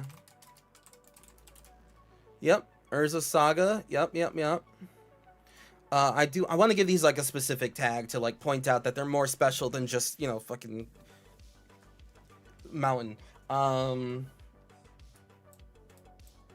Extra card land plus card types. Extra card types. Extra.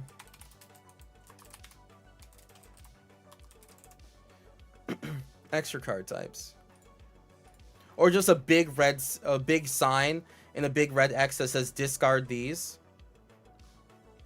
Would that count?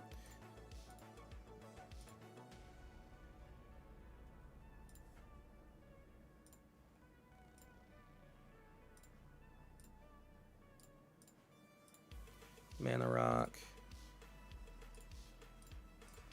Mana rock. Okay.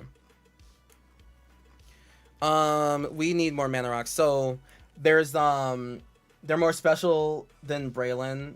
There's like 3 of them, right? You get Soul Ring or nothing. Oh yeah, so yeah, Seat of the Synod and Great Furnace. Great Furnace and Vault of Whispers. There's the artifact lands that come to play taps. Do we want any of those? We would need more than 2 targets for Urza Saga to be worth it. I think we'll do that. Missing the Is It in Dimir. Yes. Yeah. I wonder how I'm missing that. Talisman of Creativity.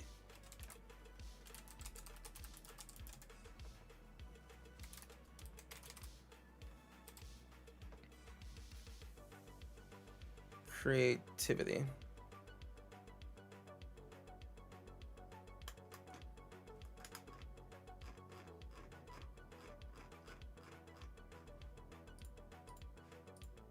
How is that not in my Is It mana base? Did I not press that button? No, I clearly did. I'm just an idiot. Alright, so Talisman of Creativity. Thought Vessel, we get rid of. Yeah, anything that says no max hand size, we do not run in here. Give me more mana rocks. Nightscape. Oh, Nightscape Familiar, yeah. Nightscape Familiar is pretty good. Basically, we're going to count that as a mana rock, right?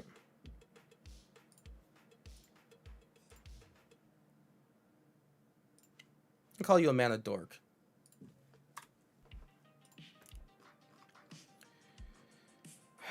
Arenas' Vile Duplication. We're not really about that much. It's one copy of... So, we have Vesuvan Duplimancy. And because most of our protection spells are single target things, that's why we're doing Vesuvan Duplimancy. And I would rather like the potential to get like multiple copies. Whereas Arena's Vile Duplication, we don't need Kefka to like just copy once. We would prefer it to be like multiple times. Does that make sense? Ornithopter Paradise. Ooh. Good call. Good call.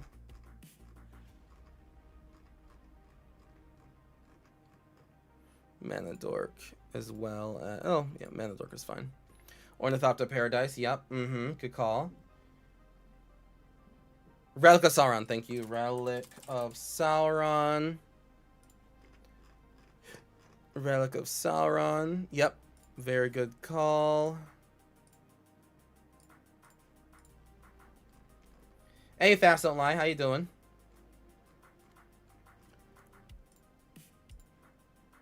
Oh shit, they got a Kefka one right here? Hell yeah.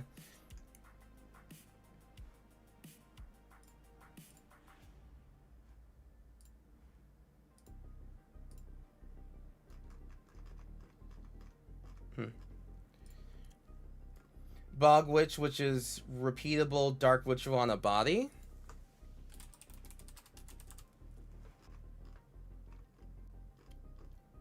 Discard the card from your hand. Oh. Yeah, that's pretty good. Yeah, that's fine. Okay with Bog Witch.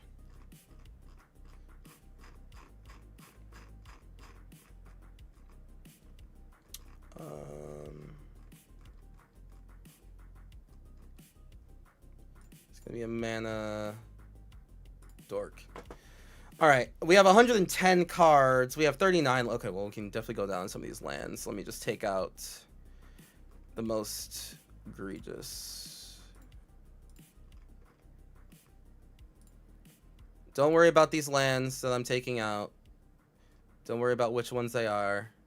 Just run the ones that you can. It's just that these specifically are,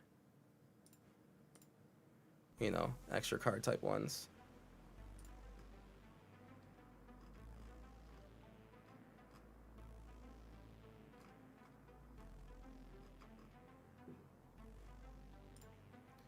Extra card types, 33 lands, and I think 33 plus 5. Okay.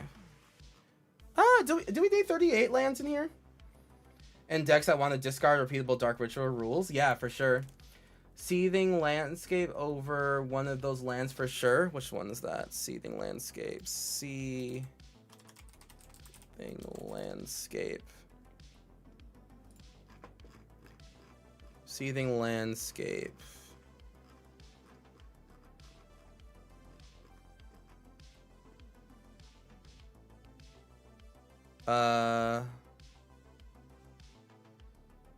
Sure. I guess. I actually haven't run any of these. Like, just personally, I have not run a single one of these cycling lands. I think I just have a bad view of lands, but I've never run a single cycling land. Maybe, like, in monocolor decks I do, but I don't think I've ever run I've definitely not run the tri-land ones. I prefer Scourge Familiar over Bog Witch, but that's cute. 5 mana is a bit pricey for something that gives you mana. Still totally usable, but I want mana sources. I usually want them early in the game unless it's a straight land ramp. Yeah.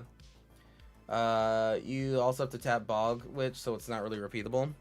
Oh, right. Doesn't the Scourge Familiar... Scourge Familiar is discard and do stuff, right? Discard the card, get black? Oh, shit. No, bro. We could 100% use that. Like, we can use that.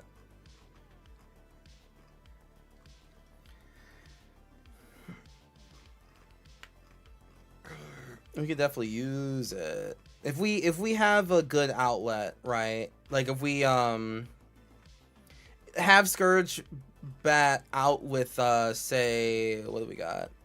Whenever we discard a creature card, land card, non-land. Okay, no. It only does it once. Create a token. I think there's some value that we can get out of that discard there. Yeah, like discard a land card with Bone Miser and Scourge out. I know, like, these are both 5 mana cards, so, like, you know, it's kind of a wacky thing, but, like, I think that there's probably some value in there that we can get out of that. But it might be too cute. You're not a fetch believer? No, I like fetch lands. I don't like I don't like getting basics into play tapped. No waste not for redundancy. We have waste not. Waste not's in here.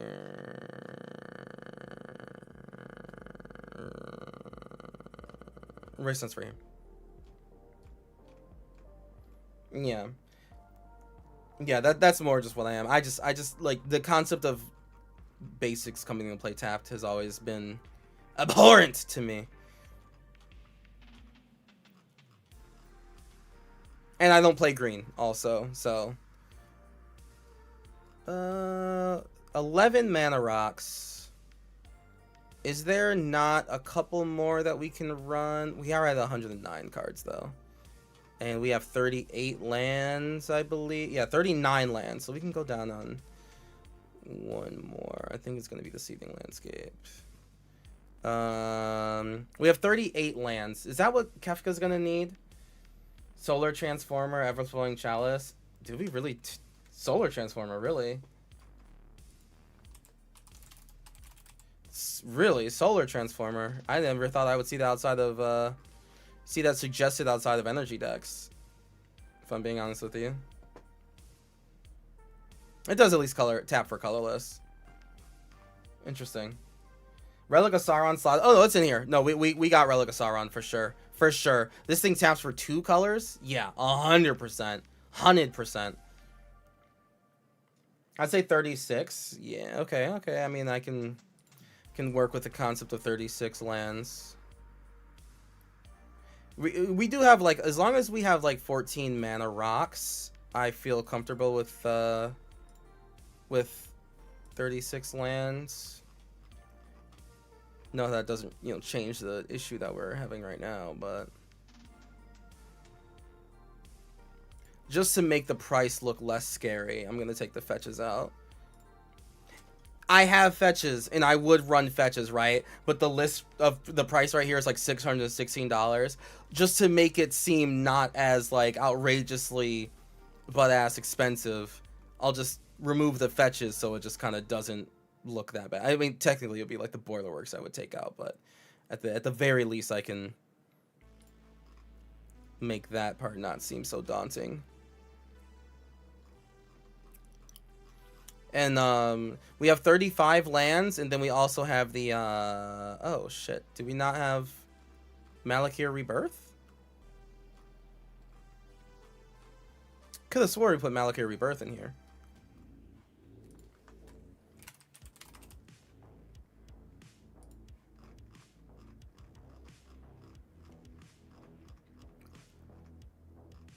Huh. This is the protection with ETB bonus, but it's also an MDFC.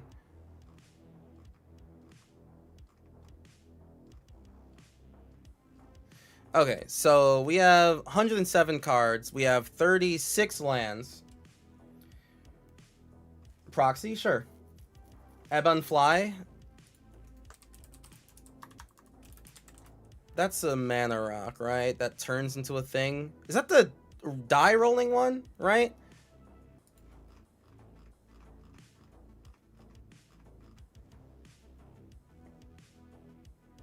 Right, so it's just a 2 mana rock that enters tapped. As long as I have 14, I don't think I really want more. Fuck. Oh, we do have some mana ramp. I'm gonna count Ornithopter as one of those. Nightscape Familiar works too. Yeah, okay, we're good on the rocks. Mana sources, at the very least, I should say.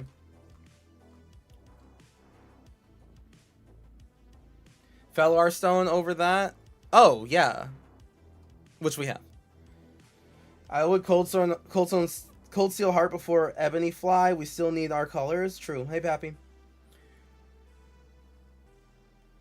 Mysterious Mime deck? Bro, that shit's crazy. Which medallion? Yeah, I don't have any of the medallions in here. Mainly because it's a 3-color deck. When there's 3 colors, I don't want to put either multiple medallions or even just one. Alright, I think this is fine. Mana rock wise. We have 12, and then we have sources here. We have to start cutting down by 7. We have 36 lands total. While I'm sure we could do something pretty nasty with discard a card, get a swamp, it's probably just too late in the game to do that. This one is a bit better to like discard one card. We get all the cards that we put in there that give us value for discarding will trigger off that one, and then we add red, and then 2 more black to our mana pool, right? Like 3, but we lost 1. And I think that's fair. I think that's enough to like probably just play Kefka that next turn, things like that. I think that's fine. So 12 rocks, 3 dorks. That's 15 as far as Grixis is concerned. Is fine by me. We have value for our opponents discarding, which like they have to discard because what Kefka does. We get some value from us discarding, which is great. This is also win con, right? Yeah, win con. We are protecting Kefka by flickering him / just making him come back from the grave, as well as all of the interactive spells we have by just straight up countering people's shit, right? Just offer, we can't refuse, counterspell, commit, etc. Is Bone Miser in that? Yes, Bone Miser's in, yep. Sad Bone Miser really liked Scourge of that gone, but maybe not. Bone Miser's in. Bone Miser's in. Bone Miser's in because we will get more consistent benefit from whenever we discard cards like to Kefka and everything. Whereas the Scourge, one of the issues with the Scourge is like, yes, we have to discard a card in order to get a mana. And Kefka, as soon as we flip Kefka, we do need to be at 7 cards, right? Like we do actually need to have seven cards in hand. Yes, Kefka will swing and deal 5 and we'll draw 5. That will happen, but like I don't want to discard 8 cards to flip Kefka and then Kefka's like, okay, I'll hit you for 5, but like, boy howdy, I sure hope I have more things going on.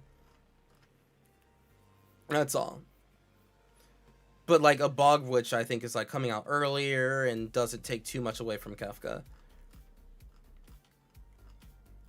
Yeah, I'm actually pretty happy with this deck. We just got to go down on 6 cards, chat. 6 cards. All right. Curse of Fools. Whenever enchanted player draws a card, they lose 2, you gain 2.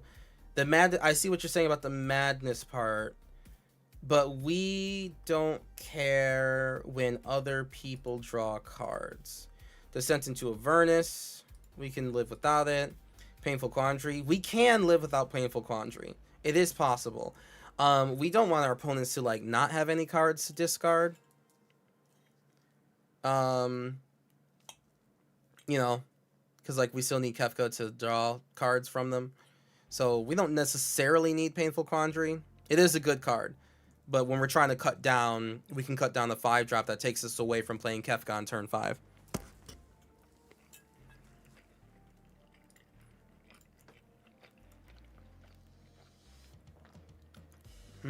Three cards. 36 lands. Not going lower than that. We have 9 win cons. We have 9 win cons that also do, and some of them also do things outside of just being a win con. Painful Quandary has secret text. Everyone must attack you until you die. That is true. It does have that flavor text that people tend to forget. Kefka's already trolling people hard enough. We don't necessarily want them to realize that they should beat our ass.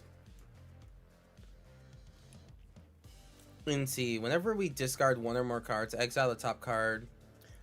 Do we run something like Necro Dominance or Null Profuse to reduce our hand size? No, we don't. Oh, then reduce our hand size? No. We're going to do all that. Because Kefka will swing and hit for 5 on Kefka's turn when he flips and draws 5 cards, at least, right? At least. God forbid anything else happens that turn, right? So, I feel like with that, we're kind of fine with making sure Kefka always has like 8 cards in hand at the end of it. Cards like Commit to Memory help. 3 cards need to come out. I think we said we're gonna change. Yeah, changing out Languish for Toxic Deluge, and 2 more cards. 2 more cards. Solar Transformer is so weird. It is a mana rock though. Well, actually, I only wanted 14. We have between the dorks. We have 15 between the dorks and the rocks. I'm going to take out the one that's the all ball out. Shelly the Apocalypse. We do get to draw cards and gain life. Our opponents lose life when they draw cards. If we were doing more wheel typal, I would definitely put Shelly in here. If we were doing more of that sort of thing, but we're not. That's it. Yeah, but like, and so because we're not, I just haven't really. I don't think Shelly is necessarily the most necessary here. What's the Raven Man do? At the beginning of each end step, if a player discarded a card this turn, make a 1/1 bird. But that's only going to happen on our turn now that I think about it, right? Like, we get a 1/1 bird that can't block when Kefka comes out, and then, like, not often for the rest of the game. Yeah, that's fair. Yeah, we can take that. Yeah. All right, cool. And now we're down to 100. Sick. Sick.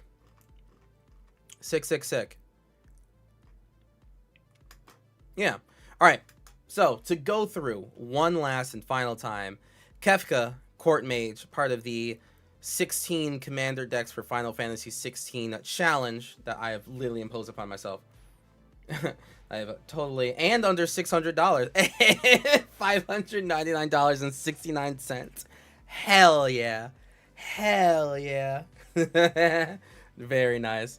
All right, so Kefka, Court Mage, 5 mana, 4/5 legendary creature, human wizard. Whenever Kefka enters or attacks, each player discards a card. Then you draw a card for each card type among cards discarded this way.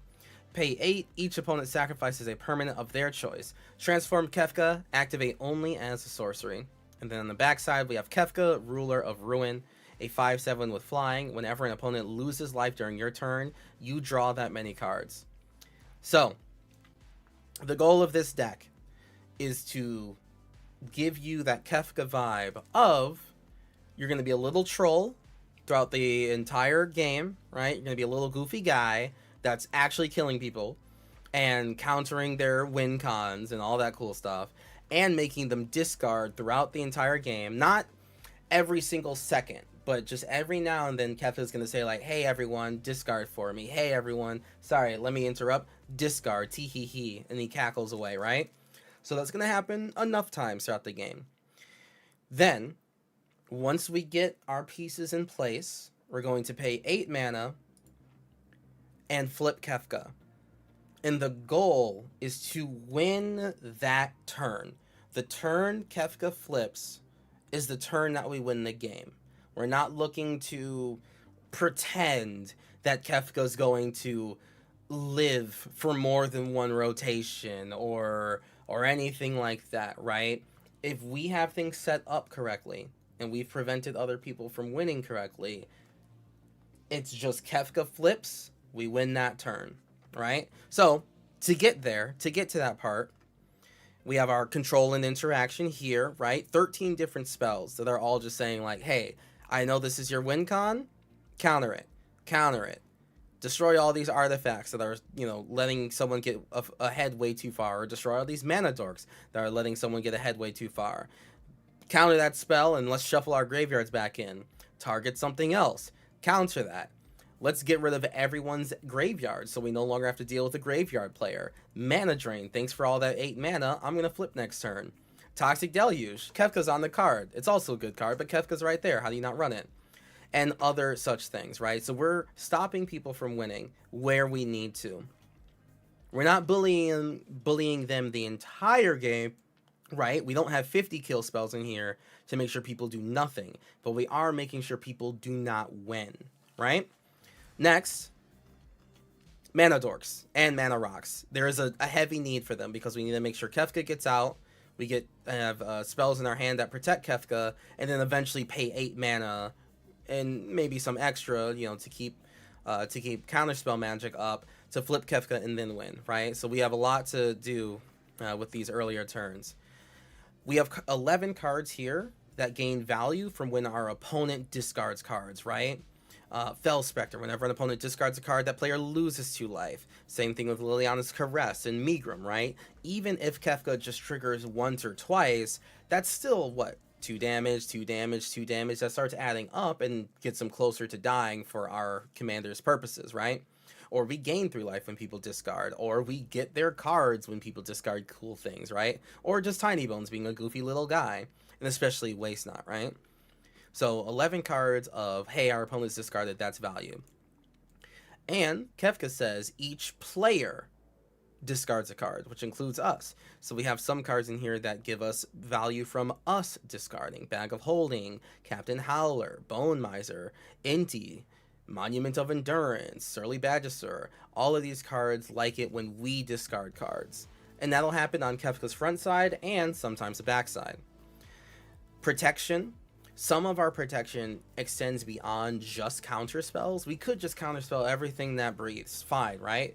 But part of like Kefka being the troll that he is basically someone goes to kill him, goes to remove him from the game, and then we just say tee essence flux. He dodges out of the way and then comes back and ETBs again and makes everyone discard. So part of our protection package is the fact that Kefka will avoid being destroyed or get destroyed, but then come right back to make people discard again.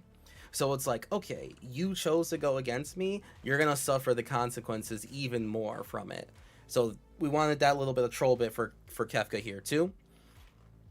A bunch of lands. We do have some lands in here that are extra card types. We have artifact lands or enchantment lands here. So when we have to discard a card with Kefka, that's an additional card type that's going into the graveyard, because our opponents are probably just going to like discard a land or like all choose to discard a creature. We need to make sure that we're adding another card type in there so that we can draw more cards. And then we get on to the actual win cons, right? So once Kefka actually transforms, how do we win that turn?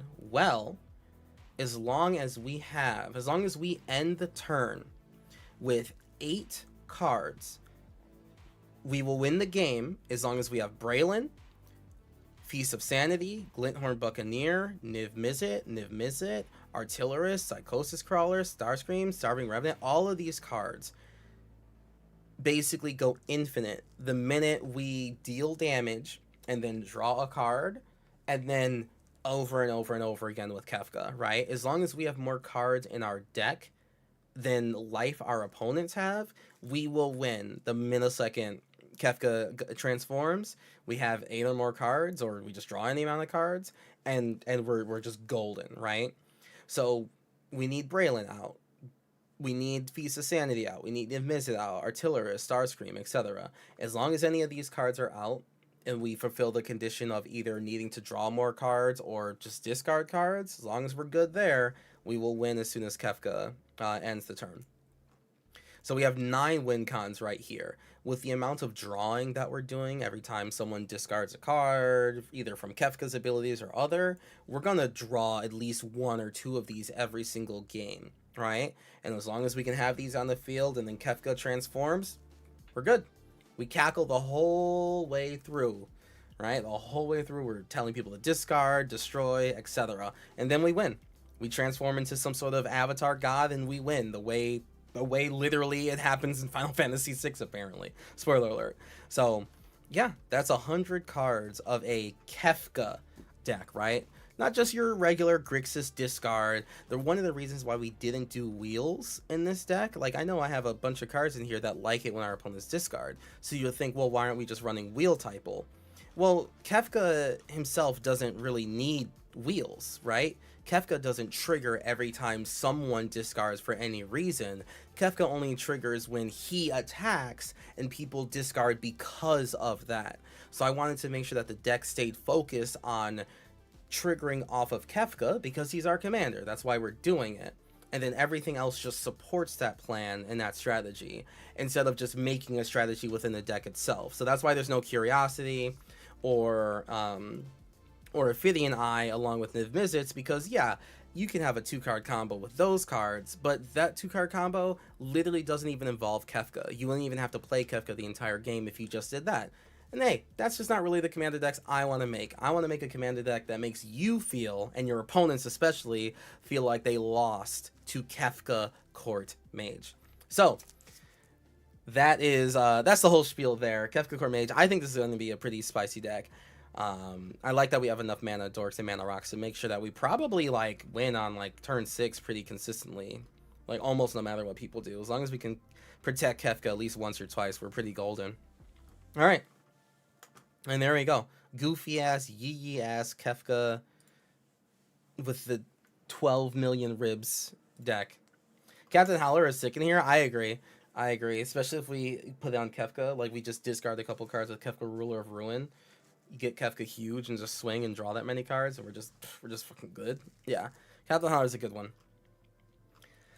Very, very good one. Okay, and there goes Kefka. So let's see. It is 11 p.m. right now, and I have the notes for Sephiroth, Fabled Soldier. I have him right here. Path of Pyro is great pre-Kefka turn setup. Path of Pyromancy? Let me look that up. I just don't know what that is. Path of Pyromancy? Is that it?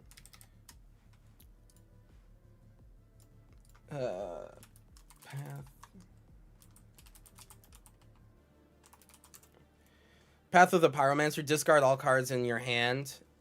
Add red for each of them. Discard this way, then draw that many cards plus 1. Yeah, that's actually pretty cool. Yeah. That's cool. I like that. It costs 5 though, so we might only go up red by like a little bit. Also knows for anyone playing this deck, as opponents can discuss amongst themselves what card type to discuss. If they don't, your deck will play quite a lot better. That's one of the reasons why we wanted to make sure that we had cards that were multiple types in there.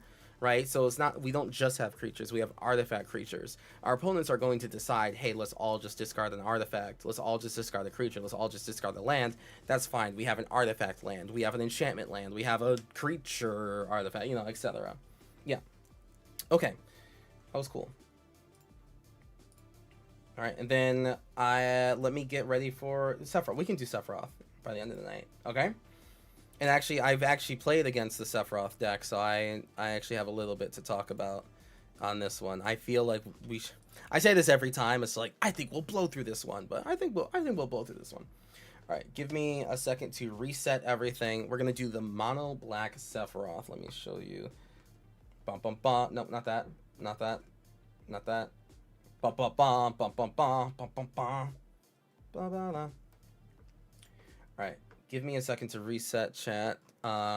Twitch, I'm just going to put you on like the 3-minute ad break thing. I'm sure you've already gone through ad breaks before. But if I do it, then we have a whole hour of no ad breaks happening. So while I'm getting ready for the next thing, we'll do the ad break now so you're not missing anything. And then we're good. All right, so be right back.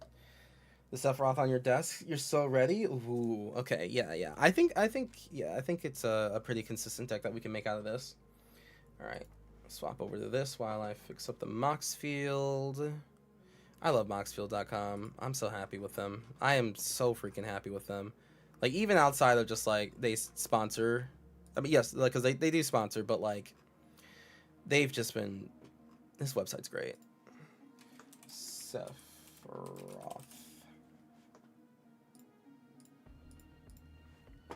Sephiroth, Fabled Soldier.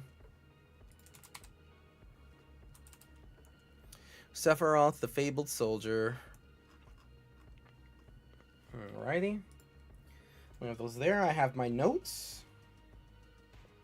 A lot of my notes here for this one, like this is like literally my notes here.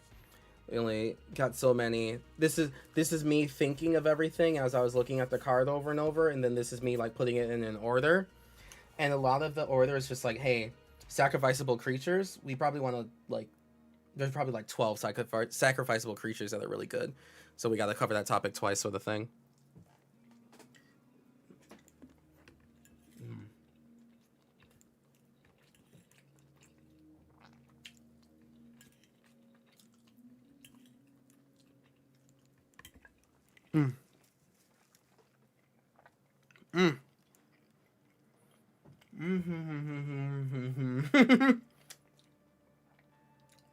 Yeah, That's where Sephiroth is from. Kingdom Hearts. It's true. It's true.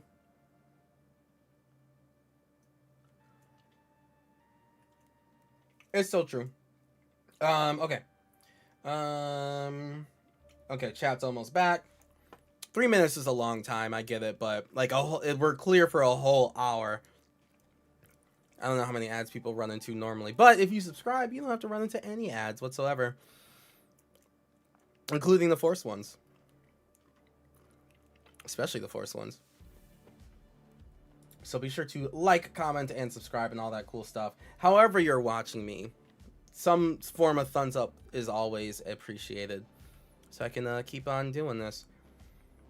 I like these deck builds. Like, I can't help myself from just like over talking about decks. Like, it's very difficult for me to not spend like more than an hour. I've been spending 2 hours on each of these, right?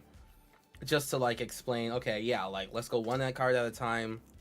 This card's good, this card's good, this card's a little bit better than that one, this card's a bit more on theme. It's very difficult for me to not like hyper fixate on every single choice. So I do hope it's something that people like.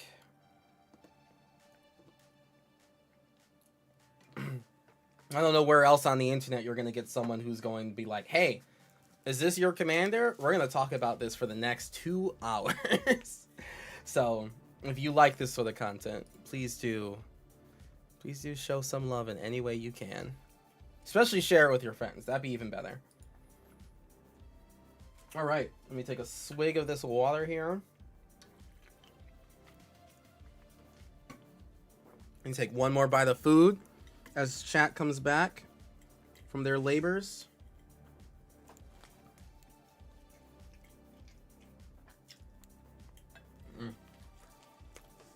Okay.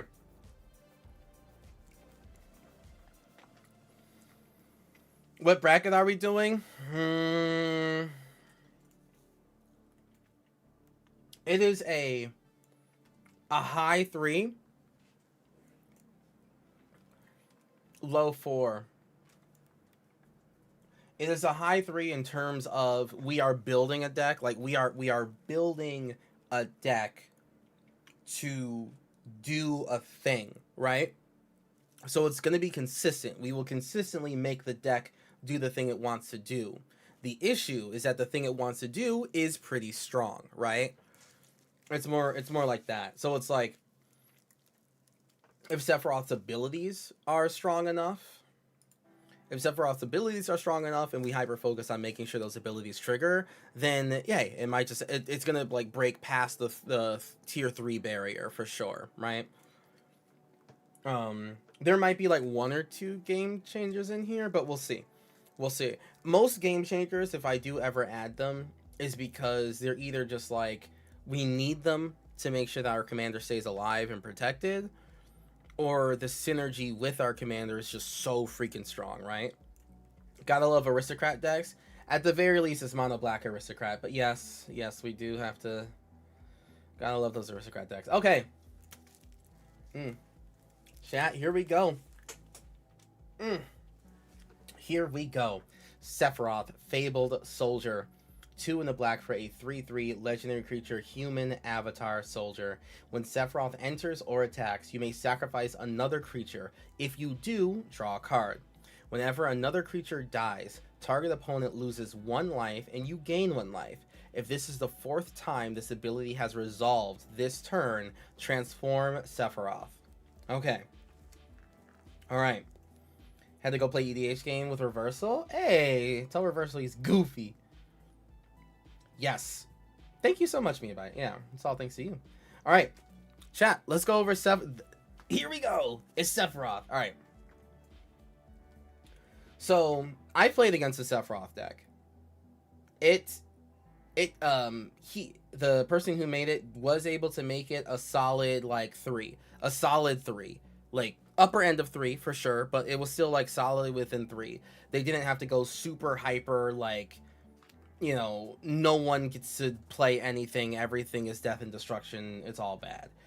And also, the deck felt very much like we were losing because of Sephiroth. It wasn't just losing because of general aristocrat shenanigans, Sephiroth was the driving force of us being in the position that we were in. And that's the type of deck that I would like to emulate right now. So, Masamune instant include, yes. So let's break this down. Sephiroth, 3 mana, 3/3. Comes out early enough, gives us some time to put some creatures into play. That's perfectly fair. Sephiroth doesn't need to attack immediately, so we don't have to play Sephiroth on turn 3. We don't have to. We can do a little bit more setup if we need. Because, hey, we're just looking for triggers of creatures dying. Whenever a creature dies, target opponent loses 1 and you gain 1. If this is the 4th time this ability has resolved this turn, transform Sephiroth. So, yes, this is an aristocrat deck, meaning that we want creatures to die and for us to see them and to pain and drain people for it. But we're trying to make it happen 4 times in the same turn. And that's where this deck gets a little bit spicy, right? It's not just your typical black, white, 2 creatures here die, next turn 3 creatures over there, next turn 2 creatures, next turn 1 creature, and then a total of 8 life was lost to everyone, so it was worth it. No. We really want to try to make sure we can get 4 dead creatures this turn. How can we do that all at once? And that's what we're going to focus on. Part of this deck's success will rely on your opponents in terms of how many creatures they're playing and how many creatures are killable by them. Sephiroth versus 3 control decks is probably not a great time, right? Because their only creatures that will die are yours, and one of them might just be Sephiroth, so it's not very good for you, right? Another thing to note is that this Sephiroth, and here's the backside of him, by the way. Well, I'll read that side, but just really fast, the transform trigger does not make him leave the battlefield, right? So it's just flip over, not exile and then come back. So if someone wants to interrupt you, in response to the triggers of creatures dying, and this is the 4th time it's about to resolve, if someone goes to kill Sephiroth, he'll just be gone. And even if you were to trigger the ability again, he'll still just die. There's no leave to exile and transform and come back. So just note that about Sephiroth, right? Let's look at his backside. Sephiroth, 1-winged angel, a 5/5 legendary creature, angel nightmare avatar with flying and supernova. When this creature transforms into Sephiroth, 1-winged angel, you get an emblem with, whenever a creature dies, target opponent loses 1 life and you gain 1 life. Emblems, of course, are typically only reserved for planeswalkers, and they're with you forever. There's no way to get rid of them. You will get this ability on the game that says whenever any creature dies, target opponent loses 1, you gain 1. Then, whenever Sephiroth attacks, you may sacrifice any number of other creatures. If you do, draw that many cards. So this Sephiroth is letting you hey, I know that you exhausted a lot of resources to get me to flip. Now, exhaust a couple more resources, and we get to refill our hand. And that's pretty good. So, and this commander, he's destructible. He doesn't have hexproof or anything like that. It's actually pretty okay if he dies. Some of our strategy is going to rely on him dying and bringing him back so that we can start this over again, so that we can make 4 other creatures die, and then he comes back transforming and we get another emblem. So now we'll have 2 emblems that say whenever a creature dies, target opponent loses 2, we gain 2. And then if he transforms again, we get 3, and then 4, and then 5, and then 6, 7, 8, 9, all of that. So it is okay if our commander dies, as long as we get to transform him, right? That's going to be part of our strategy. So the first thing that we want to talk about is sacrificable creatures. On our end, in our deck, what are good creatures in mono black commander that we can sacrifice, right? So, sacrificable creatures.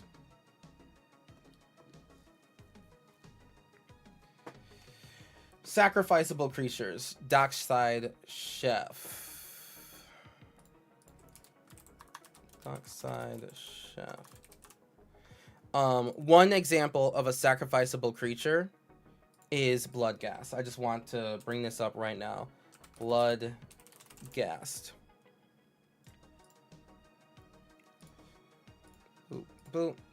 Bloodghast is a sacrificeable creature. This creature dies to Sephiroth or to Dammit or whatever the hell happens, right? This creature dies and it is able to come back for basically free 99, right? So Dockside Chef is a creature that sacrifices. That is a sacrifice outlet. Dockside Chef is a 1-mana 1/2 that says pay 1 in the black, sacrifice an artifact or creature, draw a card. That's not sacrifice a bull. Yes. Yeah. So sacrifice a bull creatures. All the fleshbag abilities. Yes. We will, Mayos, keep those fleshbags in mind, because we're going to talk about those later, okay? Keep those in mind, but that's not this one. To your point, since this is the same instance of the creature, doesn't seem... it's going to take this. If it didn't before, you could flip it and attack with the reverse side after. Yeah, exactly, right. Because it's not exiling coming back, this Sephiroth is able to swing, right? He can swing when he transforms, as long as he, wasn't summoning 6 beforehand. So that's one of the benefits of, like, hey, he doesn't have to exile the transform. He can swing as a one-wing angel as soon as he does, as long as the original side didn't have summoning sickness. Okay. Mono black with persist. Okay. Well, what cards do we have with persist?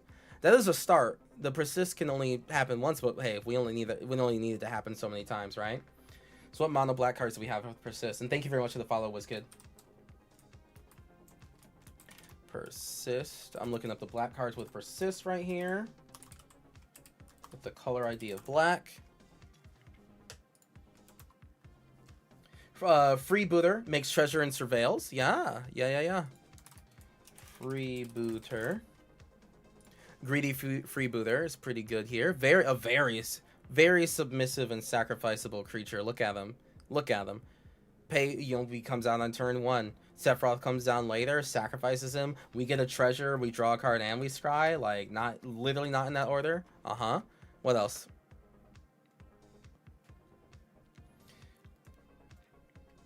Blood Pet and other thrall creatures. Blood Pet.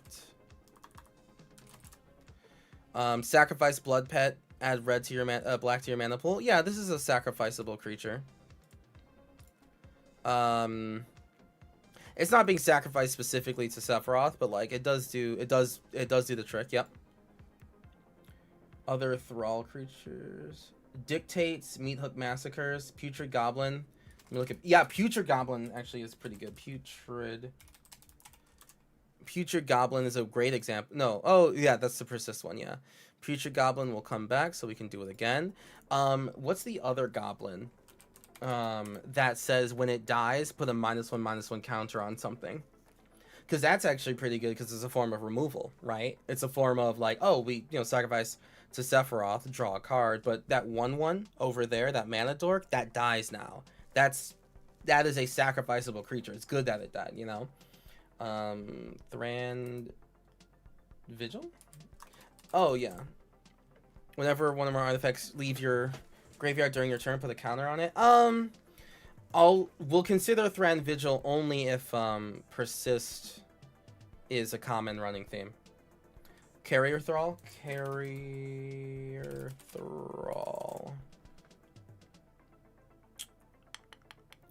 Whenever Carrier Thrall dies, make an Eldrazi. Sure, 100%.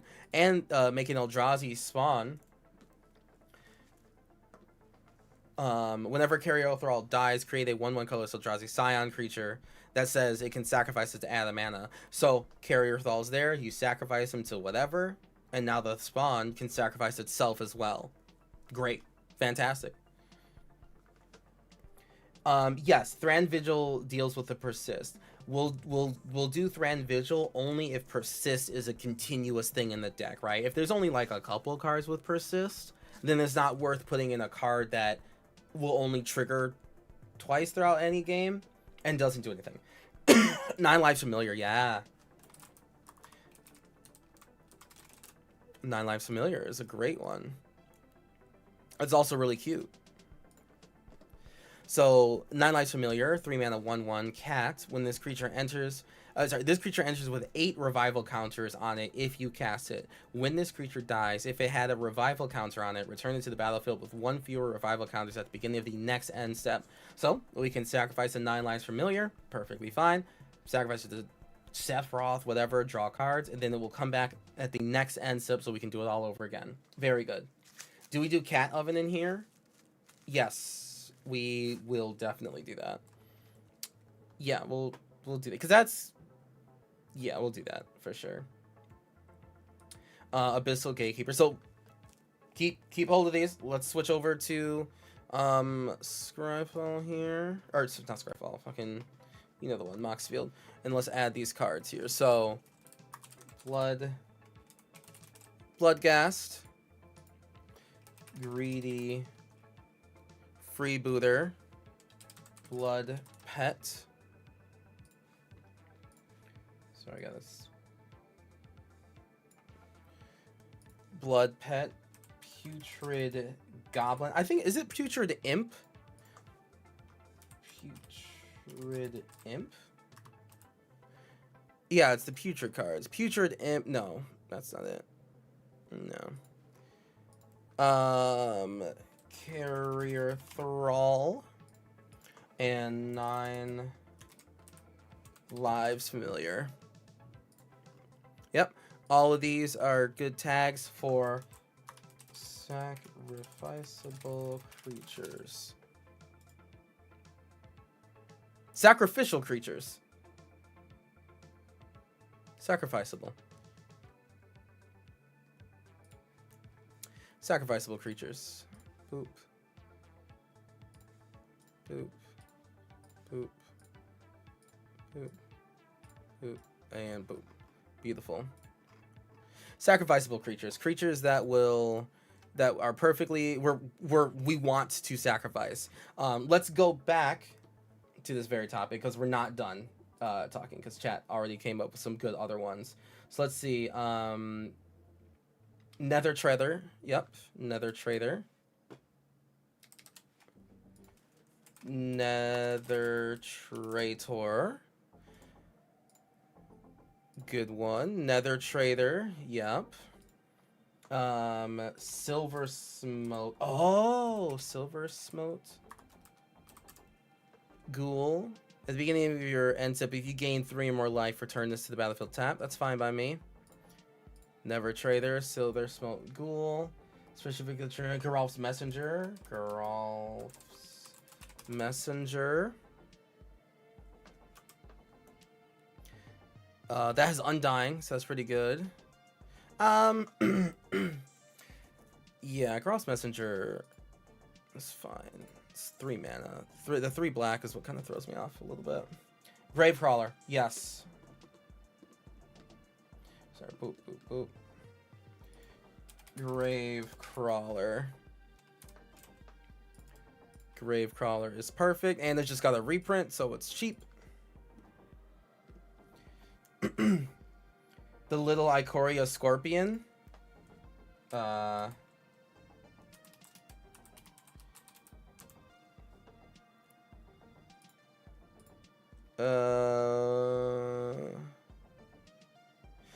Serrated Scorpion dies. It deals 2 damage to each opponent. You gain 2 life. That's fair. There should be a Scorpion and another card that says when it dies, put a -1/-1 counter on a creature. And that is what I want to find. Thought it was a Scorpion, but... Oh, this one has exploits. Ooh, that's a good one. Alright, the little Ikoria Scorpion is 1 mana though. Serrated Scorpion dies 2 damage to each opponent. You gain 2 life. I mean, that's like fine, right? What else? Then the playable one's Reassembling Skeleton. Yes, Bloodsoaked Champion. Yep. Forsaken Miner. Forsaken Miner is one of the really good ones here, because that thing can come back immediately. Nim Devourer. I don't like the 2 black on it. Reassembling Skelly Boy. I think I also don't like that too much, but it is kind of a certified classic. It's a certified classic. I think I'll keep that. Forsaken or no, Blood Soaked Champion. Blood Soaked Champion. Return only if you attack this turn. That's pretty good actually. Oh, Blood Soaked Champion's really good actually because Bloodsoaked Champion's really good because one, you're probably going to keep on attacking, but two, it's like your opponents won't realize, right? Like your opponents will be like, okay, well, Sephiroth can only sacrifice 3 creatures this turn. Let's do the math on the table. There's only 3 creatures for Sephiroth to sacrifice, so okay, we'll let Sephiroth damage go through. And then Bloodsoaked Champion from the bottom rope, you know, comes out of nowhere and is able to be sacrificed again. What about Playcrafter type effects? Out there, yes. Lotto, I think you said it earlier. Hold on to those because that is a different section on what we got going on. That's a different section of the deck tech. But this is when we don't have those creatures. This is what's filling the ranks. But those Playcrafter effects are a category all their own because they're that good. Yeah, you're good. You're good. I mean, you're in mono black, so you have access to things like Cabal Coffers, Pitiless Plunder. Yeah, and we're gonna get to those the benefits from sacrificing creatures. But first, I wanted to make sure that we got these. So let's go back over to the deck so I can make sure that we're adding these here. So Nether Traitor, Blood Soaked Champion. Nether Trader, Bloodsoaked Champion, Forsaken Miner,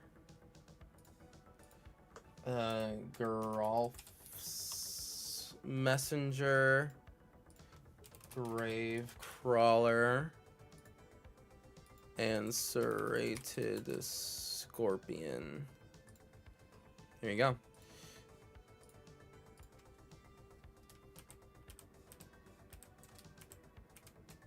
These are all sacrificable creatures. A good solid 12 sacrificable creatures, right? So just throughout the game, we got a Forsaken Miner out, we got a Bloodsoaked Champion out. Sephiroth is going to be like, I'm going to sacrifice you guys for value, and they'll be like, damn, you're right. It's kind of sick. So I think it's fun to run somewhat inefficient stuff like Nim Devourer and Reassembling Skeleton. Yeah, we can actually add 2 more. I did like the reassembling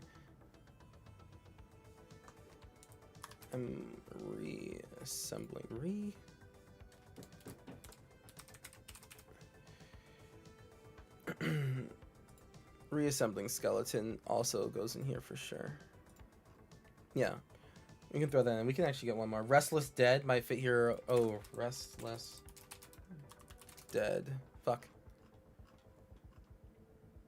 Regenerate this creature? No. No, we want the creature to die. Sorry. The topic is sacrificable creatures, so it needs to die. Or relentless. Sorry.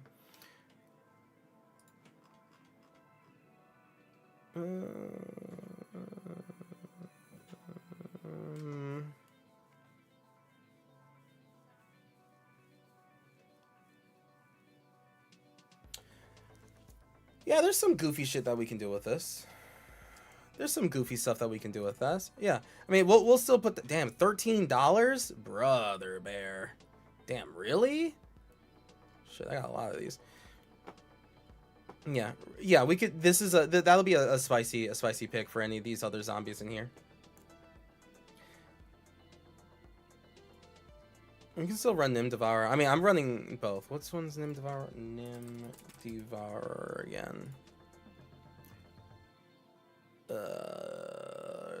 Sacrifice a creature. Yeah, so this is in our graveyard. Well, okay, so we do have to get Nim Devourer in our graveyard in the first place. We don't have discard outlets as of yet, and we're definitely not going to pay 5 mana for this guy, right? Like, just in terms of how does this creature get into our graveyard? And I just don't... at least as of right now, I don't think that we're doing that without him like coming, like paying 5 to put him into play to then sacrifice him. And that's just like, this is not a 5 mana worth card, you know? Yeah, that's just that's the argument for it right as of right now. Okay, 14 creatures of, hey, Sephiroth is great to be sacrificed to. That's perfectly great. And we have other topics to go over. So, next topic after sacrificable creatures, now I want to cover token makers. Yes, because Sephiroth lets us sacrifice anything, right? It's just another creature, right? But I wanted to cover sacrificable creatures first because our deck can't just be full of token makers. Token makers by themselves are typically more expensive than just like 1 mana, right? A token maker starts at like 3 mana to make that start going. So we're going to find some creatures here that now also make tokens so that we're not completely out of cards all the time.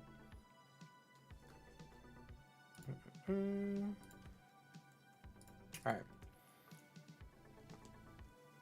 You could go in that direction if you want to reanimate. You could go in that direction if you want. Wait into the reanimate discard package a bit. But that's slots on slot. Yeah, that's. We don't. It ain't worth it. None of that's worth it. None of that's worth it. Personally. Infestation Sage. Yes, that's a good one. Okay.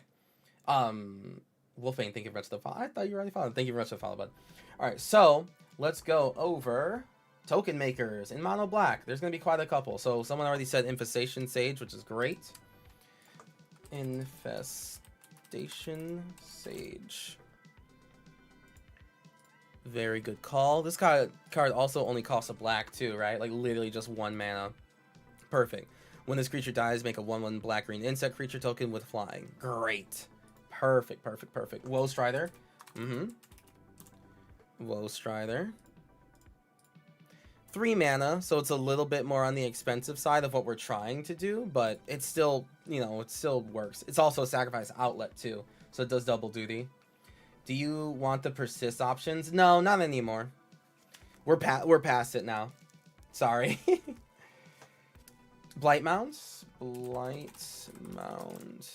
Yes, another reason why I wanted to go over sacrificable creatures first is for cards like Blight Mound, right? Because Blight Mound triggers whenever a non-token creature you control dies, make a token. So if we started just talking about token makers first, we wouldn't have like the right mindset of like, oh, are you even gonna run non-token creatures? Because why do that? I wanted to start with the sacrificable creatures first. You posted it twice? I'm sorry. I'm sorry. We did go over some, but yeah, you're right. You're right. I'm sorry. My bad, Mia Bite. Pawn of Ulamog. Oh, yes. Pawn of Ulamog. Pawn of Ulamog is pretty good. Yep. This is another reason why I wanted to go over non-token creatures first, right? Because Pawn of Ulamog says whenever Pawn of Ulamog or another non-token creature you control dies, make an Eldrazi spawn. We wanted to talk about the creatures, the non-token creatures that would die first before we started talking about the token makers. So this is pretty good. This is really, really good. Even though he costs like 3, we can still just do a lot with him. He can come out for 3 and we can still end up playing Sephiroth that turn. Bitter Blossom. Good. Bitter Blossom. Bitter Blossom is a good one. What else? Another mono black token maker. Creature token specifically. We got like the legendary one. Ophiomancer. I mean, it's not legend. It's legendary in terms of throughout the community. Ophiomancer, of course. At the beginning of each upkeep, if you control no snakes, you make a 1/1 black snake, right? With Death Touch. So 1, this protects you on not your turns. But 2, it's just like, okay, like you have a guaranteed sacrifice thing all the time. Or a guaranteed card to block with, which will die and then kill the blocking creature. So that's also 2 creatures that would die in a single turn. What's the other Bitter Blossom, but that makes an army? It's the orc one. And the zombie one. Lassatep. Oh, Eternal something? March of the Eternals? Dreadhorde Invasion, thank you. Dreadhorde Invasion. Yep. We'll look at Dreadhorde Invasion 2. Sifter of Skulls is 4, but kind of sweet. Sifter of Skulls is actually really good here. So I really like... So Sifter of Skulls is the same as Thrall of Ulamog here. So you can see. They're the same card, and that's perfectly fine, right? Because we're going to be sacrificing creatures and tokens left and right. But this allows us to make sure we get up to that 4 mark when things die.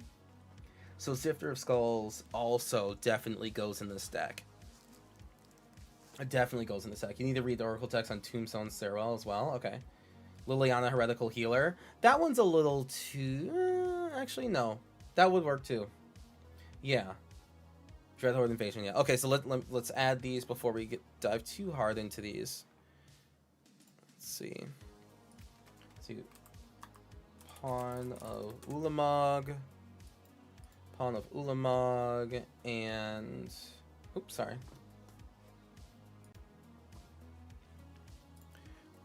Infestation. Sage. Woe Strider. Blight Mound. Blight Mound. Sifter of Skulls. Bitter Blossom. And Ophiomancer. Venerated Stormsinger. Yes. We got to go over the there a lot of cards from Tarkir are going to go in this deck too. Because damn it, they all want to sacrificeable creatures because I did not set a new tag. This is Token Makers.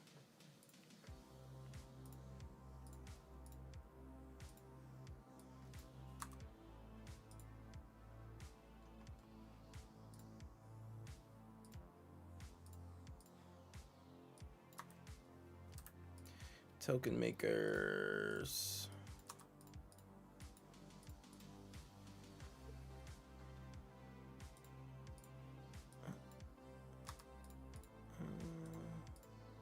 Token Makers. Token Makers, and yeah, we'll do this art for Bitter Blossom. Shit's beautiful. Yep, Token Makers. All right. Let's go. Let's go back here. We're still looking for Token Makers.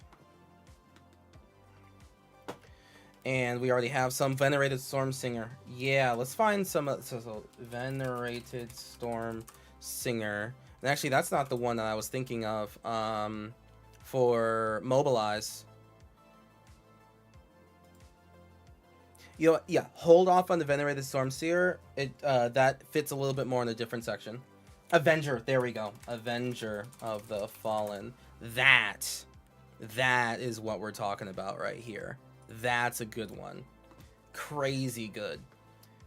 Mobilize X, where X is the number of creature cards in your graveyard. Whenever this creature attacks, create X tapped and attacking 1/1 red warrior creature token. Sacrifice them at the beginning of the next end step.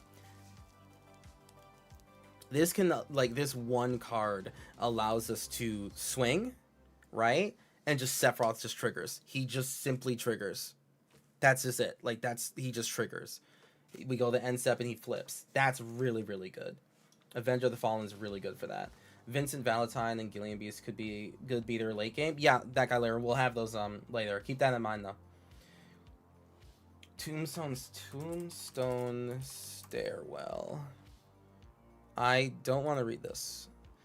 Alright, cumulative 2 black world enchantment, cumulative upkeep of 1 in the black. At the beginning of each upkeep, if this enchantment is on the battlefield, each player makes a 2/2 zombie creature token with haste. Name Tomb Spawn for each creature in their graveyard.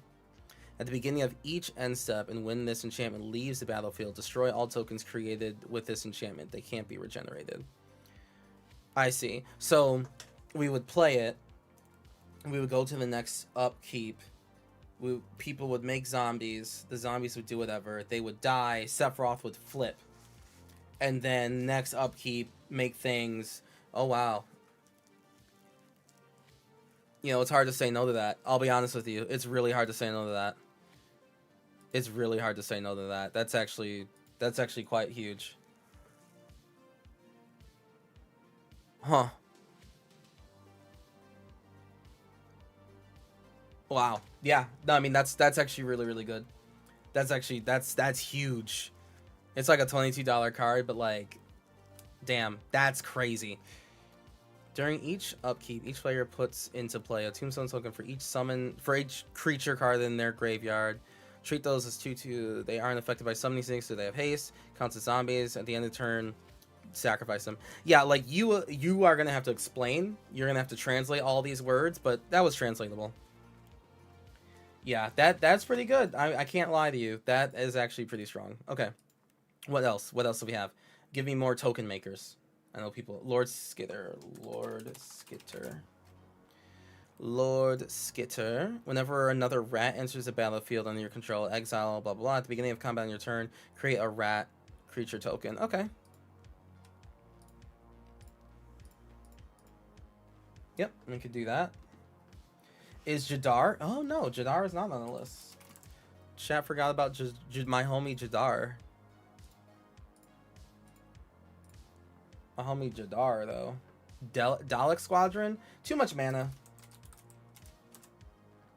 If I remember correctly, it's like 5 mana, right? Most of the Daleks. Oh, it's 3 with Myriad. Never mind. Myriad is exile those. No, Myriad is exile the tokens at the end of combat, which is not impossible. It's not impossible. Don't get me wrong. Like Dalek's route, you can still sacrifice the thing to Sephiroth and everything like that, but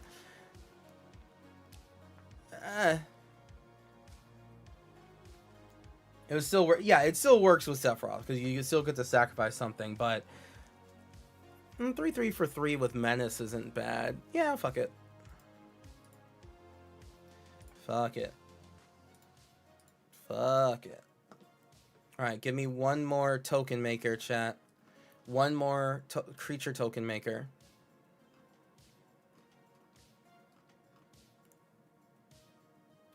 Fomulus? Fomulus? The fuck is that? Oh!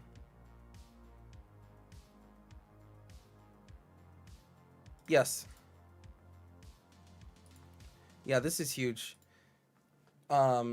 High key, low key chat, Fomulus. I've actually seen more and more people talk about Fomulus over time. It's currently a $4.57 card.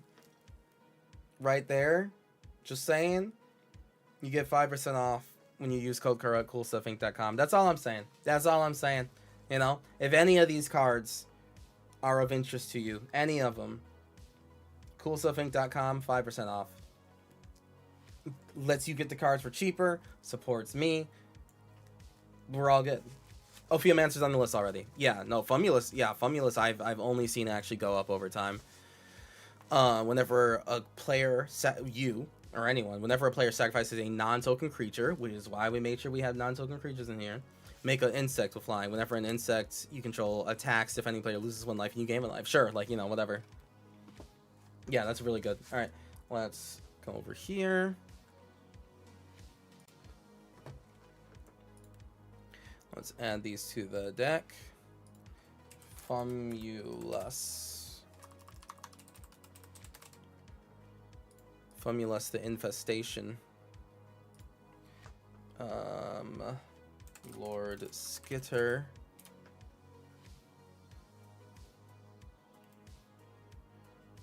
Sewer King, Avenger of the Fallen.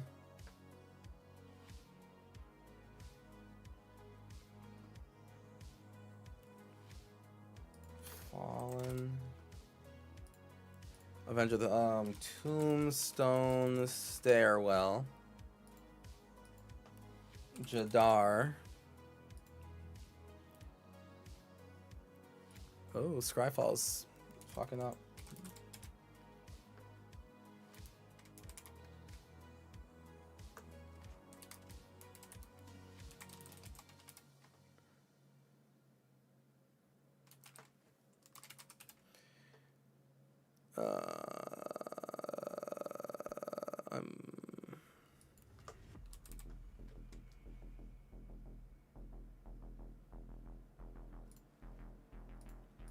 Dalek Squadron. Okay, that was it. Yeah, I know.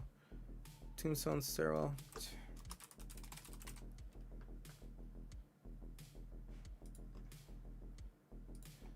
Yep, token makers, token makers, token makers, token makers, token makers, and token makers. Are there any Fleshbag Marauder style effects on the list? Not yet, and that's actually what we're gonna do. We're gonna do that in after 2 more topics, and we'll go over the flashbags because the flashbag triggers make our commander flip immediately. That's why I'm trying to save that for like after we discuss what the rest of the deck does, before we just introduce the like easy do button. You know what I'm saying? But yes, those are gonna be next or in 2. All right. Diagraph Colossus, last one. Diagraph Colossus. Whenever you cast a zombie spell, make a 2/2. The zombie spells that we are casting are by accident, right? As in like it's not on purpose. Zombies just have to be good, like happen to be good sacrifice fodder. But any zombies that we've cast have literally just been by accident. Like it's not on purpose. Yeah. And turns out there's actually not that many. Feel like this deck you should run a lot of removal to get Sephiroth to flip. Well, the thing is, right, it's just like the removal that we'd have to run to make sure that 4 creatures die in a singular turn, but it doesn't include blowing up the board, because then Sephiroth would die or not see the triggers, or it's going to require like a lot of mana on our end, right? So we got to be very crafty with our mass removal situation. We have to be very crafty with it. We got to get them to flip first, and then we got to make sure that's happening. Spot removal? Right, well, we can only run so much spot removal to make 4 creatures die in the same turn, right? Like, there's literally only so much. I mean, like look at Sephiroth, right? It's like, we have to trigger whenever another creature dies, blah, blah, blah, blah. For the 4th time this ability has resolved this turn. We're gonna have spot removal. It's still mono black, okay? We still gotta stop people from winning, but the game, because we need to hit this 4 trigger, it's not gonna be something that we can spend 4 different cards on just to make them flip. That can't happen. There's not enough mana in the world for that. And in all fairness, the backside of his ability, like the backside of getting the emblem, does not constitute 4 cards worth of removal. You know what I'm saying? Like, just getting an emblem that says when something dies, target player loses 1 and you gain 1.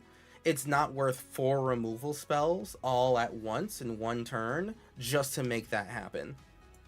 You know, that's it. That's an over the course of the game sort of thing. We got to make it cost as little to us as possible. All right, so the next topic is sacrifice outlets. Sacrifice outlets, yes. All right. Next thing is sacrifice outlets, right? Ways in which we can make these creatures, and we just labeled a bunch of creatures. Some of them have mobilize, right? So mobilize just happens by itself. That's an outlet all by itself. But we need something that lets us say, like, hey, just sacrifice a creature so that we can make Sephiroth trigger, right? Is Turgor too aggressive for what you're doing? It is a little bit. Yeah. Just it's a fair question. Super fair question, Lotto. Yeah, I'd say so. Yeah.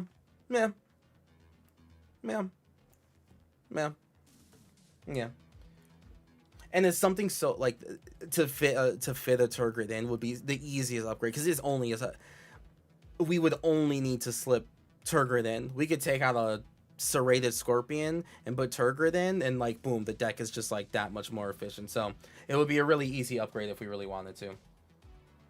Sorry. Okay, Dockside Chef. Yes, exactly. There you go, Mia. But yes, Dockside Chef is an example of what we're talking about. Yep, Skull Clamp. Skull Clamp is good too. So let me look at these cards that we're talking about. Let's see, Skull Clamp. Skull Clamp definitely fits here. That's a good outlet. Skull Clamp, Dockside Chef. I like how you type in Dockside and you either get Dockside Chef, the most like normal magic card, and then Dockside Extortionist, the worst. Ashnod's then Phyrexian Altar. Yep, the altars are definitely amongst the list there.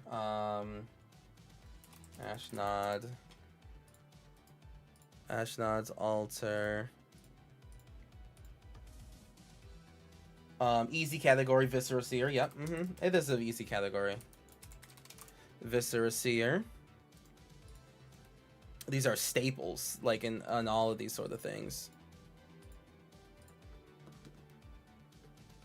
Would also suggest Viscera Seer. Yep. Braids Arisen Nightmare. Braids is good too.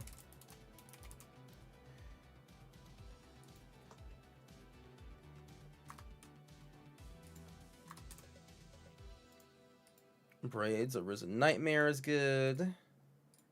Boop, boop. Abhorrent Overlord. Ooh, Abhorrent.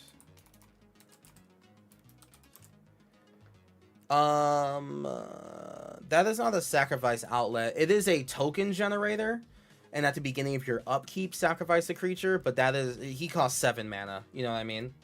Dark Ritualist. If there is a way to cheat him into play, or if there is a way to guarantee that I had a lot of black devotion, then the answer would be yes. But he's not out. Yeah. I'm going to recommend Cauldron of Souls for 1 big turn. Also bring back Seraph. Oh, true. Very, very true. I'm going to put that straight into the deck, actually, maybe. Cauldron of Souls. And that's the big persist spell there. Yep. I'm going to put Cauldron of Souls right in there. I'll figure out a tag for it later.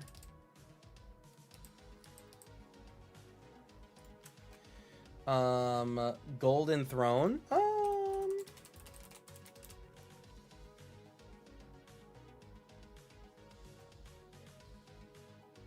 We'll remember Golden Throne when we go over Mana Rocks. That'll be like at the end when we go over Mana Rocks. No, actually no. We can do that here. That's a pretty solid sack outlet. It's not infinite, but like the value is pretty fucking there. The value is pretty there. That's pretty there. All right. Toot. Rankle, Master of Pranks, Carrion Feeder. Yes, there's gonna be we're supposed to talk about this section twice for sure. Skull Clamp. Dockside Chef. Ashnod's Altar. Viscera Seer.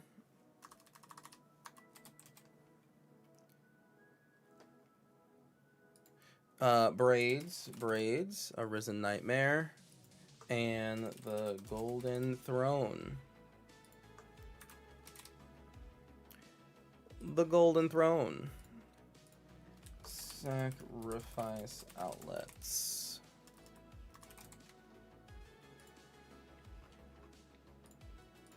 Sacrifice outlets.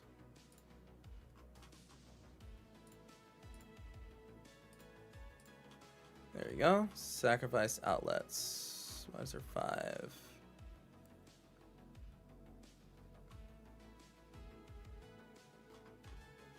What am I missing here?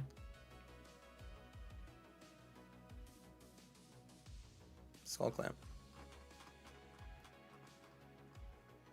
Skull Clamp is also a draw. That is true. And actually, Skull Clamp also belies a little bit more of what we kind of want to make sure that we have in the deck too, which is sacrificing for something, right? Like, it's not just sacrifice for the sake of sacrifice, but it's sacrificing for drawing cards, right? So there is a whole genre of cards that we can do. Big fan of Plum the Forbidden. Ooh, yes. Plum the Forbidden's really, really good. Okay, let's look at Plum the Forbidden. Let's look at Plum the Forbidden. Plum the Forbidden. Yep, Plum the Forbidden. It's a really, really good outlet. I like Plum the Forbidden's like the backside of Sephiroth. A little bit. What else? We want the... Can we get the Warhammer Skull Clamp? I'll change that. Plum the Forbidden. Yahenni, Undying... Ooh, Yahenni is good, yeah. Yahenni, Undying Partisan. Whenever a creature in opponent controls dies, put a counter on Yahenni. Gets way bigger, as well as the Sacrifice Outlet, yep. And then Carrion Feeder. Carrion Feeder, yeah. Yep. Carrion Feeder. Alright, so that's enough on like the creature side. I need some spells that like more Plum the Forbiddens. Village Rites. Let's make sure that we're always drawing cards, yeah? Killing Wave.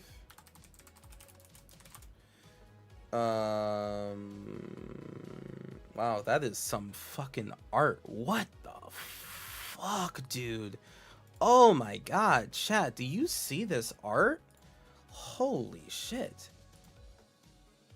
Oh my god.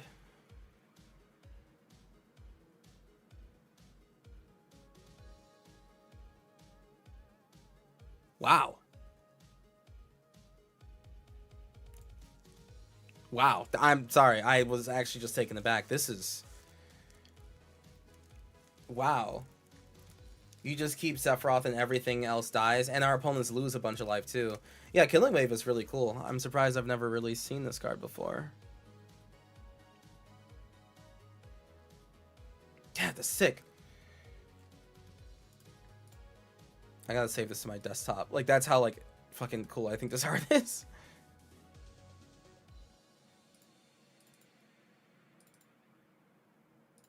So... Shit. Sorry. Killing Wave, and what else? Corrupted Conviction, Deadly Dispute. Yeah, Deadly Dispute. I like Deadly Dispute.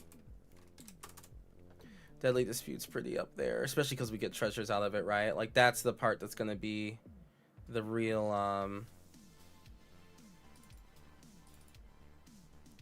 the real killer there. Boop.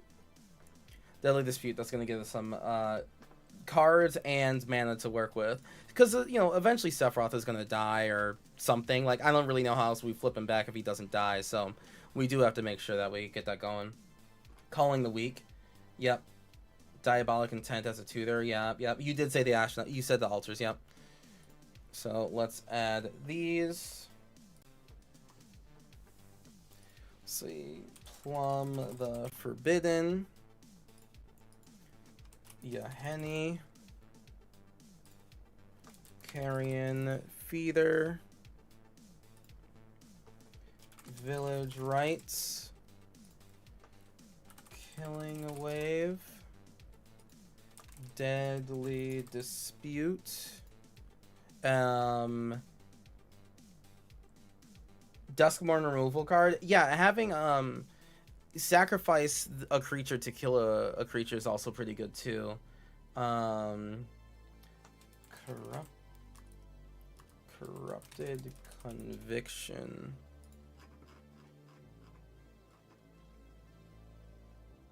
Yeah, that's the yep.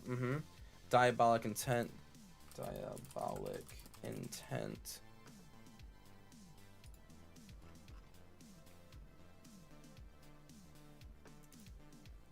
Liliana Dreadhorde General on the list. Not yet. The Duskmourn removal card. Massacre Girl. Which Massacre Girl, dude? It's gonna kill Sephiroth. As Warren Soul Trader not in, makes you treasure. That's true. Warren Soul Trader is not in yet. Yep. Warren Soul Trader is a incredibly good sack outlet. We will be able to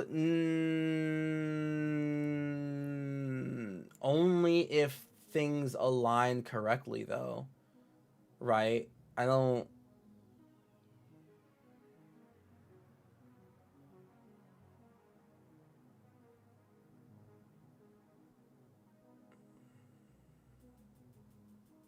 Yeah. Although he'll die in the back end too, which isn't necessarily my immediate desire, but he does flip again, or we get to recast him. That one's a maybe Goombalax. Yeah, it's how you stack them. Yeah. Exile spell that allows stack. Final elegance. Final and revengeance. Oh, there you go. Yep, exile target creature. Not bad there. It does exile instead of kill. I do love that art, though. That art's sick.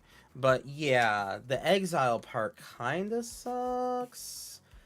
Because there's ones that do kill, right? Killing ones would just give us 2 triggers instead of just 1. Yeah, that's a sick-ass art, though. Bone splinters? I think that's exactly what Miyabai would... Yeah, there you go. Bone splinters is the same thing. Bone shards. Oh, is bone shards the better one? Bone...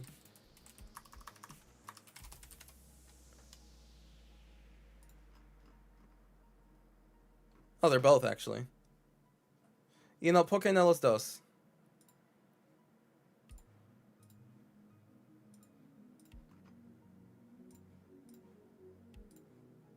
These are all good sacrifice outlets.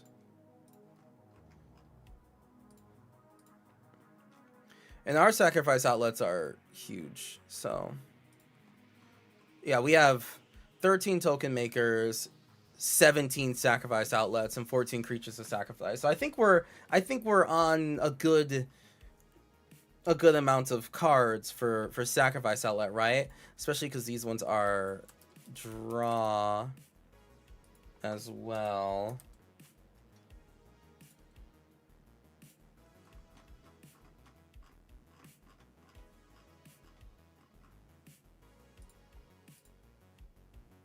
Oh my god.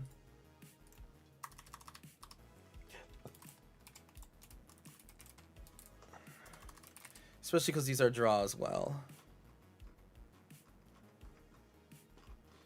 No altars yet? No. I have the Astronaut's altar right here. And so it's a bit more recognizable. I have the Astronaut's altar right here. This is sacrifice outlets plus removal.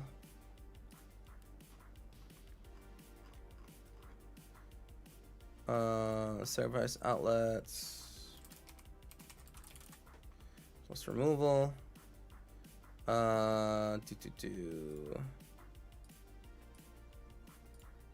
Let's draw. This is draw. This is draw. It's also technically draw. Draw and draw. Just want to explain, like, these, we have a lot of draw sources. It's also sacrifice on top of it, right? Like, that's awesome. It is sacrifice and mana.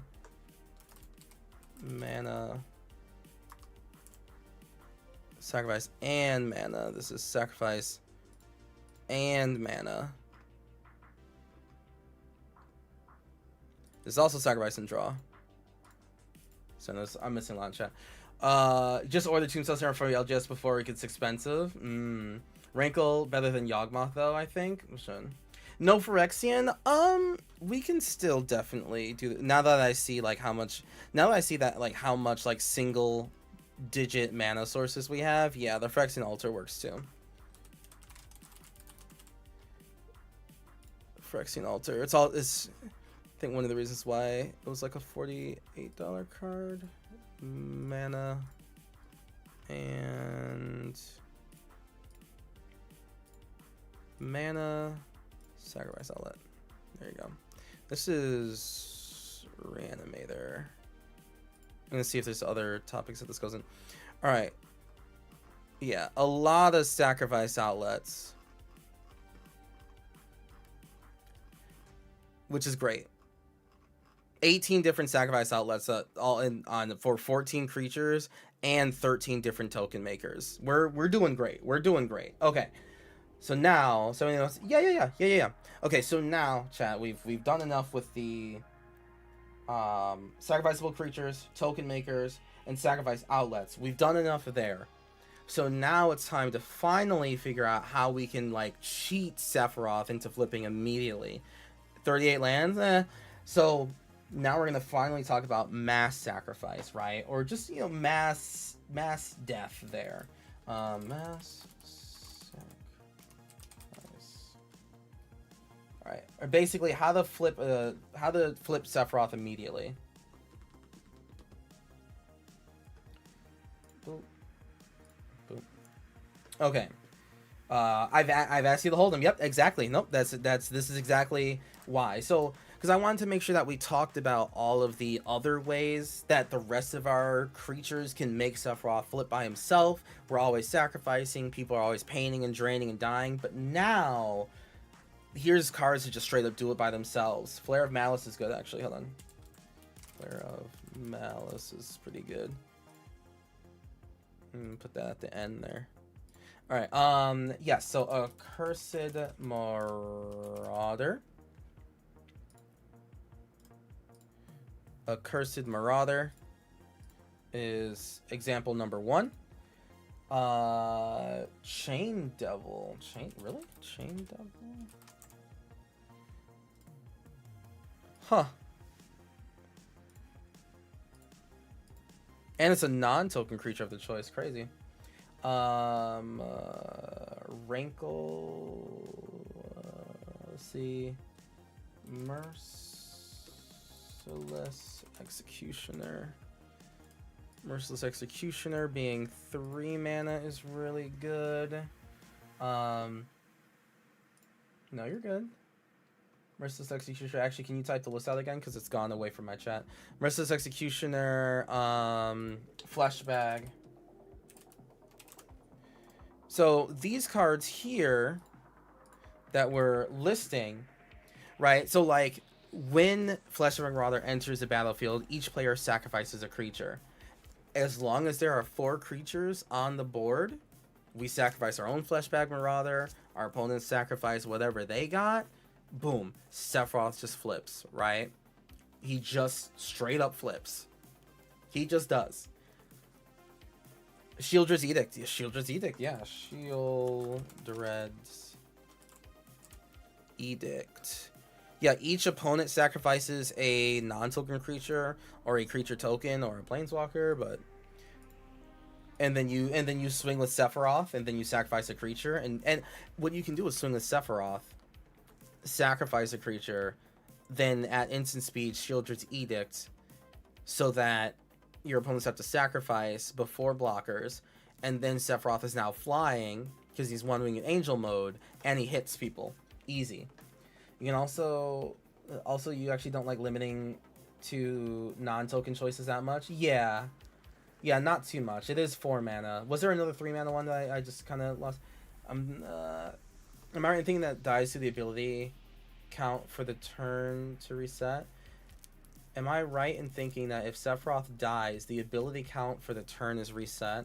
Yeah, it's the 4th time this ability has resolved this turn. Yes, correct. Because it's not the same Sephiroth. Your favorite is Wasteland Raider with Squad. Oh.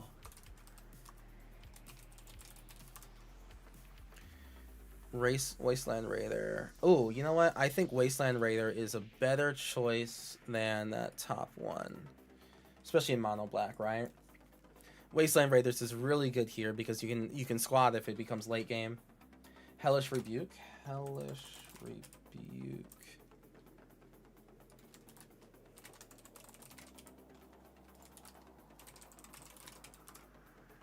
Abyssal Gatekeeper already got in? No.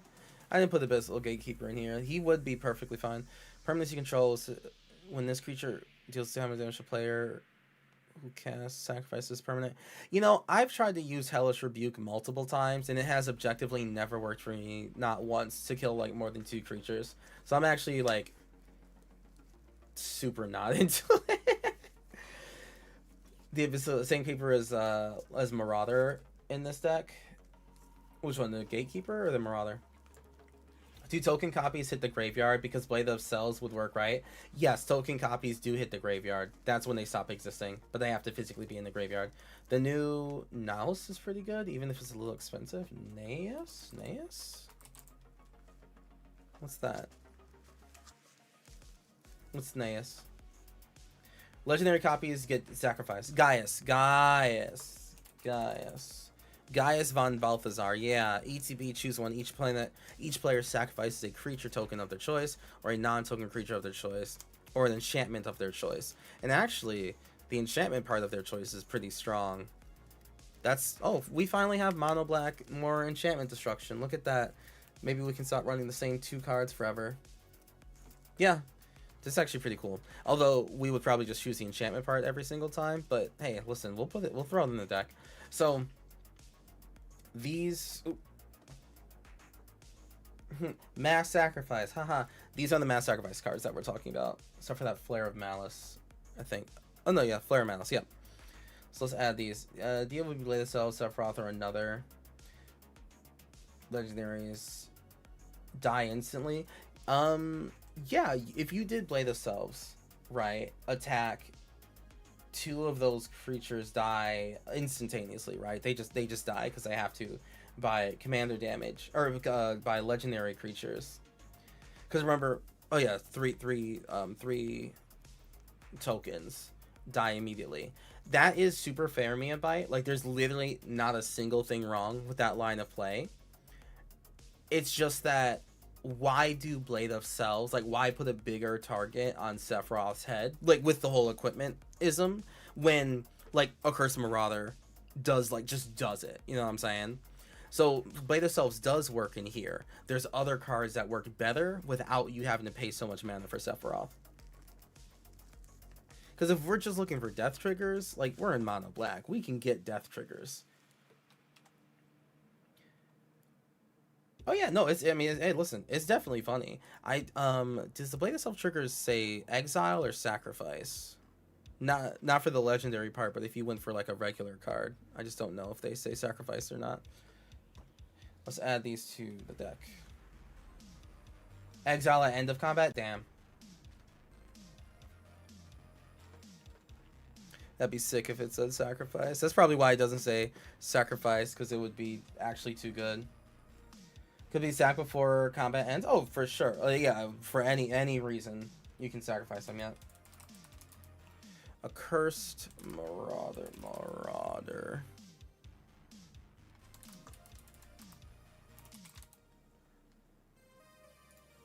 Accursed Marauder. Where are you? There you are. Accursed Marauder. Wasteland Raider. Wasteland Raider, Merciless Executioner.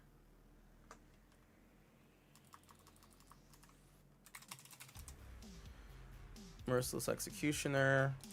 Fleshbag Marauder. Shield Red. Treacher's Edict. Each opponent sacrifices a creature or planeswalker with the greatest met. Yeah, Flare of Malice is great. Flare of Malice is perfect here. Because we actually have, like, black creatures that we can sacrifice to. So this is the tag is going to be instant flips.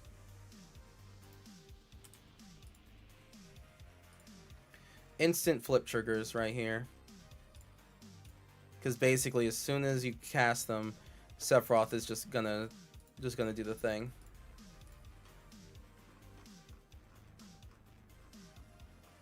And we only want so many instant flips. Like, here's a solid 6. If you want to find more, absolutely feel free to do so. But we don't necessarily need many more than this, you know?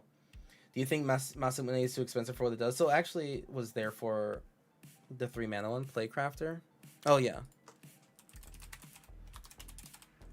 Playcrafter is kind of the quintessential. Alright, 7. 7 is fine. 7 instant flips is pretty good. I'd say it's pretty good. Do you think Masamune, are you guys constructing a Sephiroth deck? Yes, we are. Yep.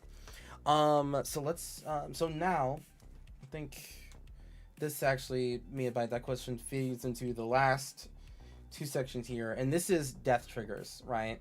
So now that we've specifically talked about how, like, we have creatures to sacrifice, we have non-token creatures to sacrifice, we have outlets to sacrifice them to, and we have ways to make sure that Sephiroth flips immediately, right?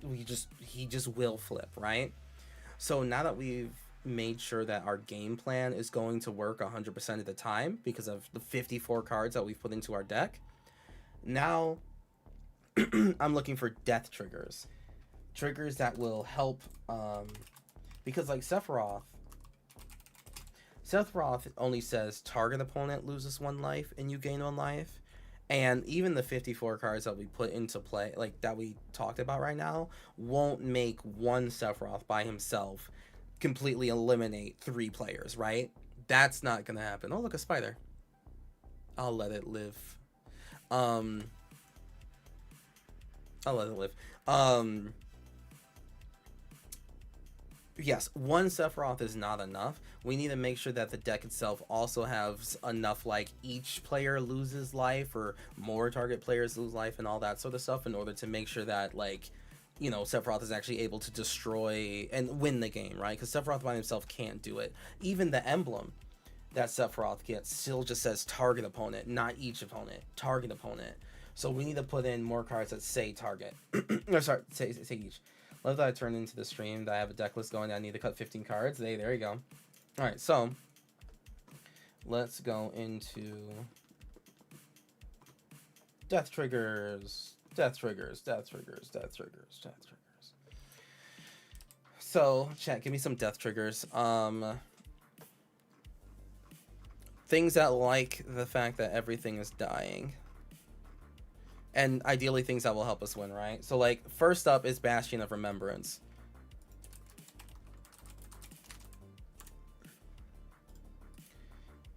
Bastion of Remembrance is going to be the titular card here, right? Hey, Night Elf, good to see you, bud. And I don't even know where the spider went. See? We're all at peace. I would include this when a creature dies, return it back to the battlefield so you can get multiple Sephiroth emblems. It would come back as the front side, Mios. It wouldn't come back as the back side, but it would come back as, like, the side that you see right here. So, like, it would let us start the whole, like, Sephiroth train back over again. That is very fair, without having, like, recast them, but it won't be immediately. Yeah, we can keep transforming him. Yeah, we can definitely do that. It's time for, yes, now it's time for Venerated Stormsinger. Yep. Thank you very much for holding it back. Venerated Stormsinger.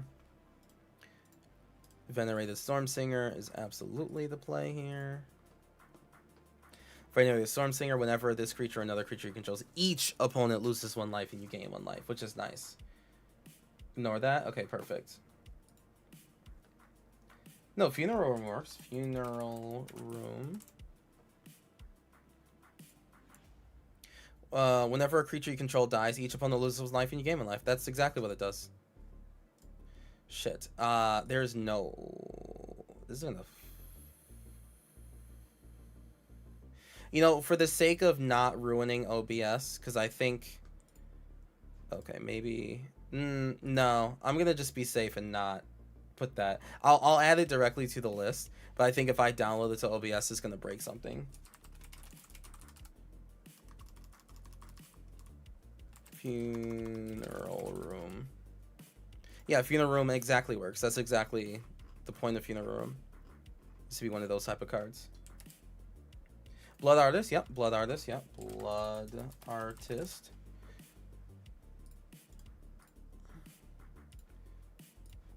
Blood Artist, yep. What else? Roaming Throne. Roaming Throne. There's too many different creature types in this deck. Roaming Throne would not be good, actually. Marionette. I guess what, on human? I get like there's technically more humans, but Marionette Apprentice, yep.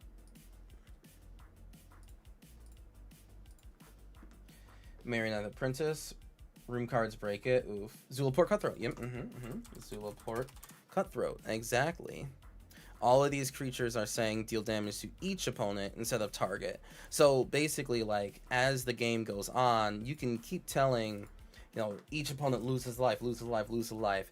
But Sephiroth will be like, okay, but you, like the person who's winning, even like, you know, that's not me, that's winning, fuck you specifically, you lose an additional life, right? So like for every creature that dies, every opponent loses 1 life, but 1 opponent loses 2. Vran, I think I had the issue with Vran only triggers once a turn. Vindictive, yep. Vindictive Vampire.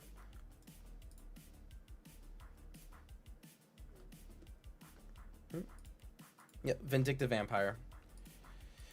Those are good ones. Chat, let's go over to the thing. Vengeful Blood Witch. Yeah, that's a newer one, I think, right? That they've added in from Vengeful Blood Witch. Whenever this creature, another target opponent. This is another target opponent one, but that's still fine. Bastion of Remembrance.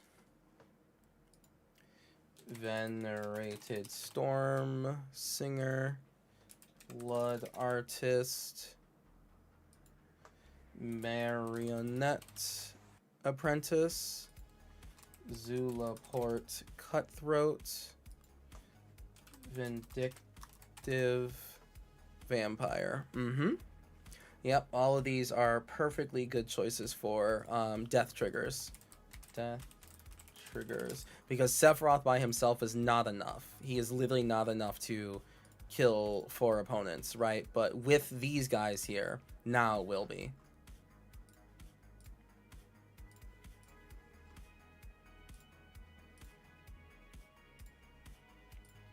All right, we're at 62 cards. I think we can do another... Oh, wait, no, that would be 30 at Lance Lamau. Okay, we gotta look into mana.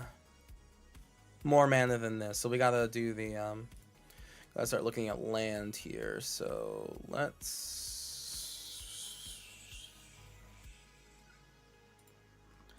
try to add this mana base here. Arcane Signet, Felwar Stone, Soul Ring, Thought Vessel.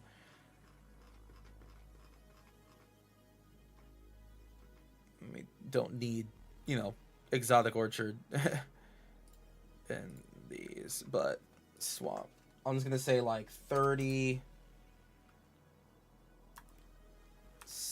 How much lands does this type of deck need? Like it's pretty low to the ground, in all fairness.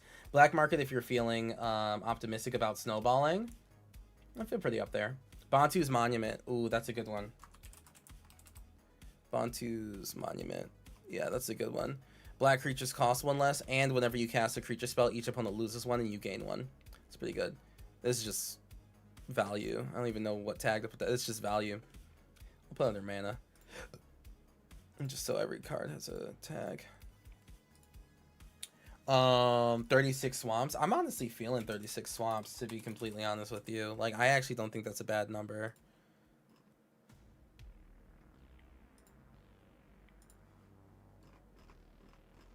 Of course, it'll be a Final Fantasy one. Yo, holy shit, that looks sick. Hold on. What is that? What is that from? Jumpstart? What type of jumpstart is this? Malakir Rebirth should be in. Yep. Malakir Rebirth.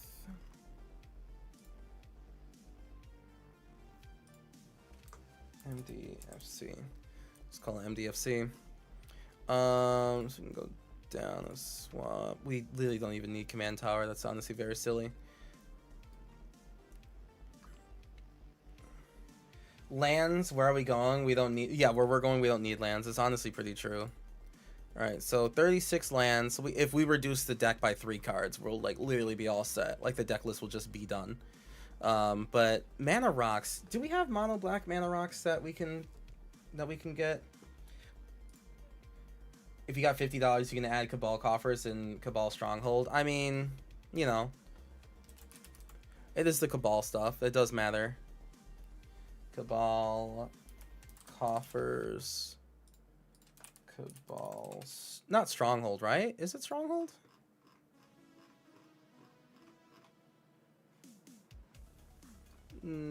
Oh, yeah.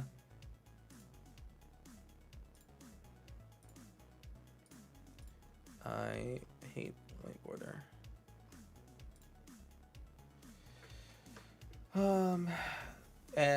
And expedition map. I'm not gonna put expedition map in here. It's not that big a deal. It is how I'm thinking about it in my mind. Like if we get a single Cabal Coffers in our opening hand, or even like 3 turns in, we're still just generating value for either of these, right? Like for either of these, it's just fine.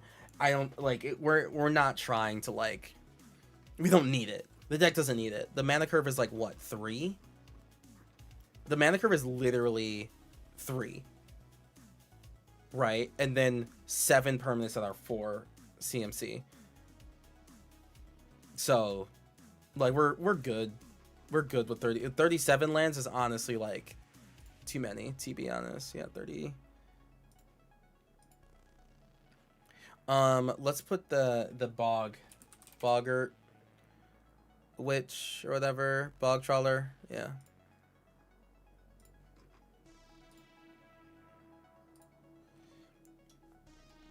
Add Phyrexian Tower? No, we can do a Phyrexian Tower. Phyrexian. Because, like, you know, budget or not, it's $17. Like, it's fine. Like, this still, like, informs so much about what the deck is trying to do, right? Like, Phyrexian Tower can allow us to sacrifice a creature, play Sephiroth, enters the battlefield, he sacrifices a creature. That's 2 sacrifices already. If we can just do 2 more goofy little things, he's just transforming already, right? Cryptghast? We have Cryptghast. No, we don't have Cryptghast, but we do want Cryptghast. We do want Cryptghast. Cryptghast is very good here. Yeah. Crowded Crypt? I don't think we want Crowded Crypt, right? Crowded Crypt.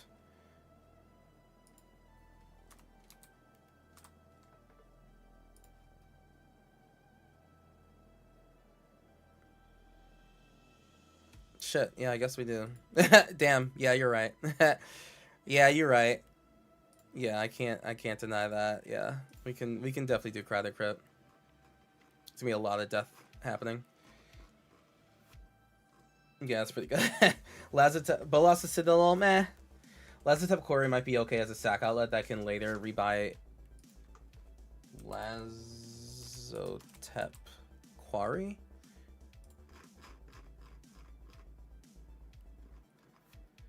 Sacrifice a creature. Oh, sure.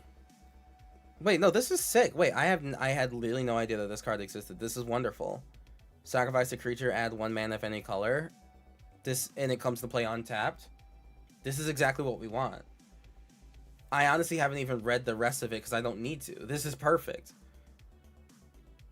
This is exactly what we want. Holy shit. What does the rest of it say? Sacrifice a desert, this one. Exile target creature, mana value. Make it, yeah, sure, whatever. But yeah, this is sick.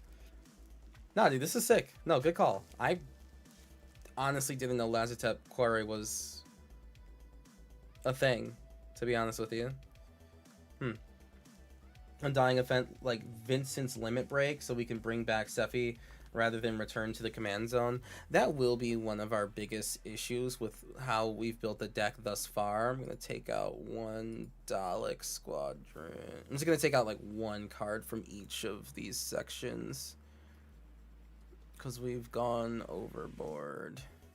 Yeheni is an infinite sack outlet, but we can get rid of that. I also like that Vincent card better. We'll put Vincent in here. The Vincent Limit Break is also pretty interesting. Just in terms of new and untested cards that could end up being like pretty fucking amazing.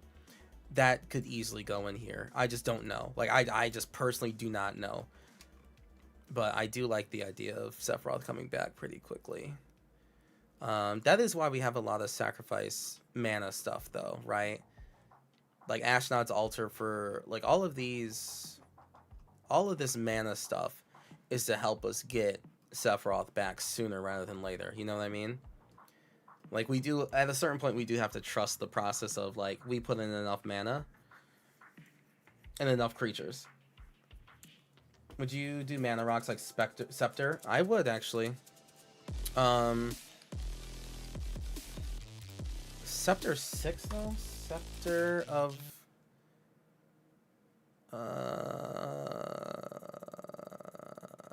which scepter is it? Scepter of Empire? No. It's not Empires. It's definitely Empires. Thank you very much for the follow, unit. Which one is it? Eternal Glory. 4 mana, taps for 3, and we have 3 lands with the same name. Yeah, no, this is fair. We could do that as a mana rock.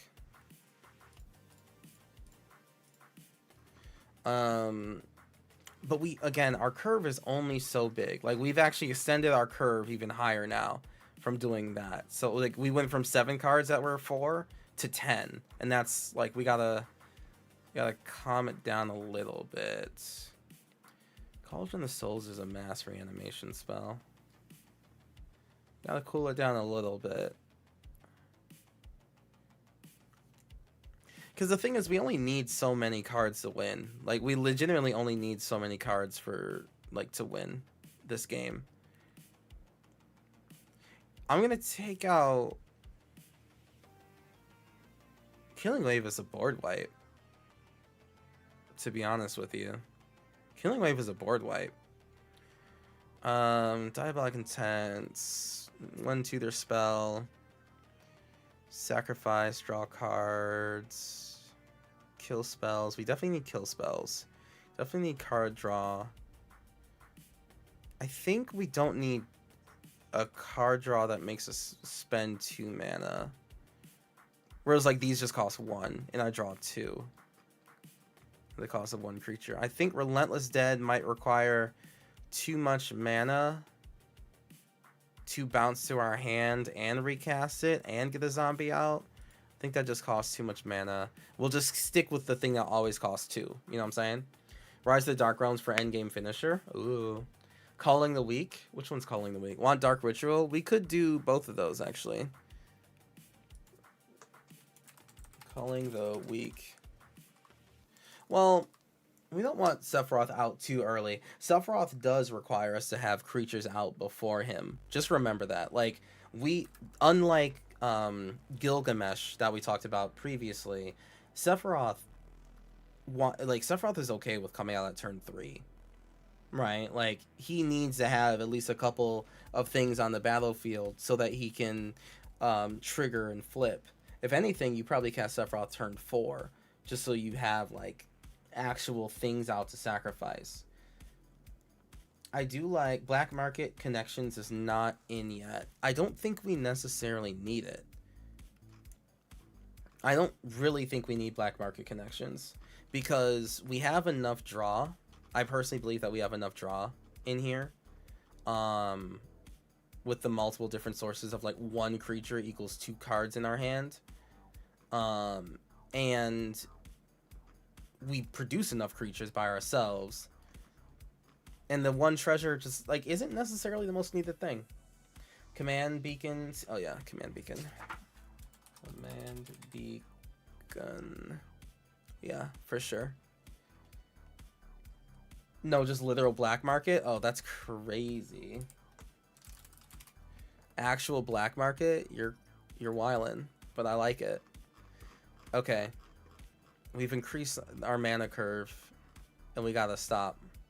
We can no longer do this. Okay. We are at 7 cards over. We can only subtract. We can't add anymore. We have to subtract.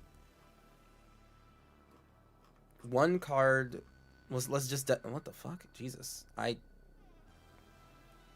It's hard to look at. 39 lands. Oh, sorry, we went up on lands, right? Okay, hold on. Okay, 4 cards. We have 36 lands, 4 cards. We took out 1 from token makers and sack outlets. Sacrificable creatures. What do you want? I don't like Geralf's Messenger. It only happens twice, and then it never happens again. Whereas the rest of these cards also kind of only happen twice and never again.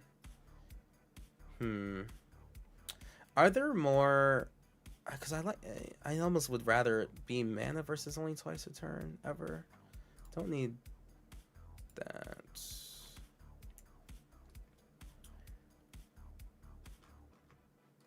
Removal. We can definitely go higher on removal. Our commander only costs 3 mana, by the way, so we can kind of go up on removal. Draw. Death triggers.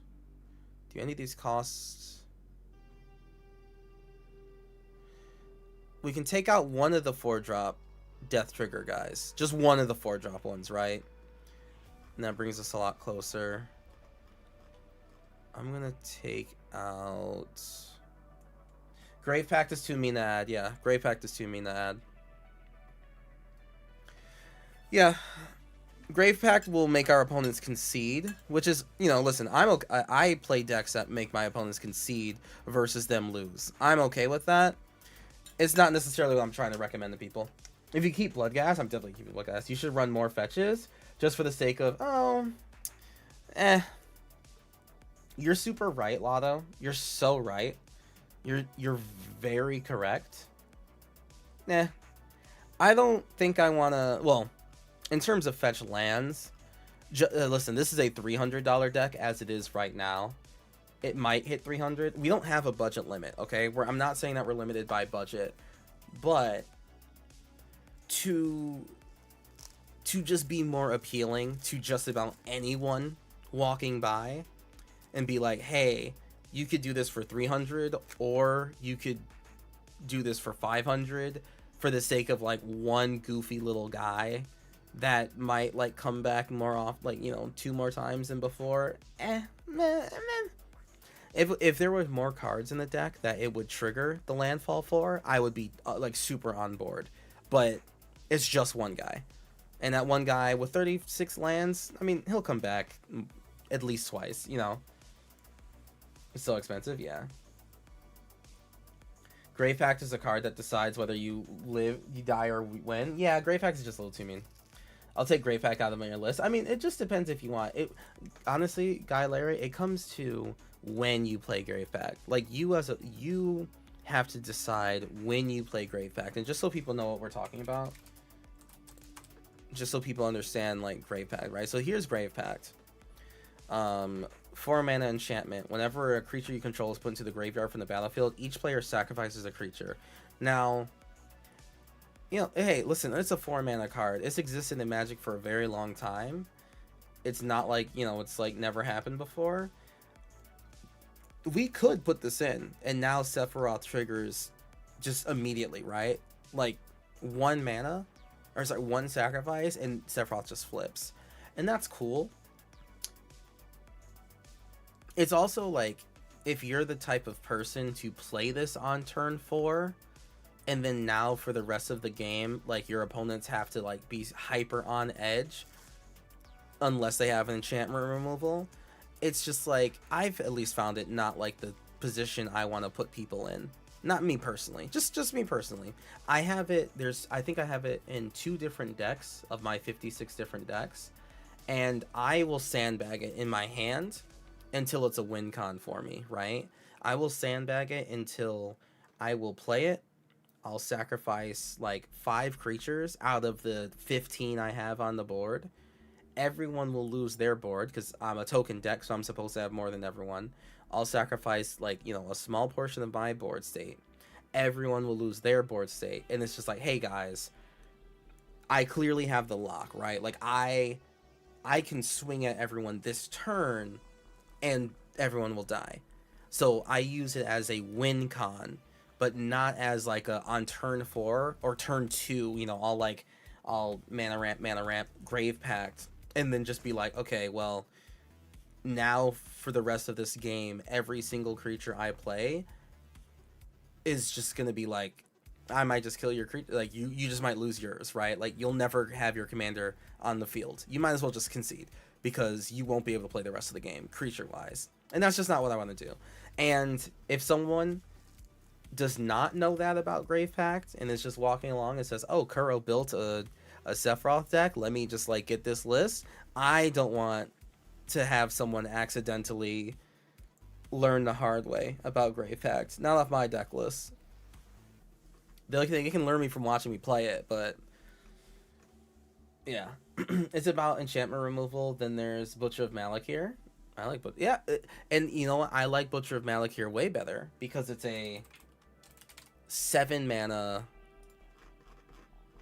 creature, right? Like Butcher of Malakir is way more palatable to me because it's a 7 mana creature. Turn 7 or later was when I was gonna cast Grave Pact anyway, right? I think that's like a much more reasonable time to play it. Butcher of Malakir costs 7 and is a creature, so it's just like people can go like, okay, can someone remove the creature? Oh, okay, we can't remove the creature. We gotta play differently now. But if Grave Pact is there from just like turn fucking 3, ugh. Does Spawning Pit make the sack outlet and token maker? Damn, that's crazy. Spawning Pit is really good.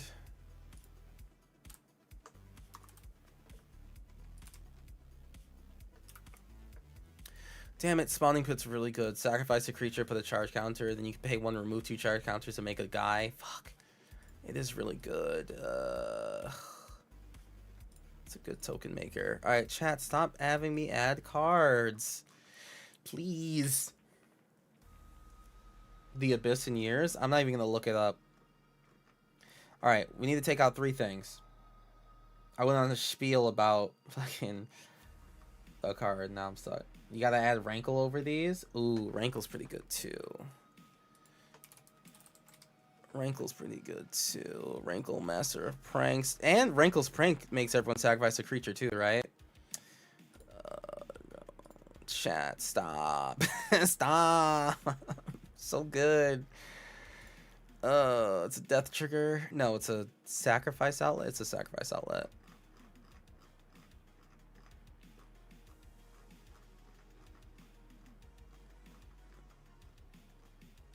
It's actually an instant flip, now that I think about it. It's not a death trigger. It is an instant flip and a sacrifice outlet. It's everything. Yeah, it is. It reminds you either of the kill count or forces others to lose their mana rocks, etc. Yeah. Oh, Braids Cabal minion. We have Braids. We have Braids in here. Oh, Cabal minion. Oh, that's mono black. The recently unbanned mono black Braids. We don't have to suggest recently unbanned cards that are still untested in the wild. All right, chat. We gotta get rid of 4 cards. Probably Vincent. Vincent is really cool. He's not necessary to win this game at all. Like, at all. He could. He could be brawlic and beastly, but he's not necessary to win the game.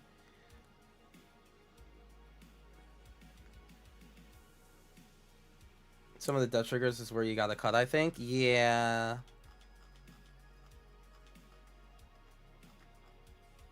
Sacrifice outlets? Damn, oh yeah, because they double up.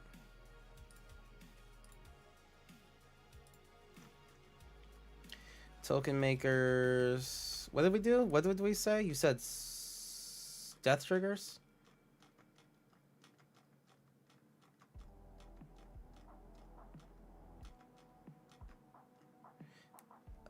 Well, no. There's only 8 of these. There's 8 of these, and one of them doesn't even, like, do the thing that we're asking for. I'll take out Vincent, though. Oh, fuck. Masamune. God damn it. Masamune. It's, like, literally his sword. I can't not put it in. Happy Pride. Attacking first strike. If a creature dying causes the ability of this creature an emblem you control. Yeah, I mean, yeah. Okay, like, come on. It's a death trigger. Yeah, for sure. For sure. Bye, Lotto. Have a good night, Lotto. Appreciate you, bud. Thank you so much for your help today. All right, death trigger. Maybe other tokens that we can get rid of. Bitter Blossom. Do we really need a Bitter Blossom? It's just so slow. It's such a slow. And Bitter Blossom doesn't work immediately. Get rid of it.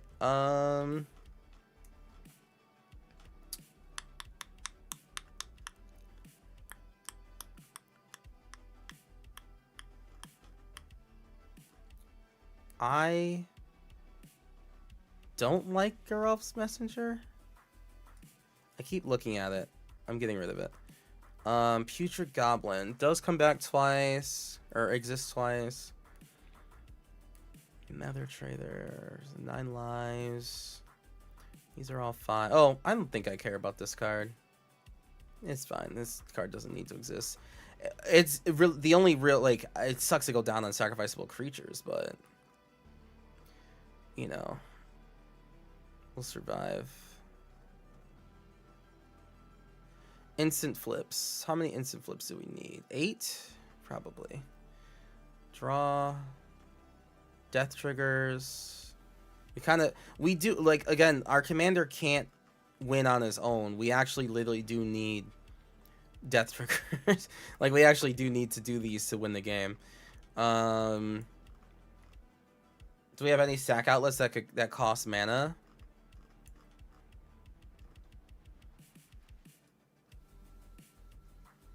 No. No. Other than Skull Clamp. No. Literally all of our sack outlets are good cards. All of our sack outlets are actually too good. We only need one more card though. Like literally one less card and we're Gucci gang. What, Lord Skither? We make 1 rat at the beginning of combat. On our turn? I don't even think I care. Perfect. There we go. We've done it. I don't even think I care. You could cut the altars and receive social points. That's funny as fuck, actually. That's a good one. Nemo. That was funny. No, I took out the Dockside Chef. Yeah, I took that one out already. Yeah, because I said it's just like one spell for 1 mana makes me draw 2 cards, where he makes me pay 2 mana, draw 1. But this is really good. This is really good. And it's not that Darkside Chef is the wrong card me to buy. It's just that there's better cards. That's all. Now fix that Soul Ring art. True.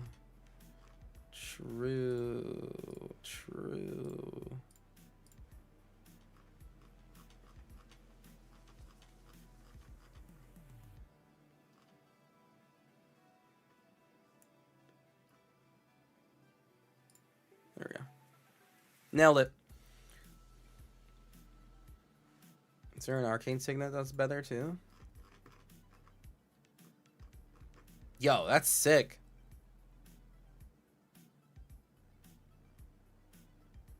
What's the signet? Is it holding something? Oh, it's a ring? Whatever. Do we really need Thought Vessel in this? We need mana rocks, technically. Oh, and our commander, well, like, don't forget about the backside of Sephiroth. I know the backside of the Sephiroth has mattered way less than the other backside commanders we looked at, but he does allow us to draw, like, a fuck ton of cards. Yeah, we do actually draw quite a lot of cards, which is good. Cloud's Buster Sword? Yeah, there we go. Yeah. Alright, chat, we did it. So let's do... Oh, God, let me tag this as Mass Reanimator. It's just like one good solid card, you know? Alright, chat. Let's go through this. Welcome. Sephiroth, Fabled Soldier, is a 2 and a black, 3/3 legendary creature, human avatar soldier. Whenever Sephiroth enters or attacks, you may sacrifice another creature. If you do, draw a card. Whenever another creature dies, target opponent loses 1 life and you gain 1 life. If this is the 4th time this ability has resolved this turn, transform Sephiroth. And you can transform into Sephiroth, 1-winged angel, legendary creature, angel, nightmare avatar, a 5/5 with flying, and supernova. As this creature transforms into Sephiroth, 1-winged angel, you get an emblem with whenever a creature you control dies, target opponent loses 1 life and you gain 1 life. And whenever Sephiroth attacks, you may sacrifice any number of other creatures. If you do, draw that many cards. So very clearly, this is mono black aristocrats, but with a twist. The twist is that we need to make sure that when our commander's out, there are 4 creatures on this board state that die in one go, right? It's not about the typical, oh, I'll do a couple here, maybe 2 there, 3 there, 5 over here, 10 this time for me to win. No, no, no. One of these turns, ideally on yours, you need to guarantee that 4 creatures at once die. Whether they're yours, whether they're your opponents, whatever, they gotta die. So then Sephiroth can flip, you get an emblem. And then you're gonna need Sephiroth, 1-winged angel to die, and then recast him and do this all over again. So this is actually a commander that will die rather often, but you will have the ability to bring him back. So first of all, Sephiroth does not win the game by himself, right? Because he says target opponent loses 1 life and you gain 1. There are very few ways where you can make enough creatures to deal 40, 40, and 40 to 3 different people. Raid from Decked Out It with 47 raiders. We can do the spiel over again. Hey, Decked Out EDH, thank you so very much for the big ol' spicy raid. Big ol' heckin' hearts to you, and it's really good to see you, friends. Let's go. Big time unique win con in this deck, Tombstone Cyril. Yes, we will get to that point. Chat, welcome to the Kurotsuki channel. We are going over, we just finished building Sephiroth, Fabled Soldier. And yep, we got it to 100 cards, pretty freaking good. We went topic by topic and covered different aspects of it. So you actually get to be here right at the end for the final spiel of it. So please do stick around, post Decked Out EDH stream, and yeah, just see how we built this Sephiroth deck. We spent like 2 hours on this, so you know. So we'll start over for you. Sephiroth, Fabled Soldier, 3 mana, 3/3 human avatar soldier. Whenever he enters or attacks, we can sacrifice another creature. If we do, draw a card. Whenever a creature dies, target opponent loses 1 life and we gain 1 life. If this is the 4th time this ability has resolved this turn, transform him. And then he gets to transform into Sephiroth, 1-winged angel, a 5/5 with flying, and whenever this creature transforms into Sephiroth, we get an emblem that says whenever a creature dies, target opponent loses 1 and we gain 1. And then when he attacks, we can sacrifice creatures to draw cards. That part's fine. But basically wanted to make mono black aristocrats, with the twist is that we need to make sure that when our commander's out, 4 creatures die. Most aristocrat decks can sprinkle their sacrifices out throughout the game, but Sephiroth needs 4 creatures right now. So that's what we're going to focus on doing. First of all, we needed to make sure that we had more than just Sephiroth doing the death triggers, because Sephiroth says target opponent loses life, and we can't really do 40, 40, and 40 with just our own deck, right? We do need to make sure that there's other aristocrat cards in here that are making each opponent lose life. We can do 40 to everyone if we get enough things going, right? So Bastion of Remembrance, Blood Artist, Marionette Apprentice, Venerated Stormsinger, etc. These are going to make sure that all of our creatures deal 1 damage to everyone when they die, and then Sephiroth will make 1 player in particular take a 2nd damage. Well, of course, we have Masamune in here, which is, yeah, really good. Really, really good, and obviously has to go in here. We have different sections here. The main section that we wanted to cover first was sacrificable creatures that are free for us to sacrifice, whether they're to Sephiroth or to any other trigger. These creatures will are good things to sacrifice, and then they come back later for free, or at least for very, very low mana, right? So like Bloodghast, ultimate sacrifice creature. You know, we can put him into play, sacrifice him, play a land, he comes back, we can sacrifice him again for any other ability. Bloodsoaked Champion, if you attack this turn, you can pay 1 in the black, he comes back, right? Forsaken Miner, you target an opponent to lose life with Sephiroth, that's a crime. Forsaken Miner comes back. Gravecrawler always gets to come back. Nether Trader, Ophiomancer making tokens, 9 Lives Familiar. These are creatures, creature cards specifically, non-token creature cards that can be sacrificed all willy-nilly, and they give us value, and they come back. Next, we did token makers, right? Creatures that are making tokens. Avenger of the Fallen is a really, really good one. Mobilize X. Mobilize is a great mechanic for the Sephiroth decks because you make tokens when you attack, and then those tokens sacrifice at the end step. It's a real easy way to just trigger 4 sacrifices in the turn and flip Sephiroth. Avenger of the Fallen's really good. Carrier Thrall, Infestation Sage, Jadar, Fulmulus especially. Definitely pick this card up if you can, right? And the reason we wanted to make sure that we're getting non-creatures to sacrifice is cards like Pawn of Ulamog. Whenever Pawn of Ulamog or another non-token creature dies, we get an Eldrazi Scion, or Spawn. When Blightmound comes into play, when a non-token creature dies, we get another type of token to sacrifice. So we wanted to make sure that we had a good amount of non-token creatures to sacrifice, and that's why I went over that first.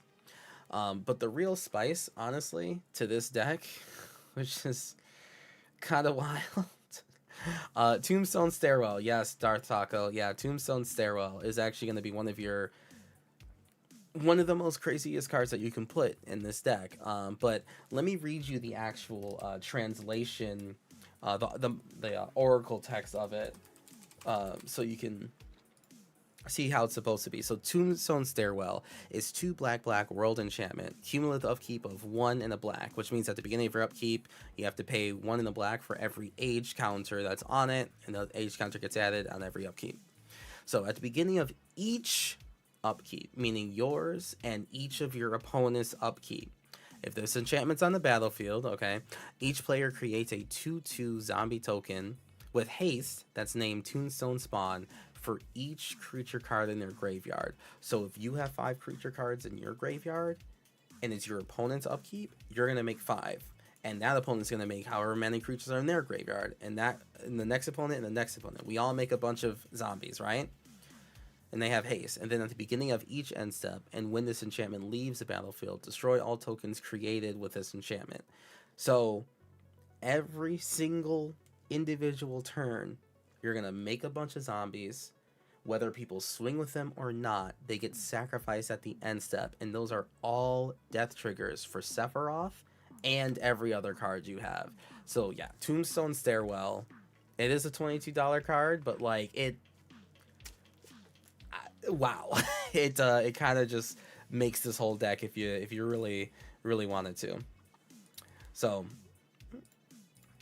all right, so back to this. So yeah, really good token makers, right? Woe Strider, Spawning Pit, Sifter of Skulls, etc.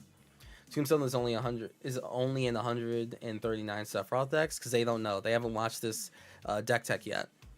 So we have token makers, and we had sacrificable creatures. Now we need sacrifice outlets, right?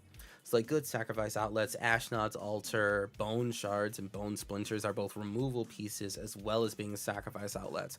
Carrion Feeder, automatic sacrifice outlet. Braid, sacrifice outlet that draws you cards. Deadly Dispute gets you treasures and draws you cards. Killing Wave, which has brand new art from Innistrad Remastered, which is beautiful. For each creature, its controller sacrifice it unless they pay X life. We can bump all of our mana into X and just sacrifice every creature except Sephiroth, and we'll be fine with it, right? Phyrexian Altar for mana, Plumb the Forbidden, Rankle for everything Rankle does, Skull Clamp for draw, the Golden Throne for getting mana. We have quite a couple mana sources in here too, like Warren Soul Trader as well. So all of our like additional card draw and mana value and death removal triggers are all tied to sacrificing creatures, which is why we wanted to make sure that we had a lot of token makers and a lot of sacrificable creatures, right? The mana rocks we have are pretty straightforward, although like Crowded Crypt does trigger every time something dies, which is nice. We're mono colors, so Spectre of Eternal Glory is pretty good. Of course, we had to have the Sephiroth Soul Ring. Our mana situation is looking pretty nice. Black Market is grossly usable in this deck. Same with Crypt Ghast. And then, really, lastly, the last section is just instant flip cards, right? So cards that will instantly flip Sephiroth as soon as he comes out. Because there are times when Sephiroth will die, and we have to spend the mana to recast him. And in order to get him to flip again, we gotta, like, kind of be ready with it. Accursed Marauder, Flare of Malice, Flashback Marauder, Merciless Executioner, Playcrafter, all of these Playcraft type effects, especially Shieldred's Edict, will require our creature to enter and probably sacrifice that creature, and then each opponent sacrifices a creature. That's 4 creatures that die, an immediate flip for Sephiroth, right? So the biggest battle in this deck, in my opinion, is going to be recasting Sephiroth once he dies, right? He will die. Poe, thank you very much for the resub. My favorite mod. 40 for 80 months. Oh my god, I've been streaming for 80 months. Sephiroth is going to need help in actually eliminating your opponents, so that's why we have these death trigger cards. But he himself is going to die, and then we're gonna have to recast him, so we gotta make sure that we have enough mana to do it, then flip him again, let him die, recast him, so we can get that emblem that he's famous for over and over and over again. But hey, there you have it. Damn, Poe Panda, 80 months. I've been streaming for 80 months. Doesn't feel like it. But yeah, there you go. That's Sephiroth, Fabled Soldier. This is the 7th deck. This is the 7th deck in our Final Fantasy 1 commander deck per Final Fantasy challenge. And this is pretty sweet. So it just has a rundown of what we went over with today, chat. In our Final Fantasy section, we've gone over Garland for Final Fantasy 1. This is the red-black card. Really, really cool. Oh, let's just switch that. Jinx Ellie, thank you very much for the follow. Appreciate it. So we have Garland for Final Fantasy 1. For Final Fantasy 2, where'd you go? We had Emperor of Palamacia, which is a deck that I personally might build myself, actually. This was actually really, really fun to build. Emperor of Palamacia. And then for Final Fantasy 3, we had Xande, Dark Mage. This was honestly... It was actually pretty interesting, because this is a Voltron commander that becomes Voltron, not because we put equipment on him, but just because we put a bunch of cards in our graveyard. And now he's just huge. Like, he's just always huge. He's Anthemed huge forever, which was really, really cool. So we basically just did self-mill. It was pretty freaking sweet, especially with Essence Harvest. And then for Final Fantasy 4, we did Cecil Dark Knight, Black-White Aristocrat deck that focuses on losing life so that we can get to our half-life range. Like with cards like Adanto Vanguard and our Arco Flagellant, we just pay a bunch of life, get to half-life, flip Cecil, and then start swinging with an indestructible board state. Since our commander only costs 1 mana, we put in a lot of lieutenant cards because, I mean, our commander's always there, so why not have lieutenant cards, right? And then we have board wipes in here because our board's indestructible, so it doesn't really matter. So we cinch the game ourselves by wiping the board and just straight up winning. It's great. I love this. This deck was really, really fun to build.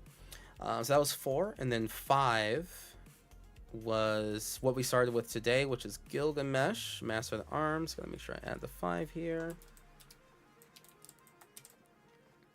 Final Fantasy V Gilgamesh. We worked on this today. This was mono red equipment typo, but making sure that the equipment did a little bit extra for us than just give us power. We wanted to make sure that we got trample in a lot of cases with them instead. Trample and haste. A lot of MDFCs. We had to make sure that there was a lot of mana rocks. What's different about Gilgamesh more than other mono red equipment commanders, like, because we've all seen equipment commanders, right? There's like 5 of them in this set by itself. Most equipment commanders want you to build up to like your commander coming out. And once your commander's out, you can put all the equipment that you've been playing all throughout the game on your commander, and then they can start swinging in for win, right? Gilgamesh is different because we don't want equipment on the battlefield before Gilgamesh comes out. That's a waste of time. We just want Gilgamesh to come out as soon as possible, and basically we can almost only equip him when he's getting those things in for free, right? When he's entering, attacking, looking at the top 6 and putting equipment into play for free. That's typically our goal. So we wanted to make sure that our earliest turns were just spent basically playing mana rocks, playing just like a couple creatures, ideally ones that give us mana or treasures or things like that. And then Gilgamesh comes in as soon as possible. We have a couple of pro equipment creatures that'll help equipment come to play faster or equip for cheaper. And then we just go for like protection equipment like Commander's Plate, Resurrection Orb, Hammer of Nazan, equipment that gives us removal, Argentum Armor, Chainsaw, Ultima Weapon, Lothlorien Blade.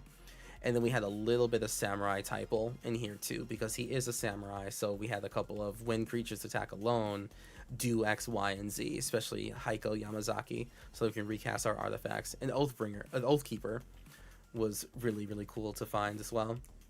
And then, of course, equipment that gives us extra combats, go wide with infantry, shield, Genji glove for additional combats, blade of self so we can get multiple Gilgamesh triggers. The Aether Spark is an equipment that can equip immediately to Gilgamesh. It's really, really fun. So mono red equipment was pretty interesting to look through.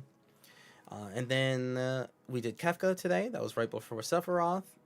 Kefka Court Mage. What we decided was I wanted to make sure that this deck was all about being a troll to our opponents. Not too much where they decide to, unify against us. But I wanted to kind of give that Kefka vibe of, every now and then I enter the battlefield or I attack and I just make people discard something and I draw cards. And people feel bad about the fact that they're losing cards and I'm gaining value and I get to sit here and go tee hee hee. We get to control things and counter people's win cons, right? We're not countering every spell, but we're just specifically countering people's win cons in order for, just us to not lose, right? We have a couple board wipes, a couple choice counter spells, removing graveyards and everything like that. So we troll our opponents over and over and over again until we get to 8 mana, right? Here's what he does. So the goal with Kefka is to get to 8 mana and pay that 8 mana into his ability and then flip him over onto the backside, right? And his backside says whenever an opponent loses life during our turn, we draw that many cards, right? So what we wanted to do is win the turn Kefka flips. We're not trying to make Kefka stay flipped for turn after turn after turn because there's no way our opponents are going to allow us to do that. And flipping him is very expensive. So we just troll throughout the game. We protect him with counter spells. We re-trigger his ETB abilities while protecting him by letting him come back into play, either from the graveyard or just flickering him, right? And then the actual win cons, once he flips into his back form, is in these 9 cards here, right? We have 9, I think actually plus 9 ways to win the exact turn that he flips onto his backside. Because once we go the discard, right? If we have 8 cards in hand when we end the turn with Kefka Ruler of Ruin, if we go the discard and Braylon's out, we go from 8 to 7. We discarded the card, we deal 1 damage to our opponents, we draw 3 cards as per Kefka's abilities. Then the cleanup step is still waiting for us to have 7 or less cards. So then we have to discard 3 cards. That's 3 damage to our opponents. For each opponent, we draw 9 cards, and we keep doing this until our opponents die, right?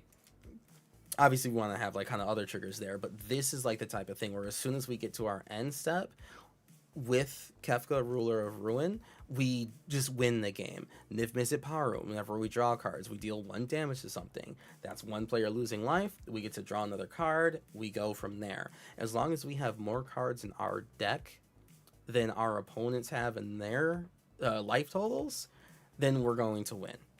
That's the whole point of this deck. And I think it's pretty sweet. Basic cards like Sarcosis Crawler, Starving Revenant, Glinthorn Buccaneer, it'll feel like we cheesed our way to win, but we had to do a lot to make sure that Kefka didn't get taken out too early.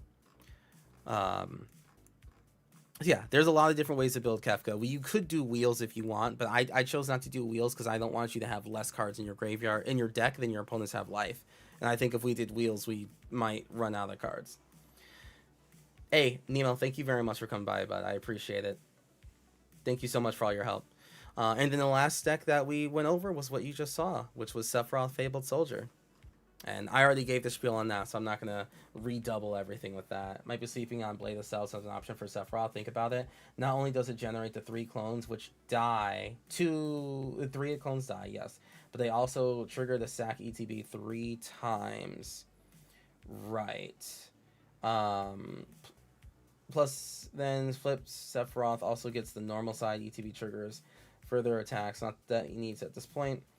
One thing it is a May sacrifice, so that part is nice. Yeah, my only issue with Blade of Selves, Bite.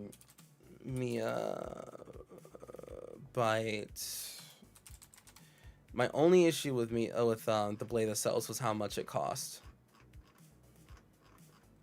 For how low the curve this deck was. Mainly it's the equip 4, right? It's very strong, fast way to transform. It means you sacrifice less creatures per turn. Plus it's on favor. Wait, okay, is it on flavor? I didn't know it was also on flavor. Hold on now. But yeah, it was really just the 4 drop cost of it all. That's like the biggest hindrance I had to it. But Blade of Selves would work with Sephiroth. Because you swing, you make 3 other Sephiroth clones. Or two other Sephiroth clones, right? For each opponent other than the defending player. So you only make 2 other Sephiroth clones. Those 2 die immediately. And then you sacrifice a creature when Sephiroth swings initially. So that's 3 death triggers so far. And if you wanted to sacrifice a further creature with the ETBs of the other Sephirai, then yeah, Sephiroth gets a flip. Sephiroth clones are a thing. Oh yeah? I see that I didn't know. Sephirai. Exactly. That's the plural of Sephiroth, right? Sephirai? Sephiroths? I think it's Sephirai.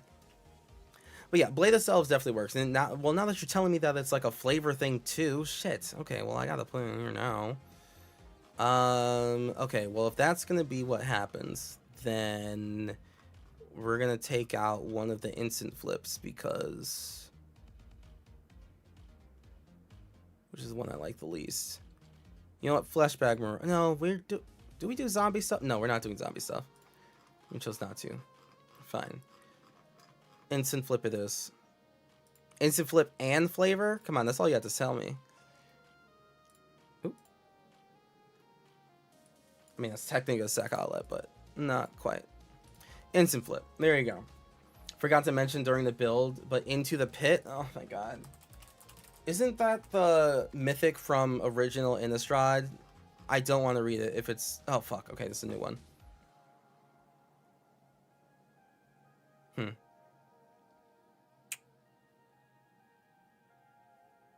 We have enough draw going on. In all honesty, I think that we just have enough draw going on. I think we're fine. Because our draw is also, like, hingent on sacrificing as well. I think we have enough draw going on. An on-theme Bola Citadel. It is on theme. It is on theme. I just think that we draw enough cards. We have Bola Citadel at home. Cloud, we have Bola Citadel at home. Back in... Shinra? I don't know Final Fantasy 7. I don't know any of these. You force your idea into the deck. It's a good idea. It's a good idea. And it's lore accurate. Okay. All right, so there we go, chat. If you would like to see more of me, it's like 1 a.m. for me, so I gotta go to bed. But tomorrow, on Monday, we'll be going over even more of these. We're gonna go over, what was this? 7. Maybe we can go 8, 9, 10. What are the next commanders? We got Sephiroth. We got not that Sephiroth, not that Tifa, not that Cloud. Oh, Rihanna. All right, so we're gonna do Rihanna, Hartley tomorrow. Oh, we could do Ultimacia and Choco. Are those from the same ones? Ultimacia, that's from 8. What's Choco from? 9. Okay. Yeah, we can try to go over these 3 tomorrow. I can at least guarantee the first 2. Riona and Ultimacia. Choco might be either too easy or too much to do in one day. But yeah, those are going to be the next ones coming up, chat. Midgar, there we go, Midgar, perfect. Alright, chat. I'm going to see where I'm going to drop you off. Thank you, everyone, especially Decked Out for the raid. I really do appreciate it. Who am I going to hand you off to? And all the raiders that came by today, you've been honestly just truly amazing. We do have someone playing Final Fantasy. This one. What's that one? Final Fantasy 14? Well, let's see. Someone named Kitty Mao 5 is building their first commander deck, which might be something we want to partake in. Are any of my friends on? No. Nope, everyone's kind of in bed, which makes sense. It is literally 1 a.m. Alright, chat, let's I mean, this person's opening Final Fantasy boxes from Japan. That's kind of cool. Yeah, Jaffer's playing Final Fantasy 13. It is actually 13. Okay, I actually recognize that because I actually played that. All right, let's go over to Kitty Mao 5. Hopefully you have a wonderful time there. Please help them with their first commander deck, but be nice about it. Don't be mean or rude or pushy. All right, you're representing me in the Magic community. I will see you later, chat. I'll have a video about this really, really cool bottle that you can get at MagicCon Las Vegas coming out very soon. I'm very, very happy with that. My face is right down there. You can collect stickers from us at Las Vegas. Yeah. Really freaking sweet. It's Secret Lair Day tomorrow. Ooh, cool. All right, chat. I'm going to see you later. Have a wonderful night. Tomorrow we cover 2 commander decks. Bye. All right. YouTube, thank you so much. Appreciate it.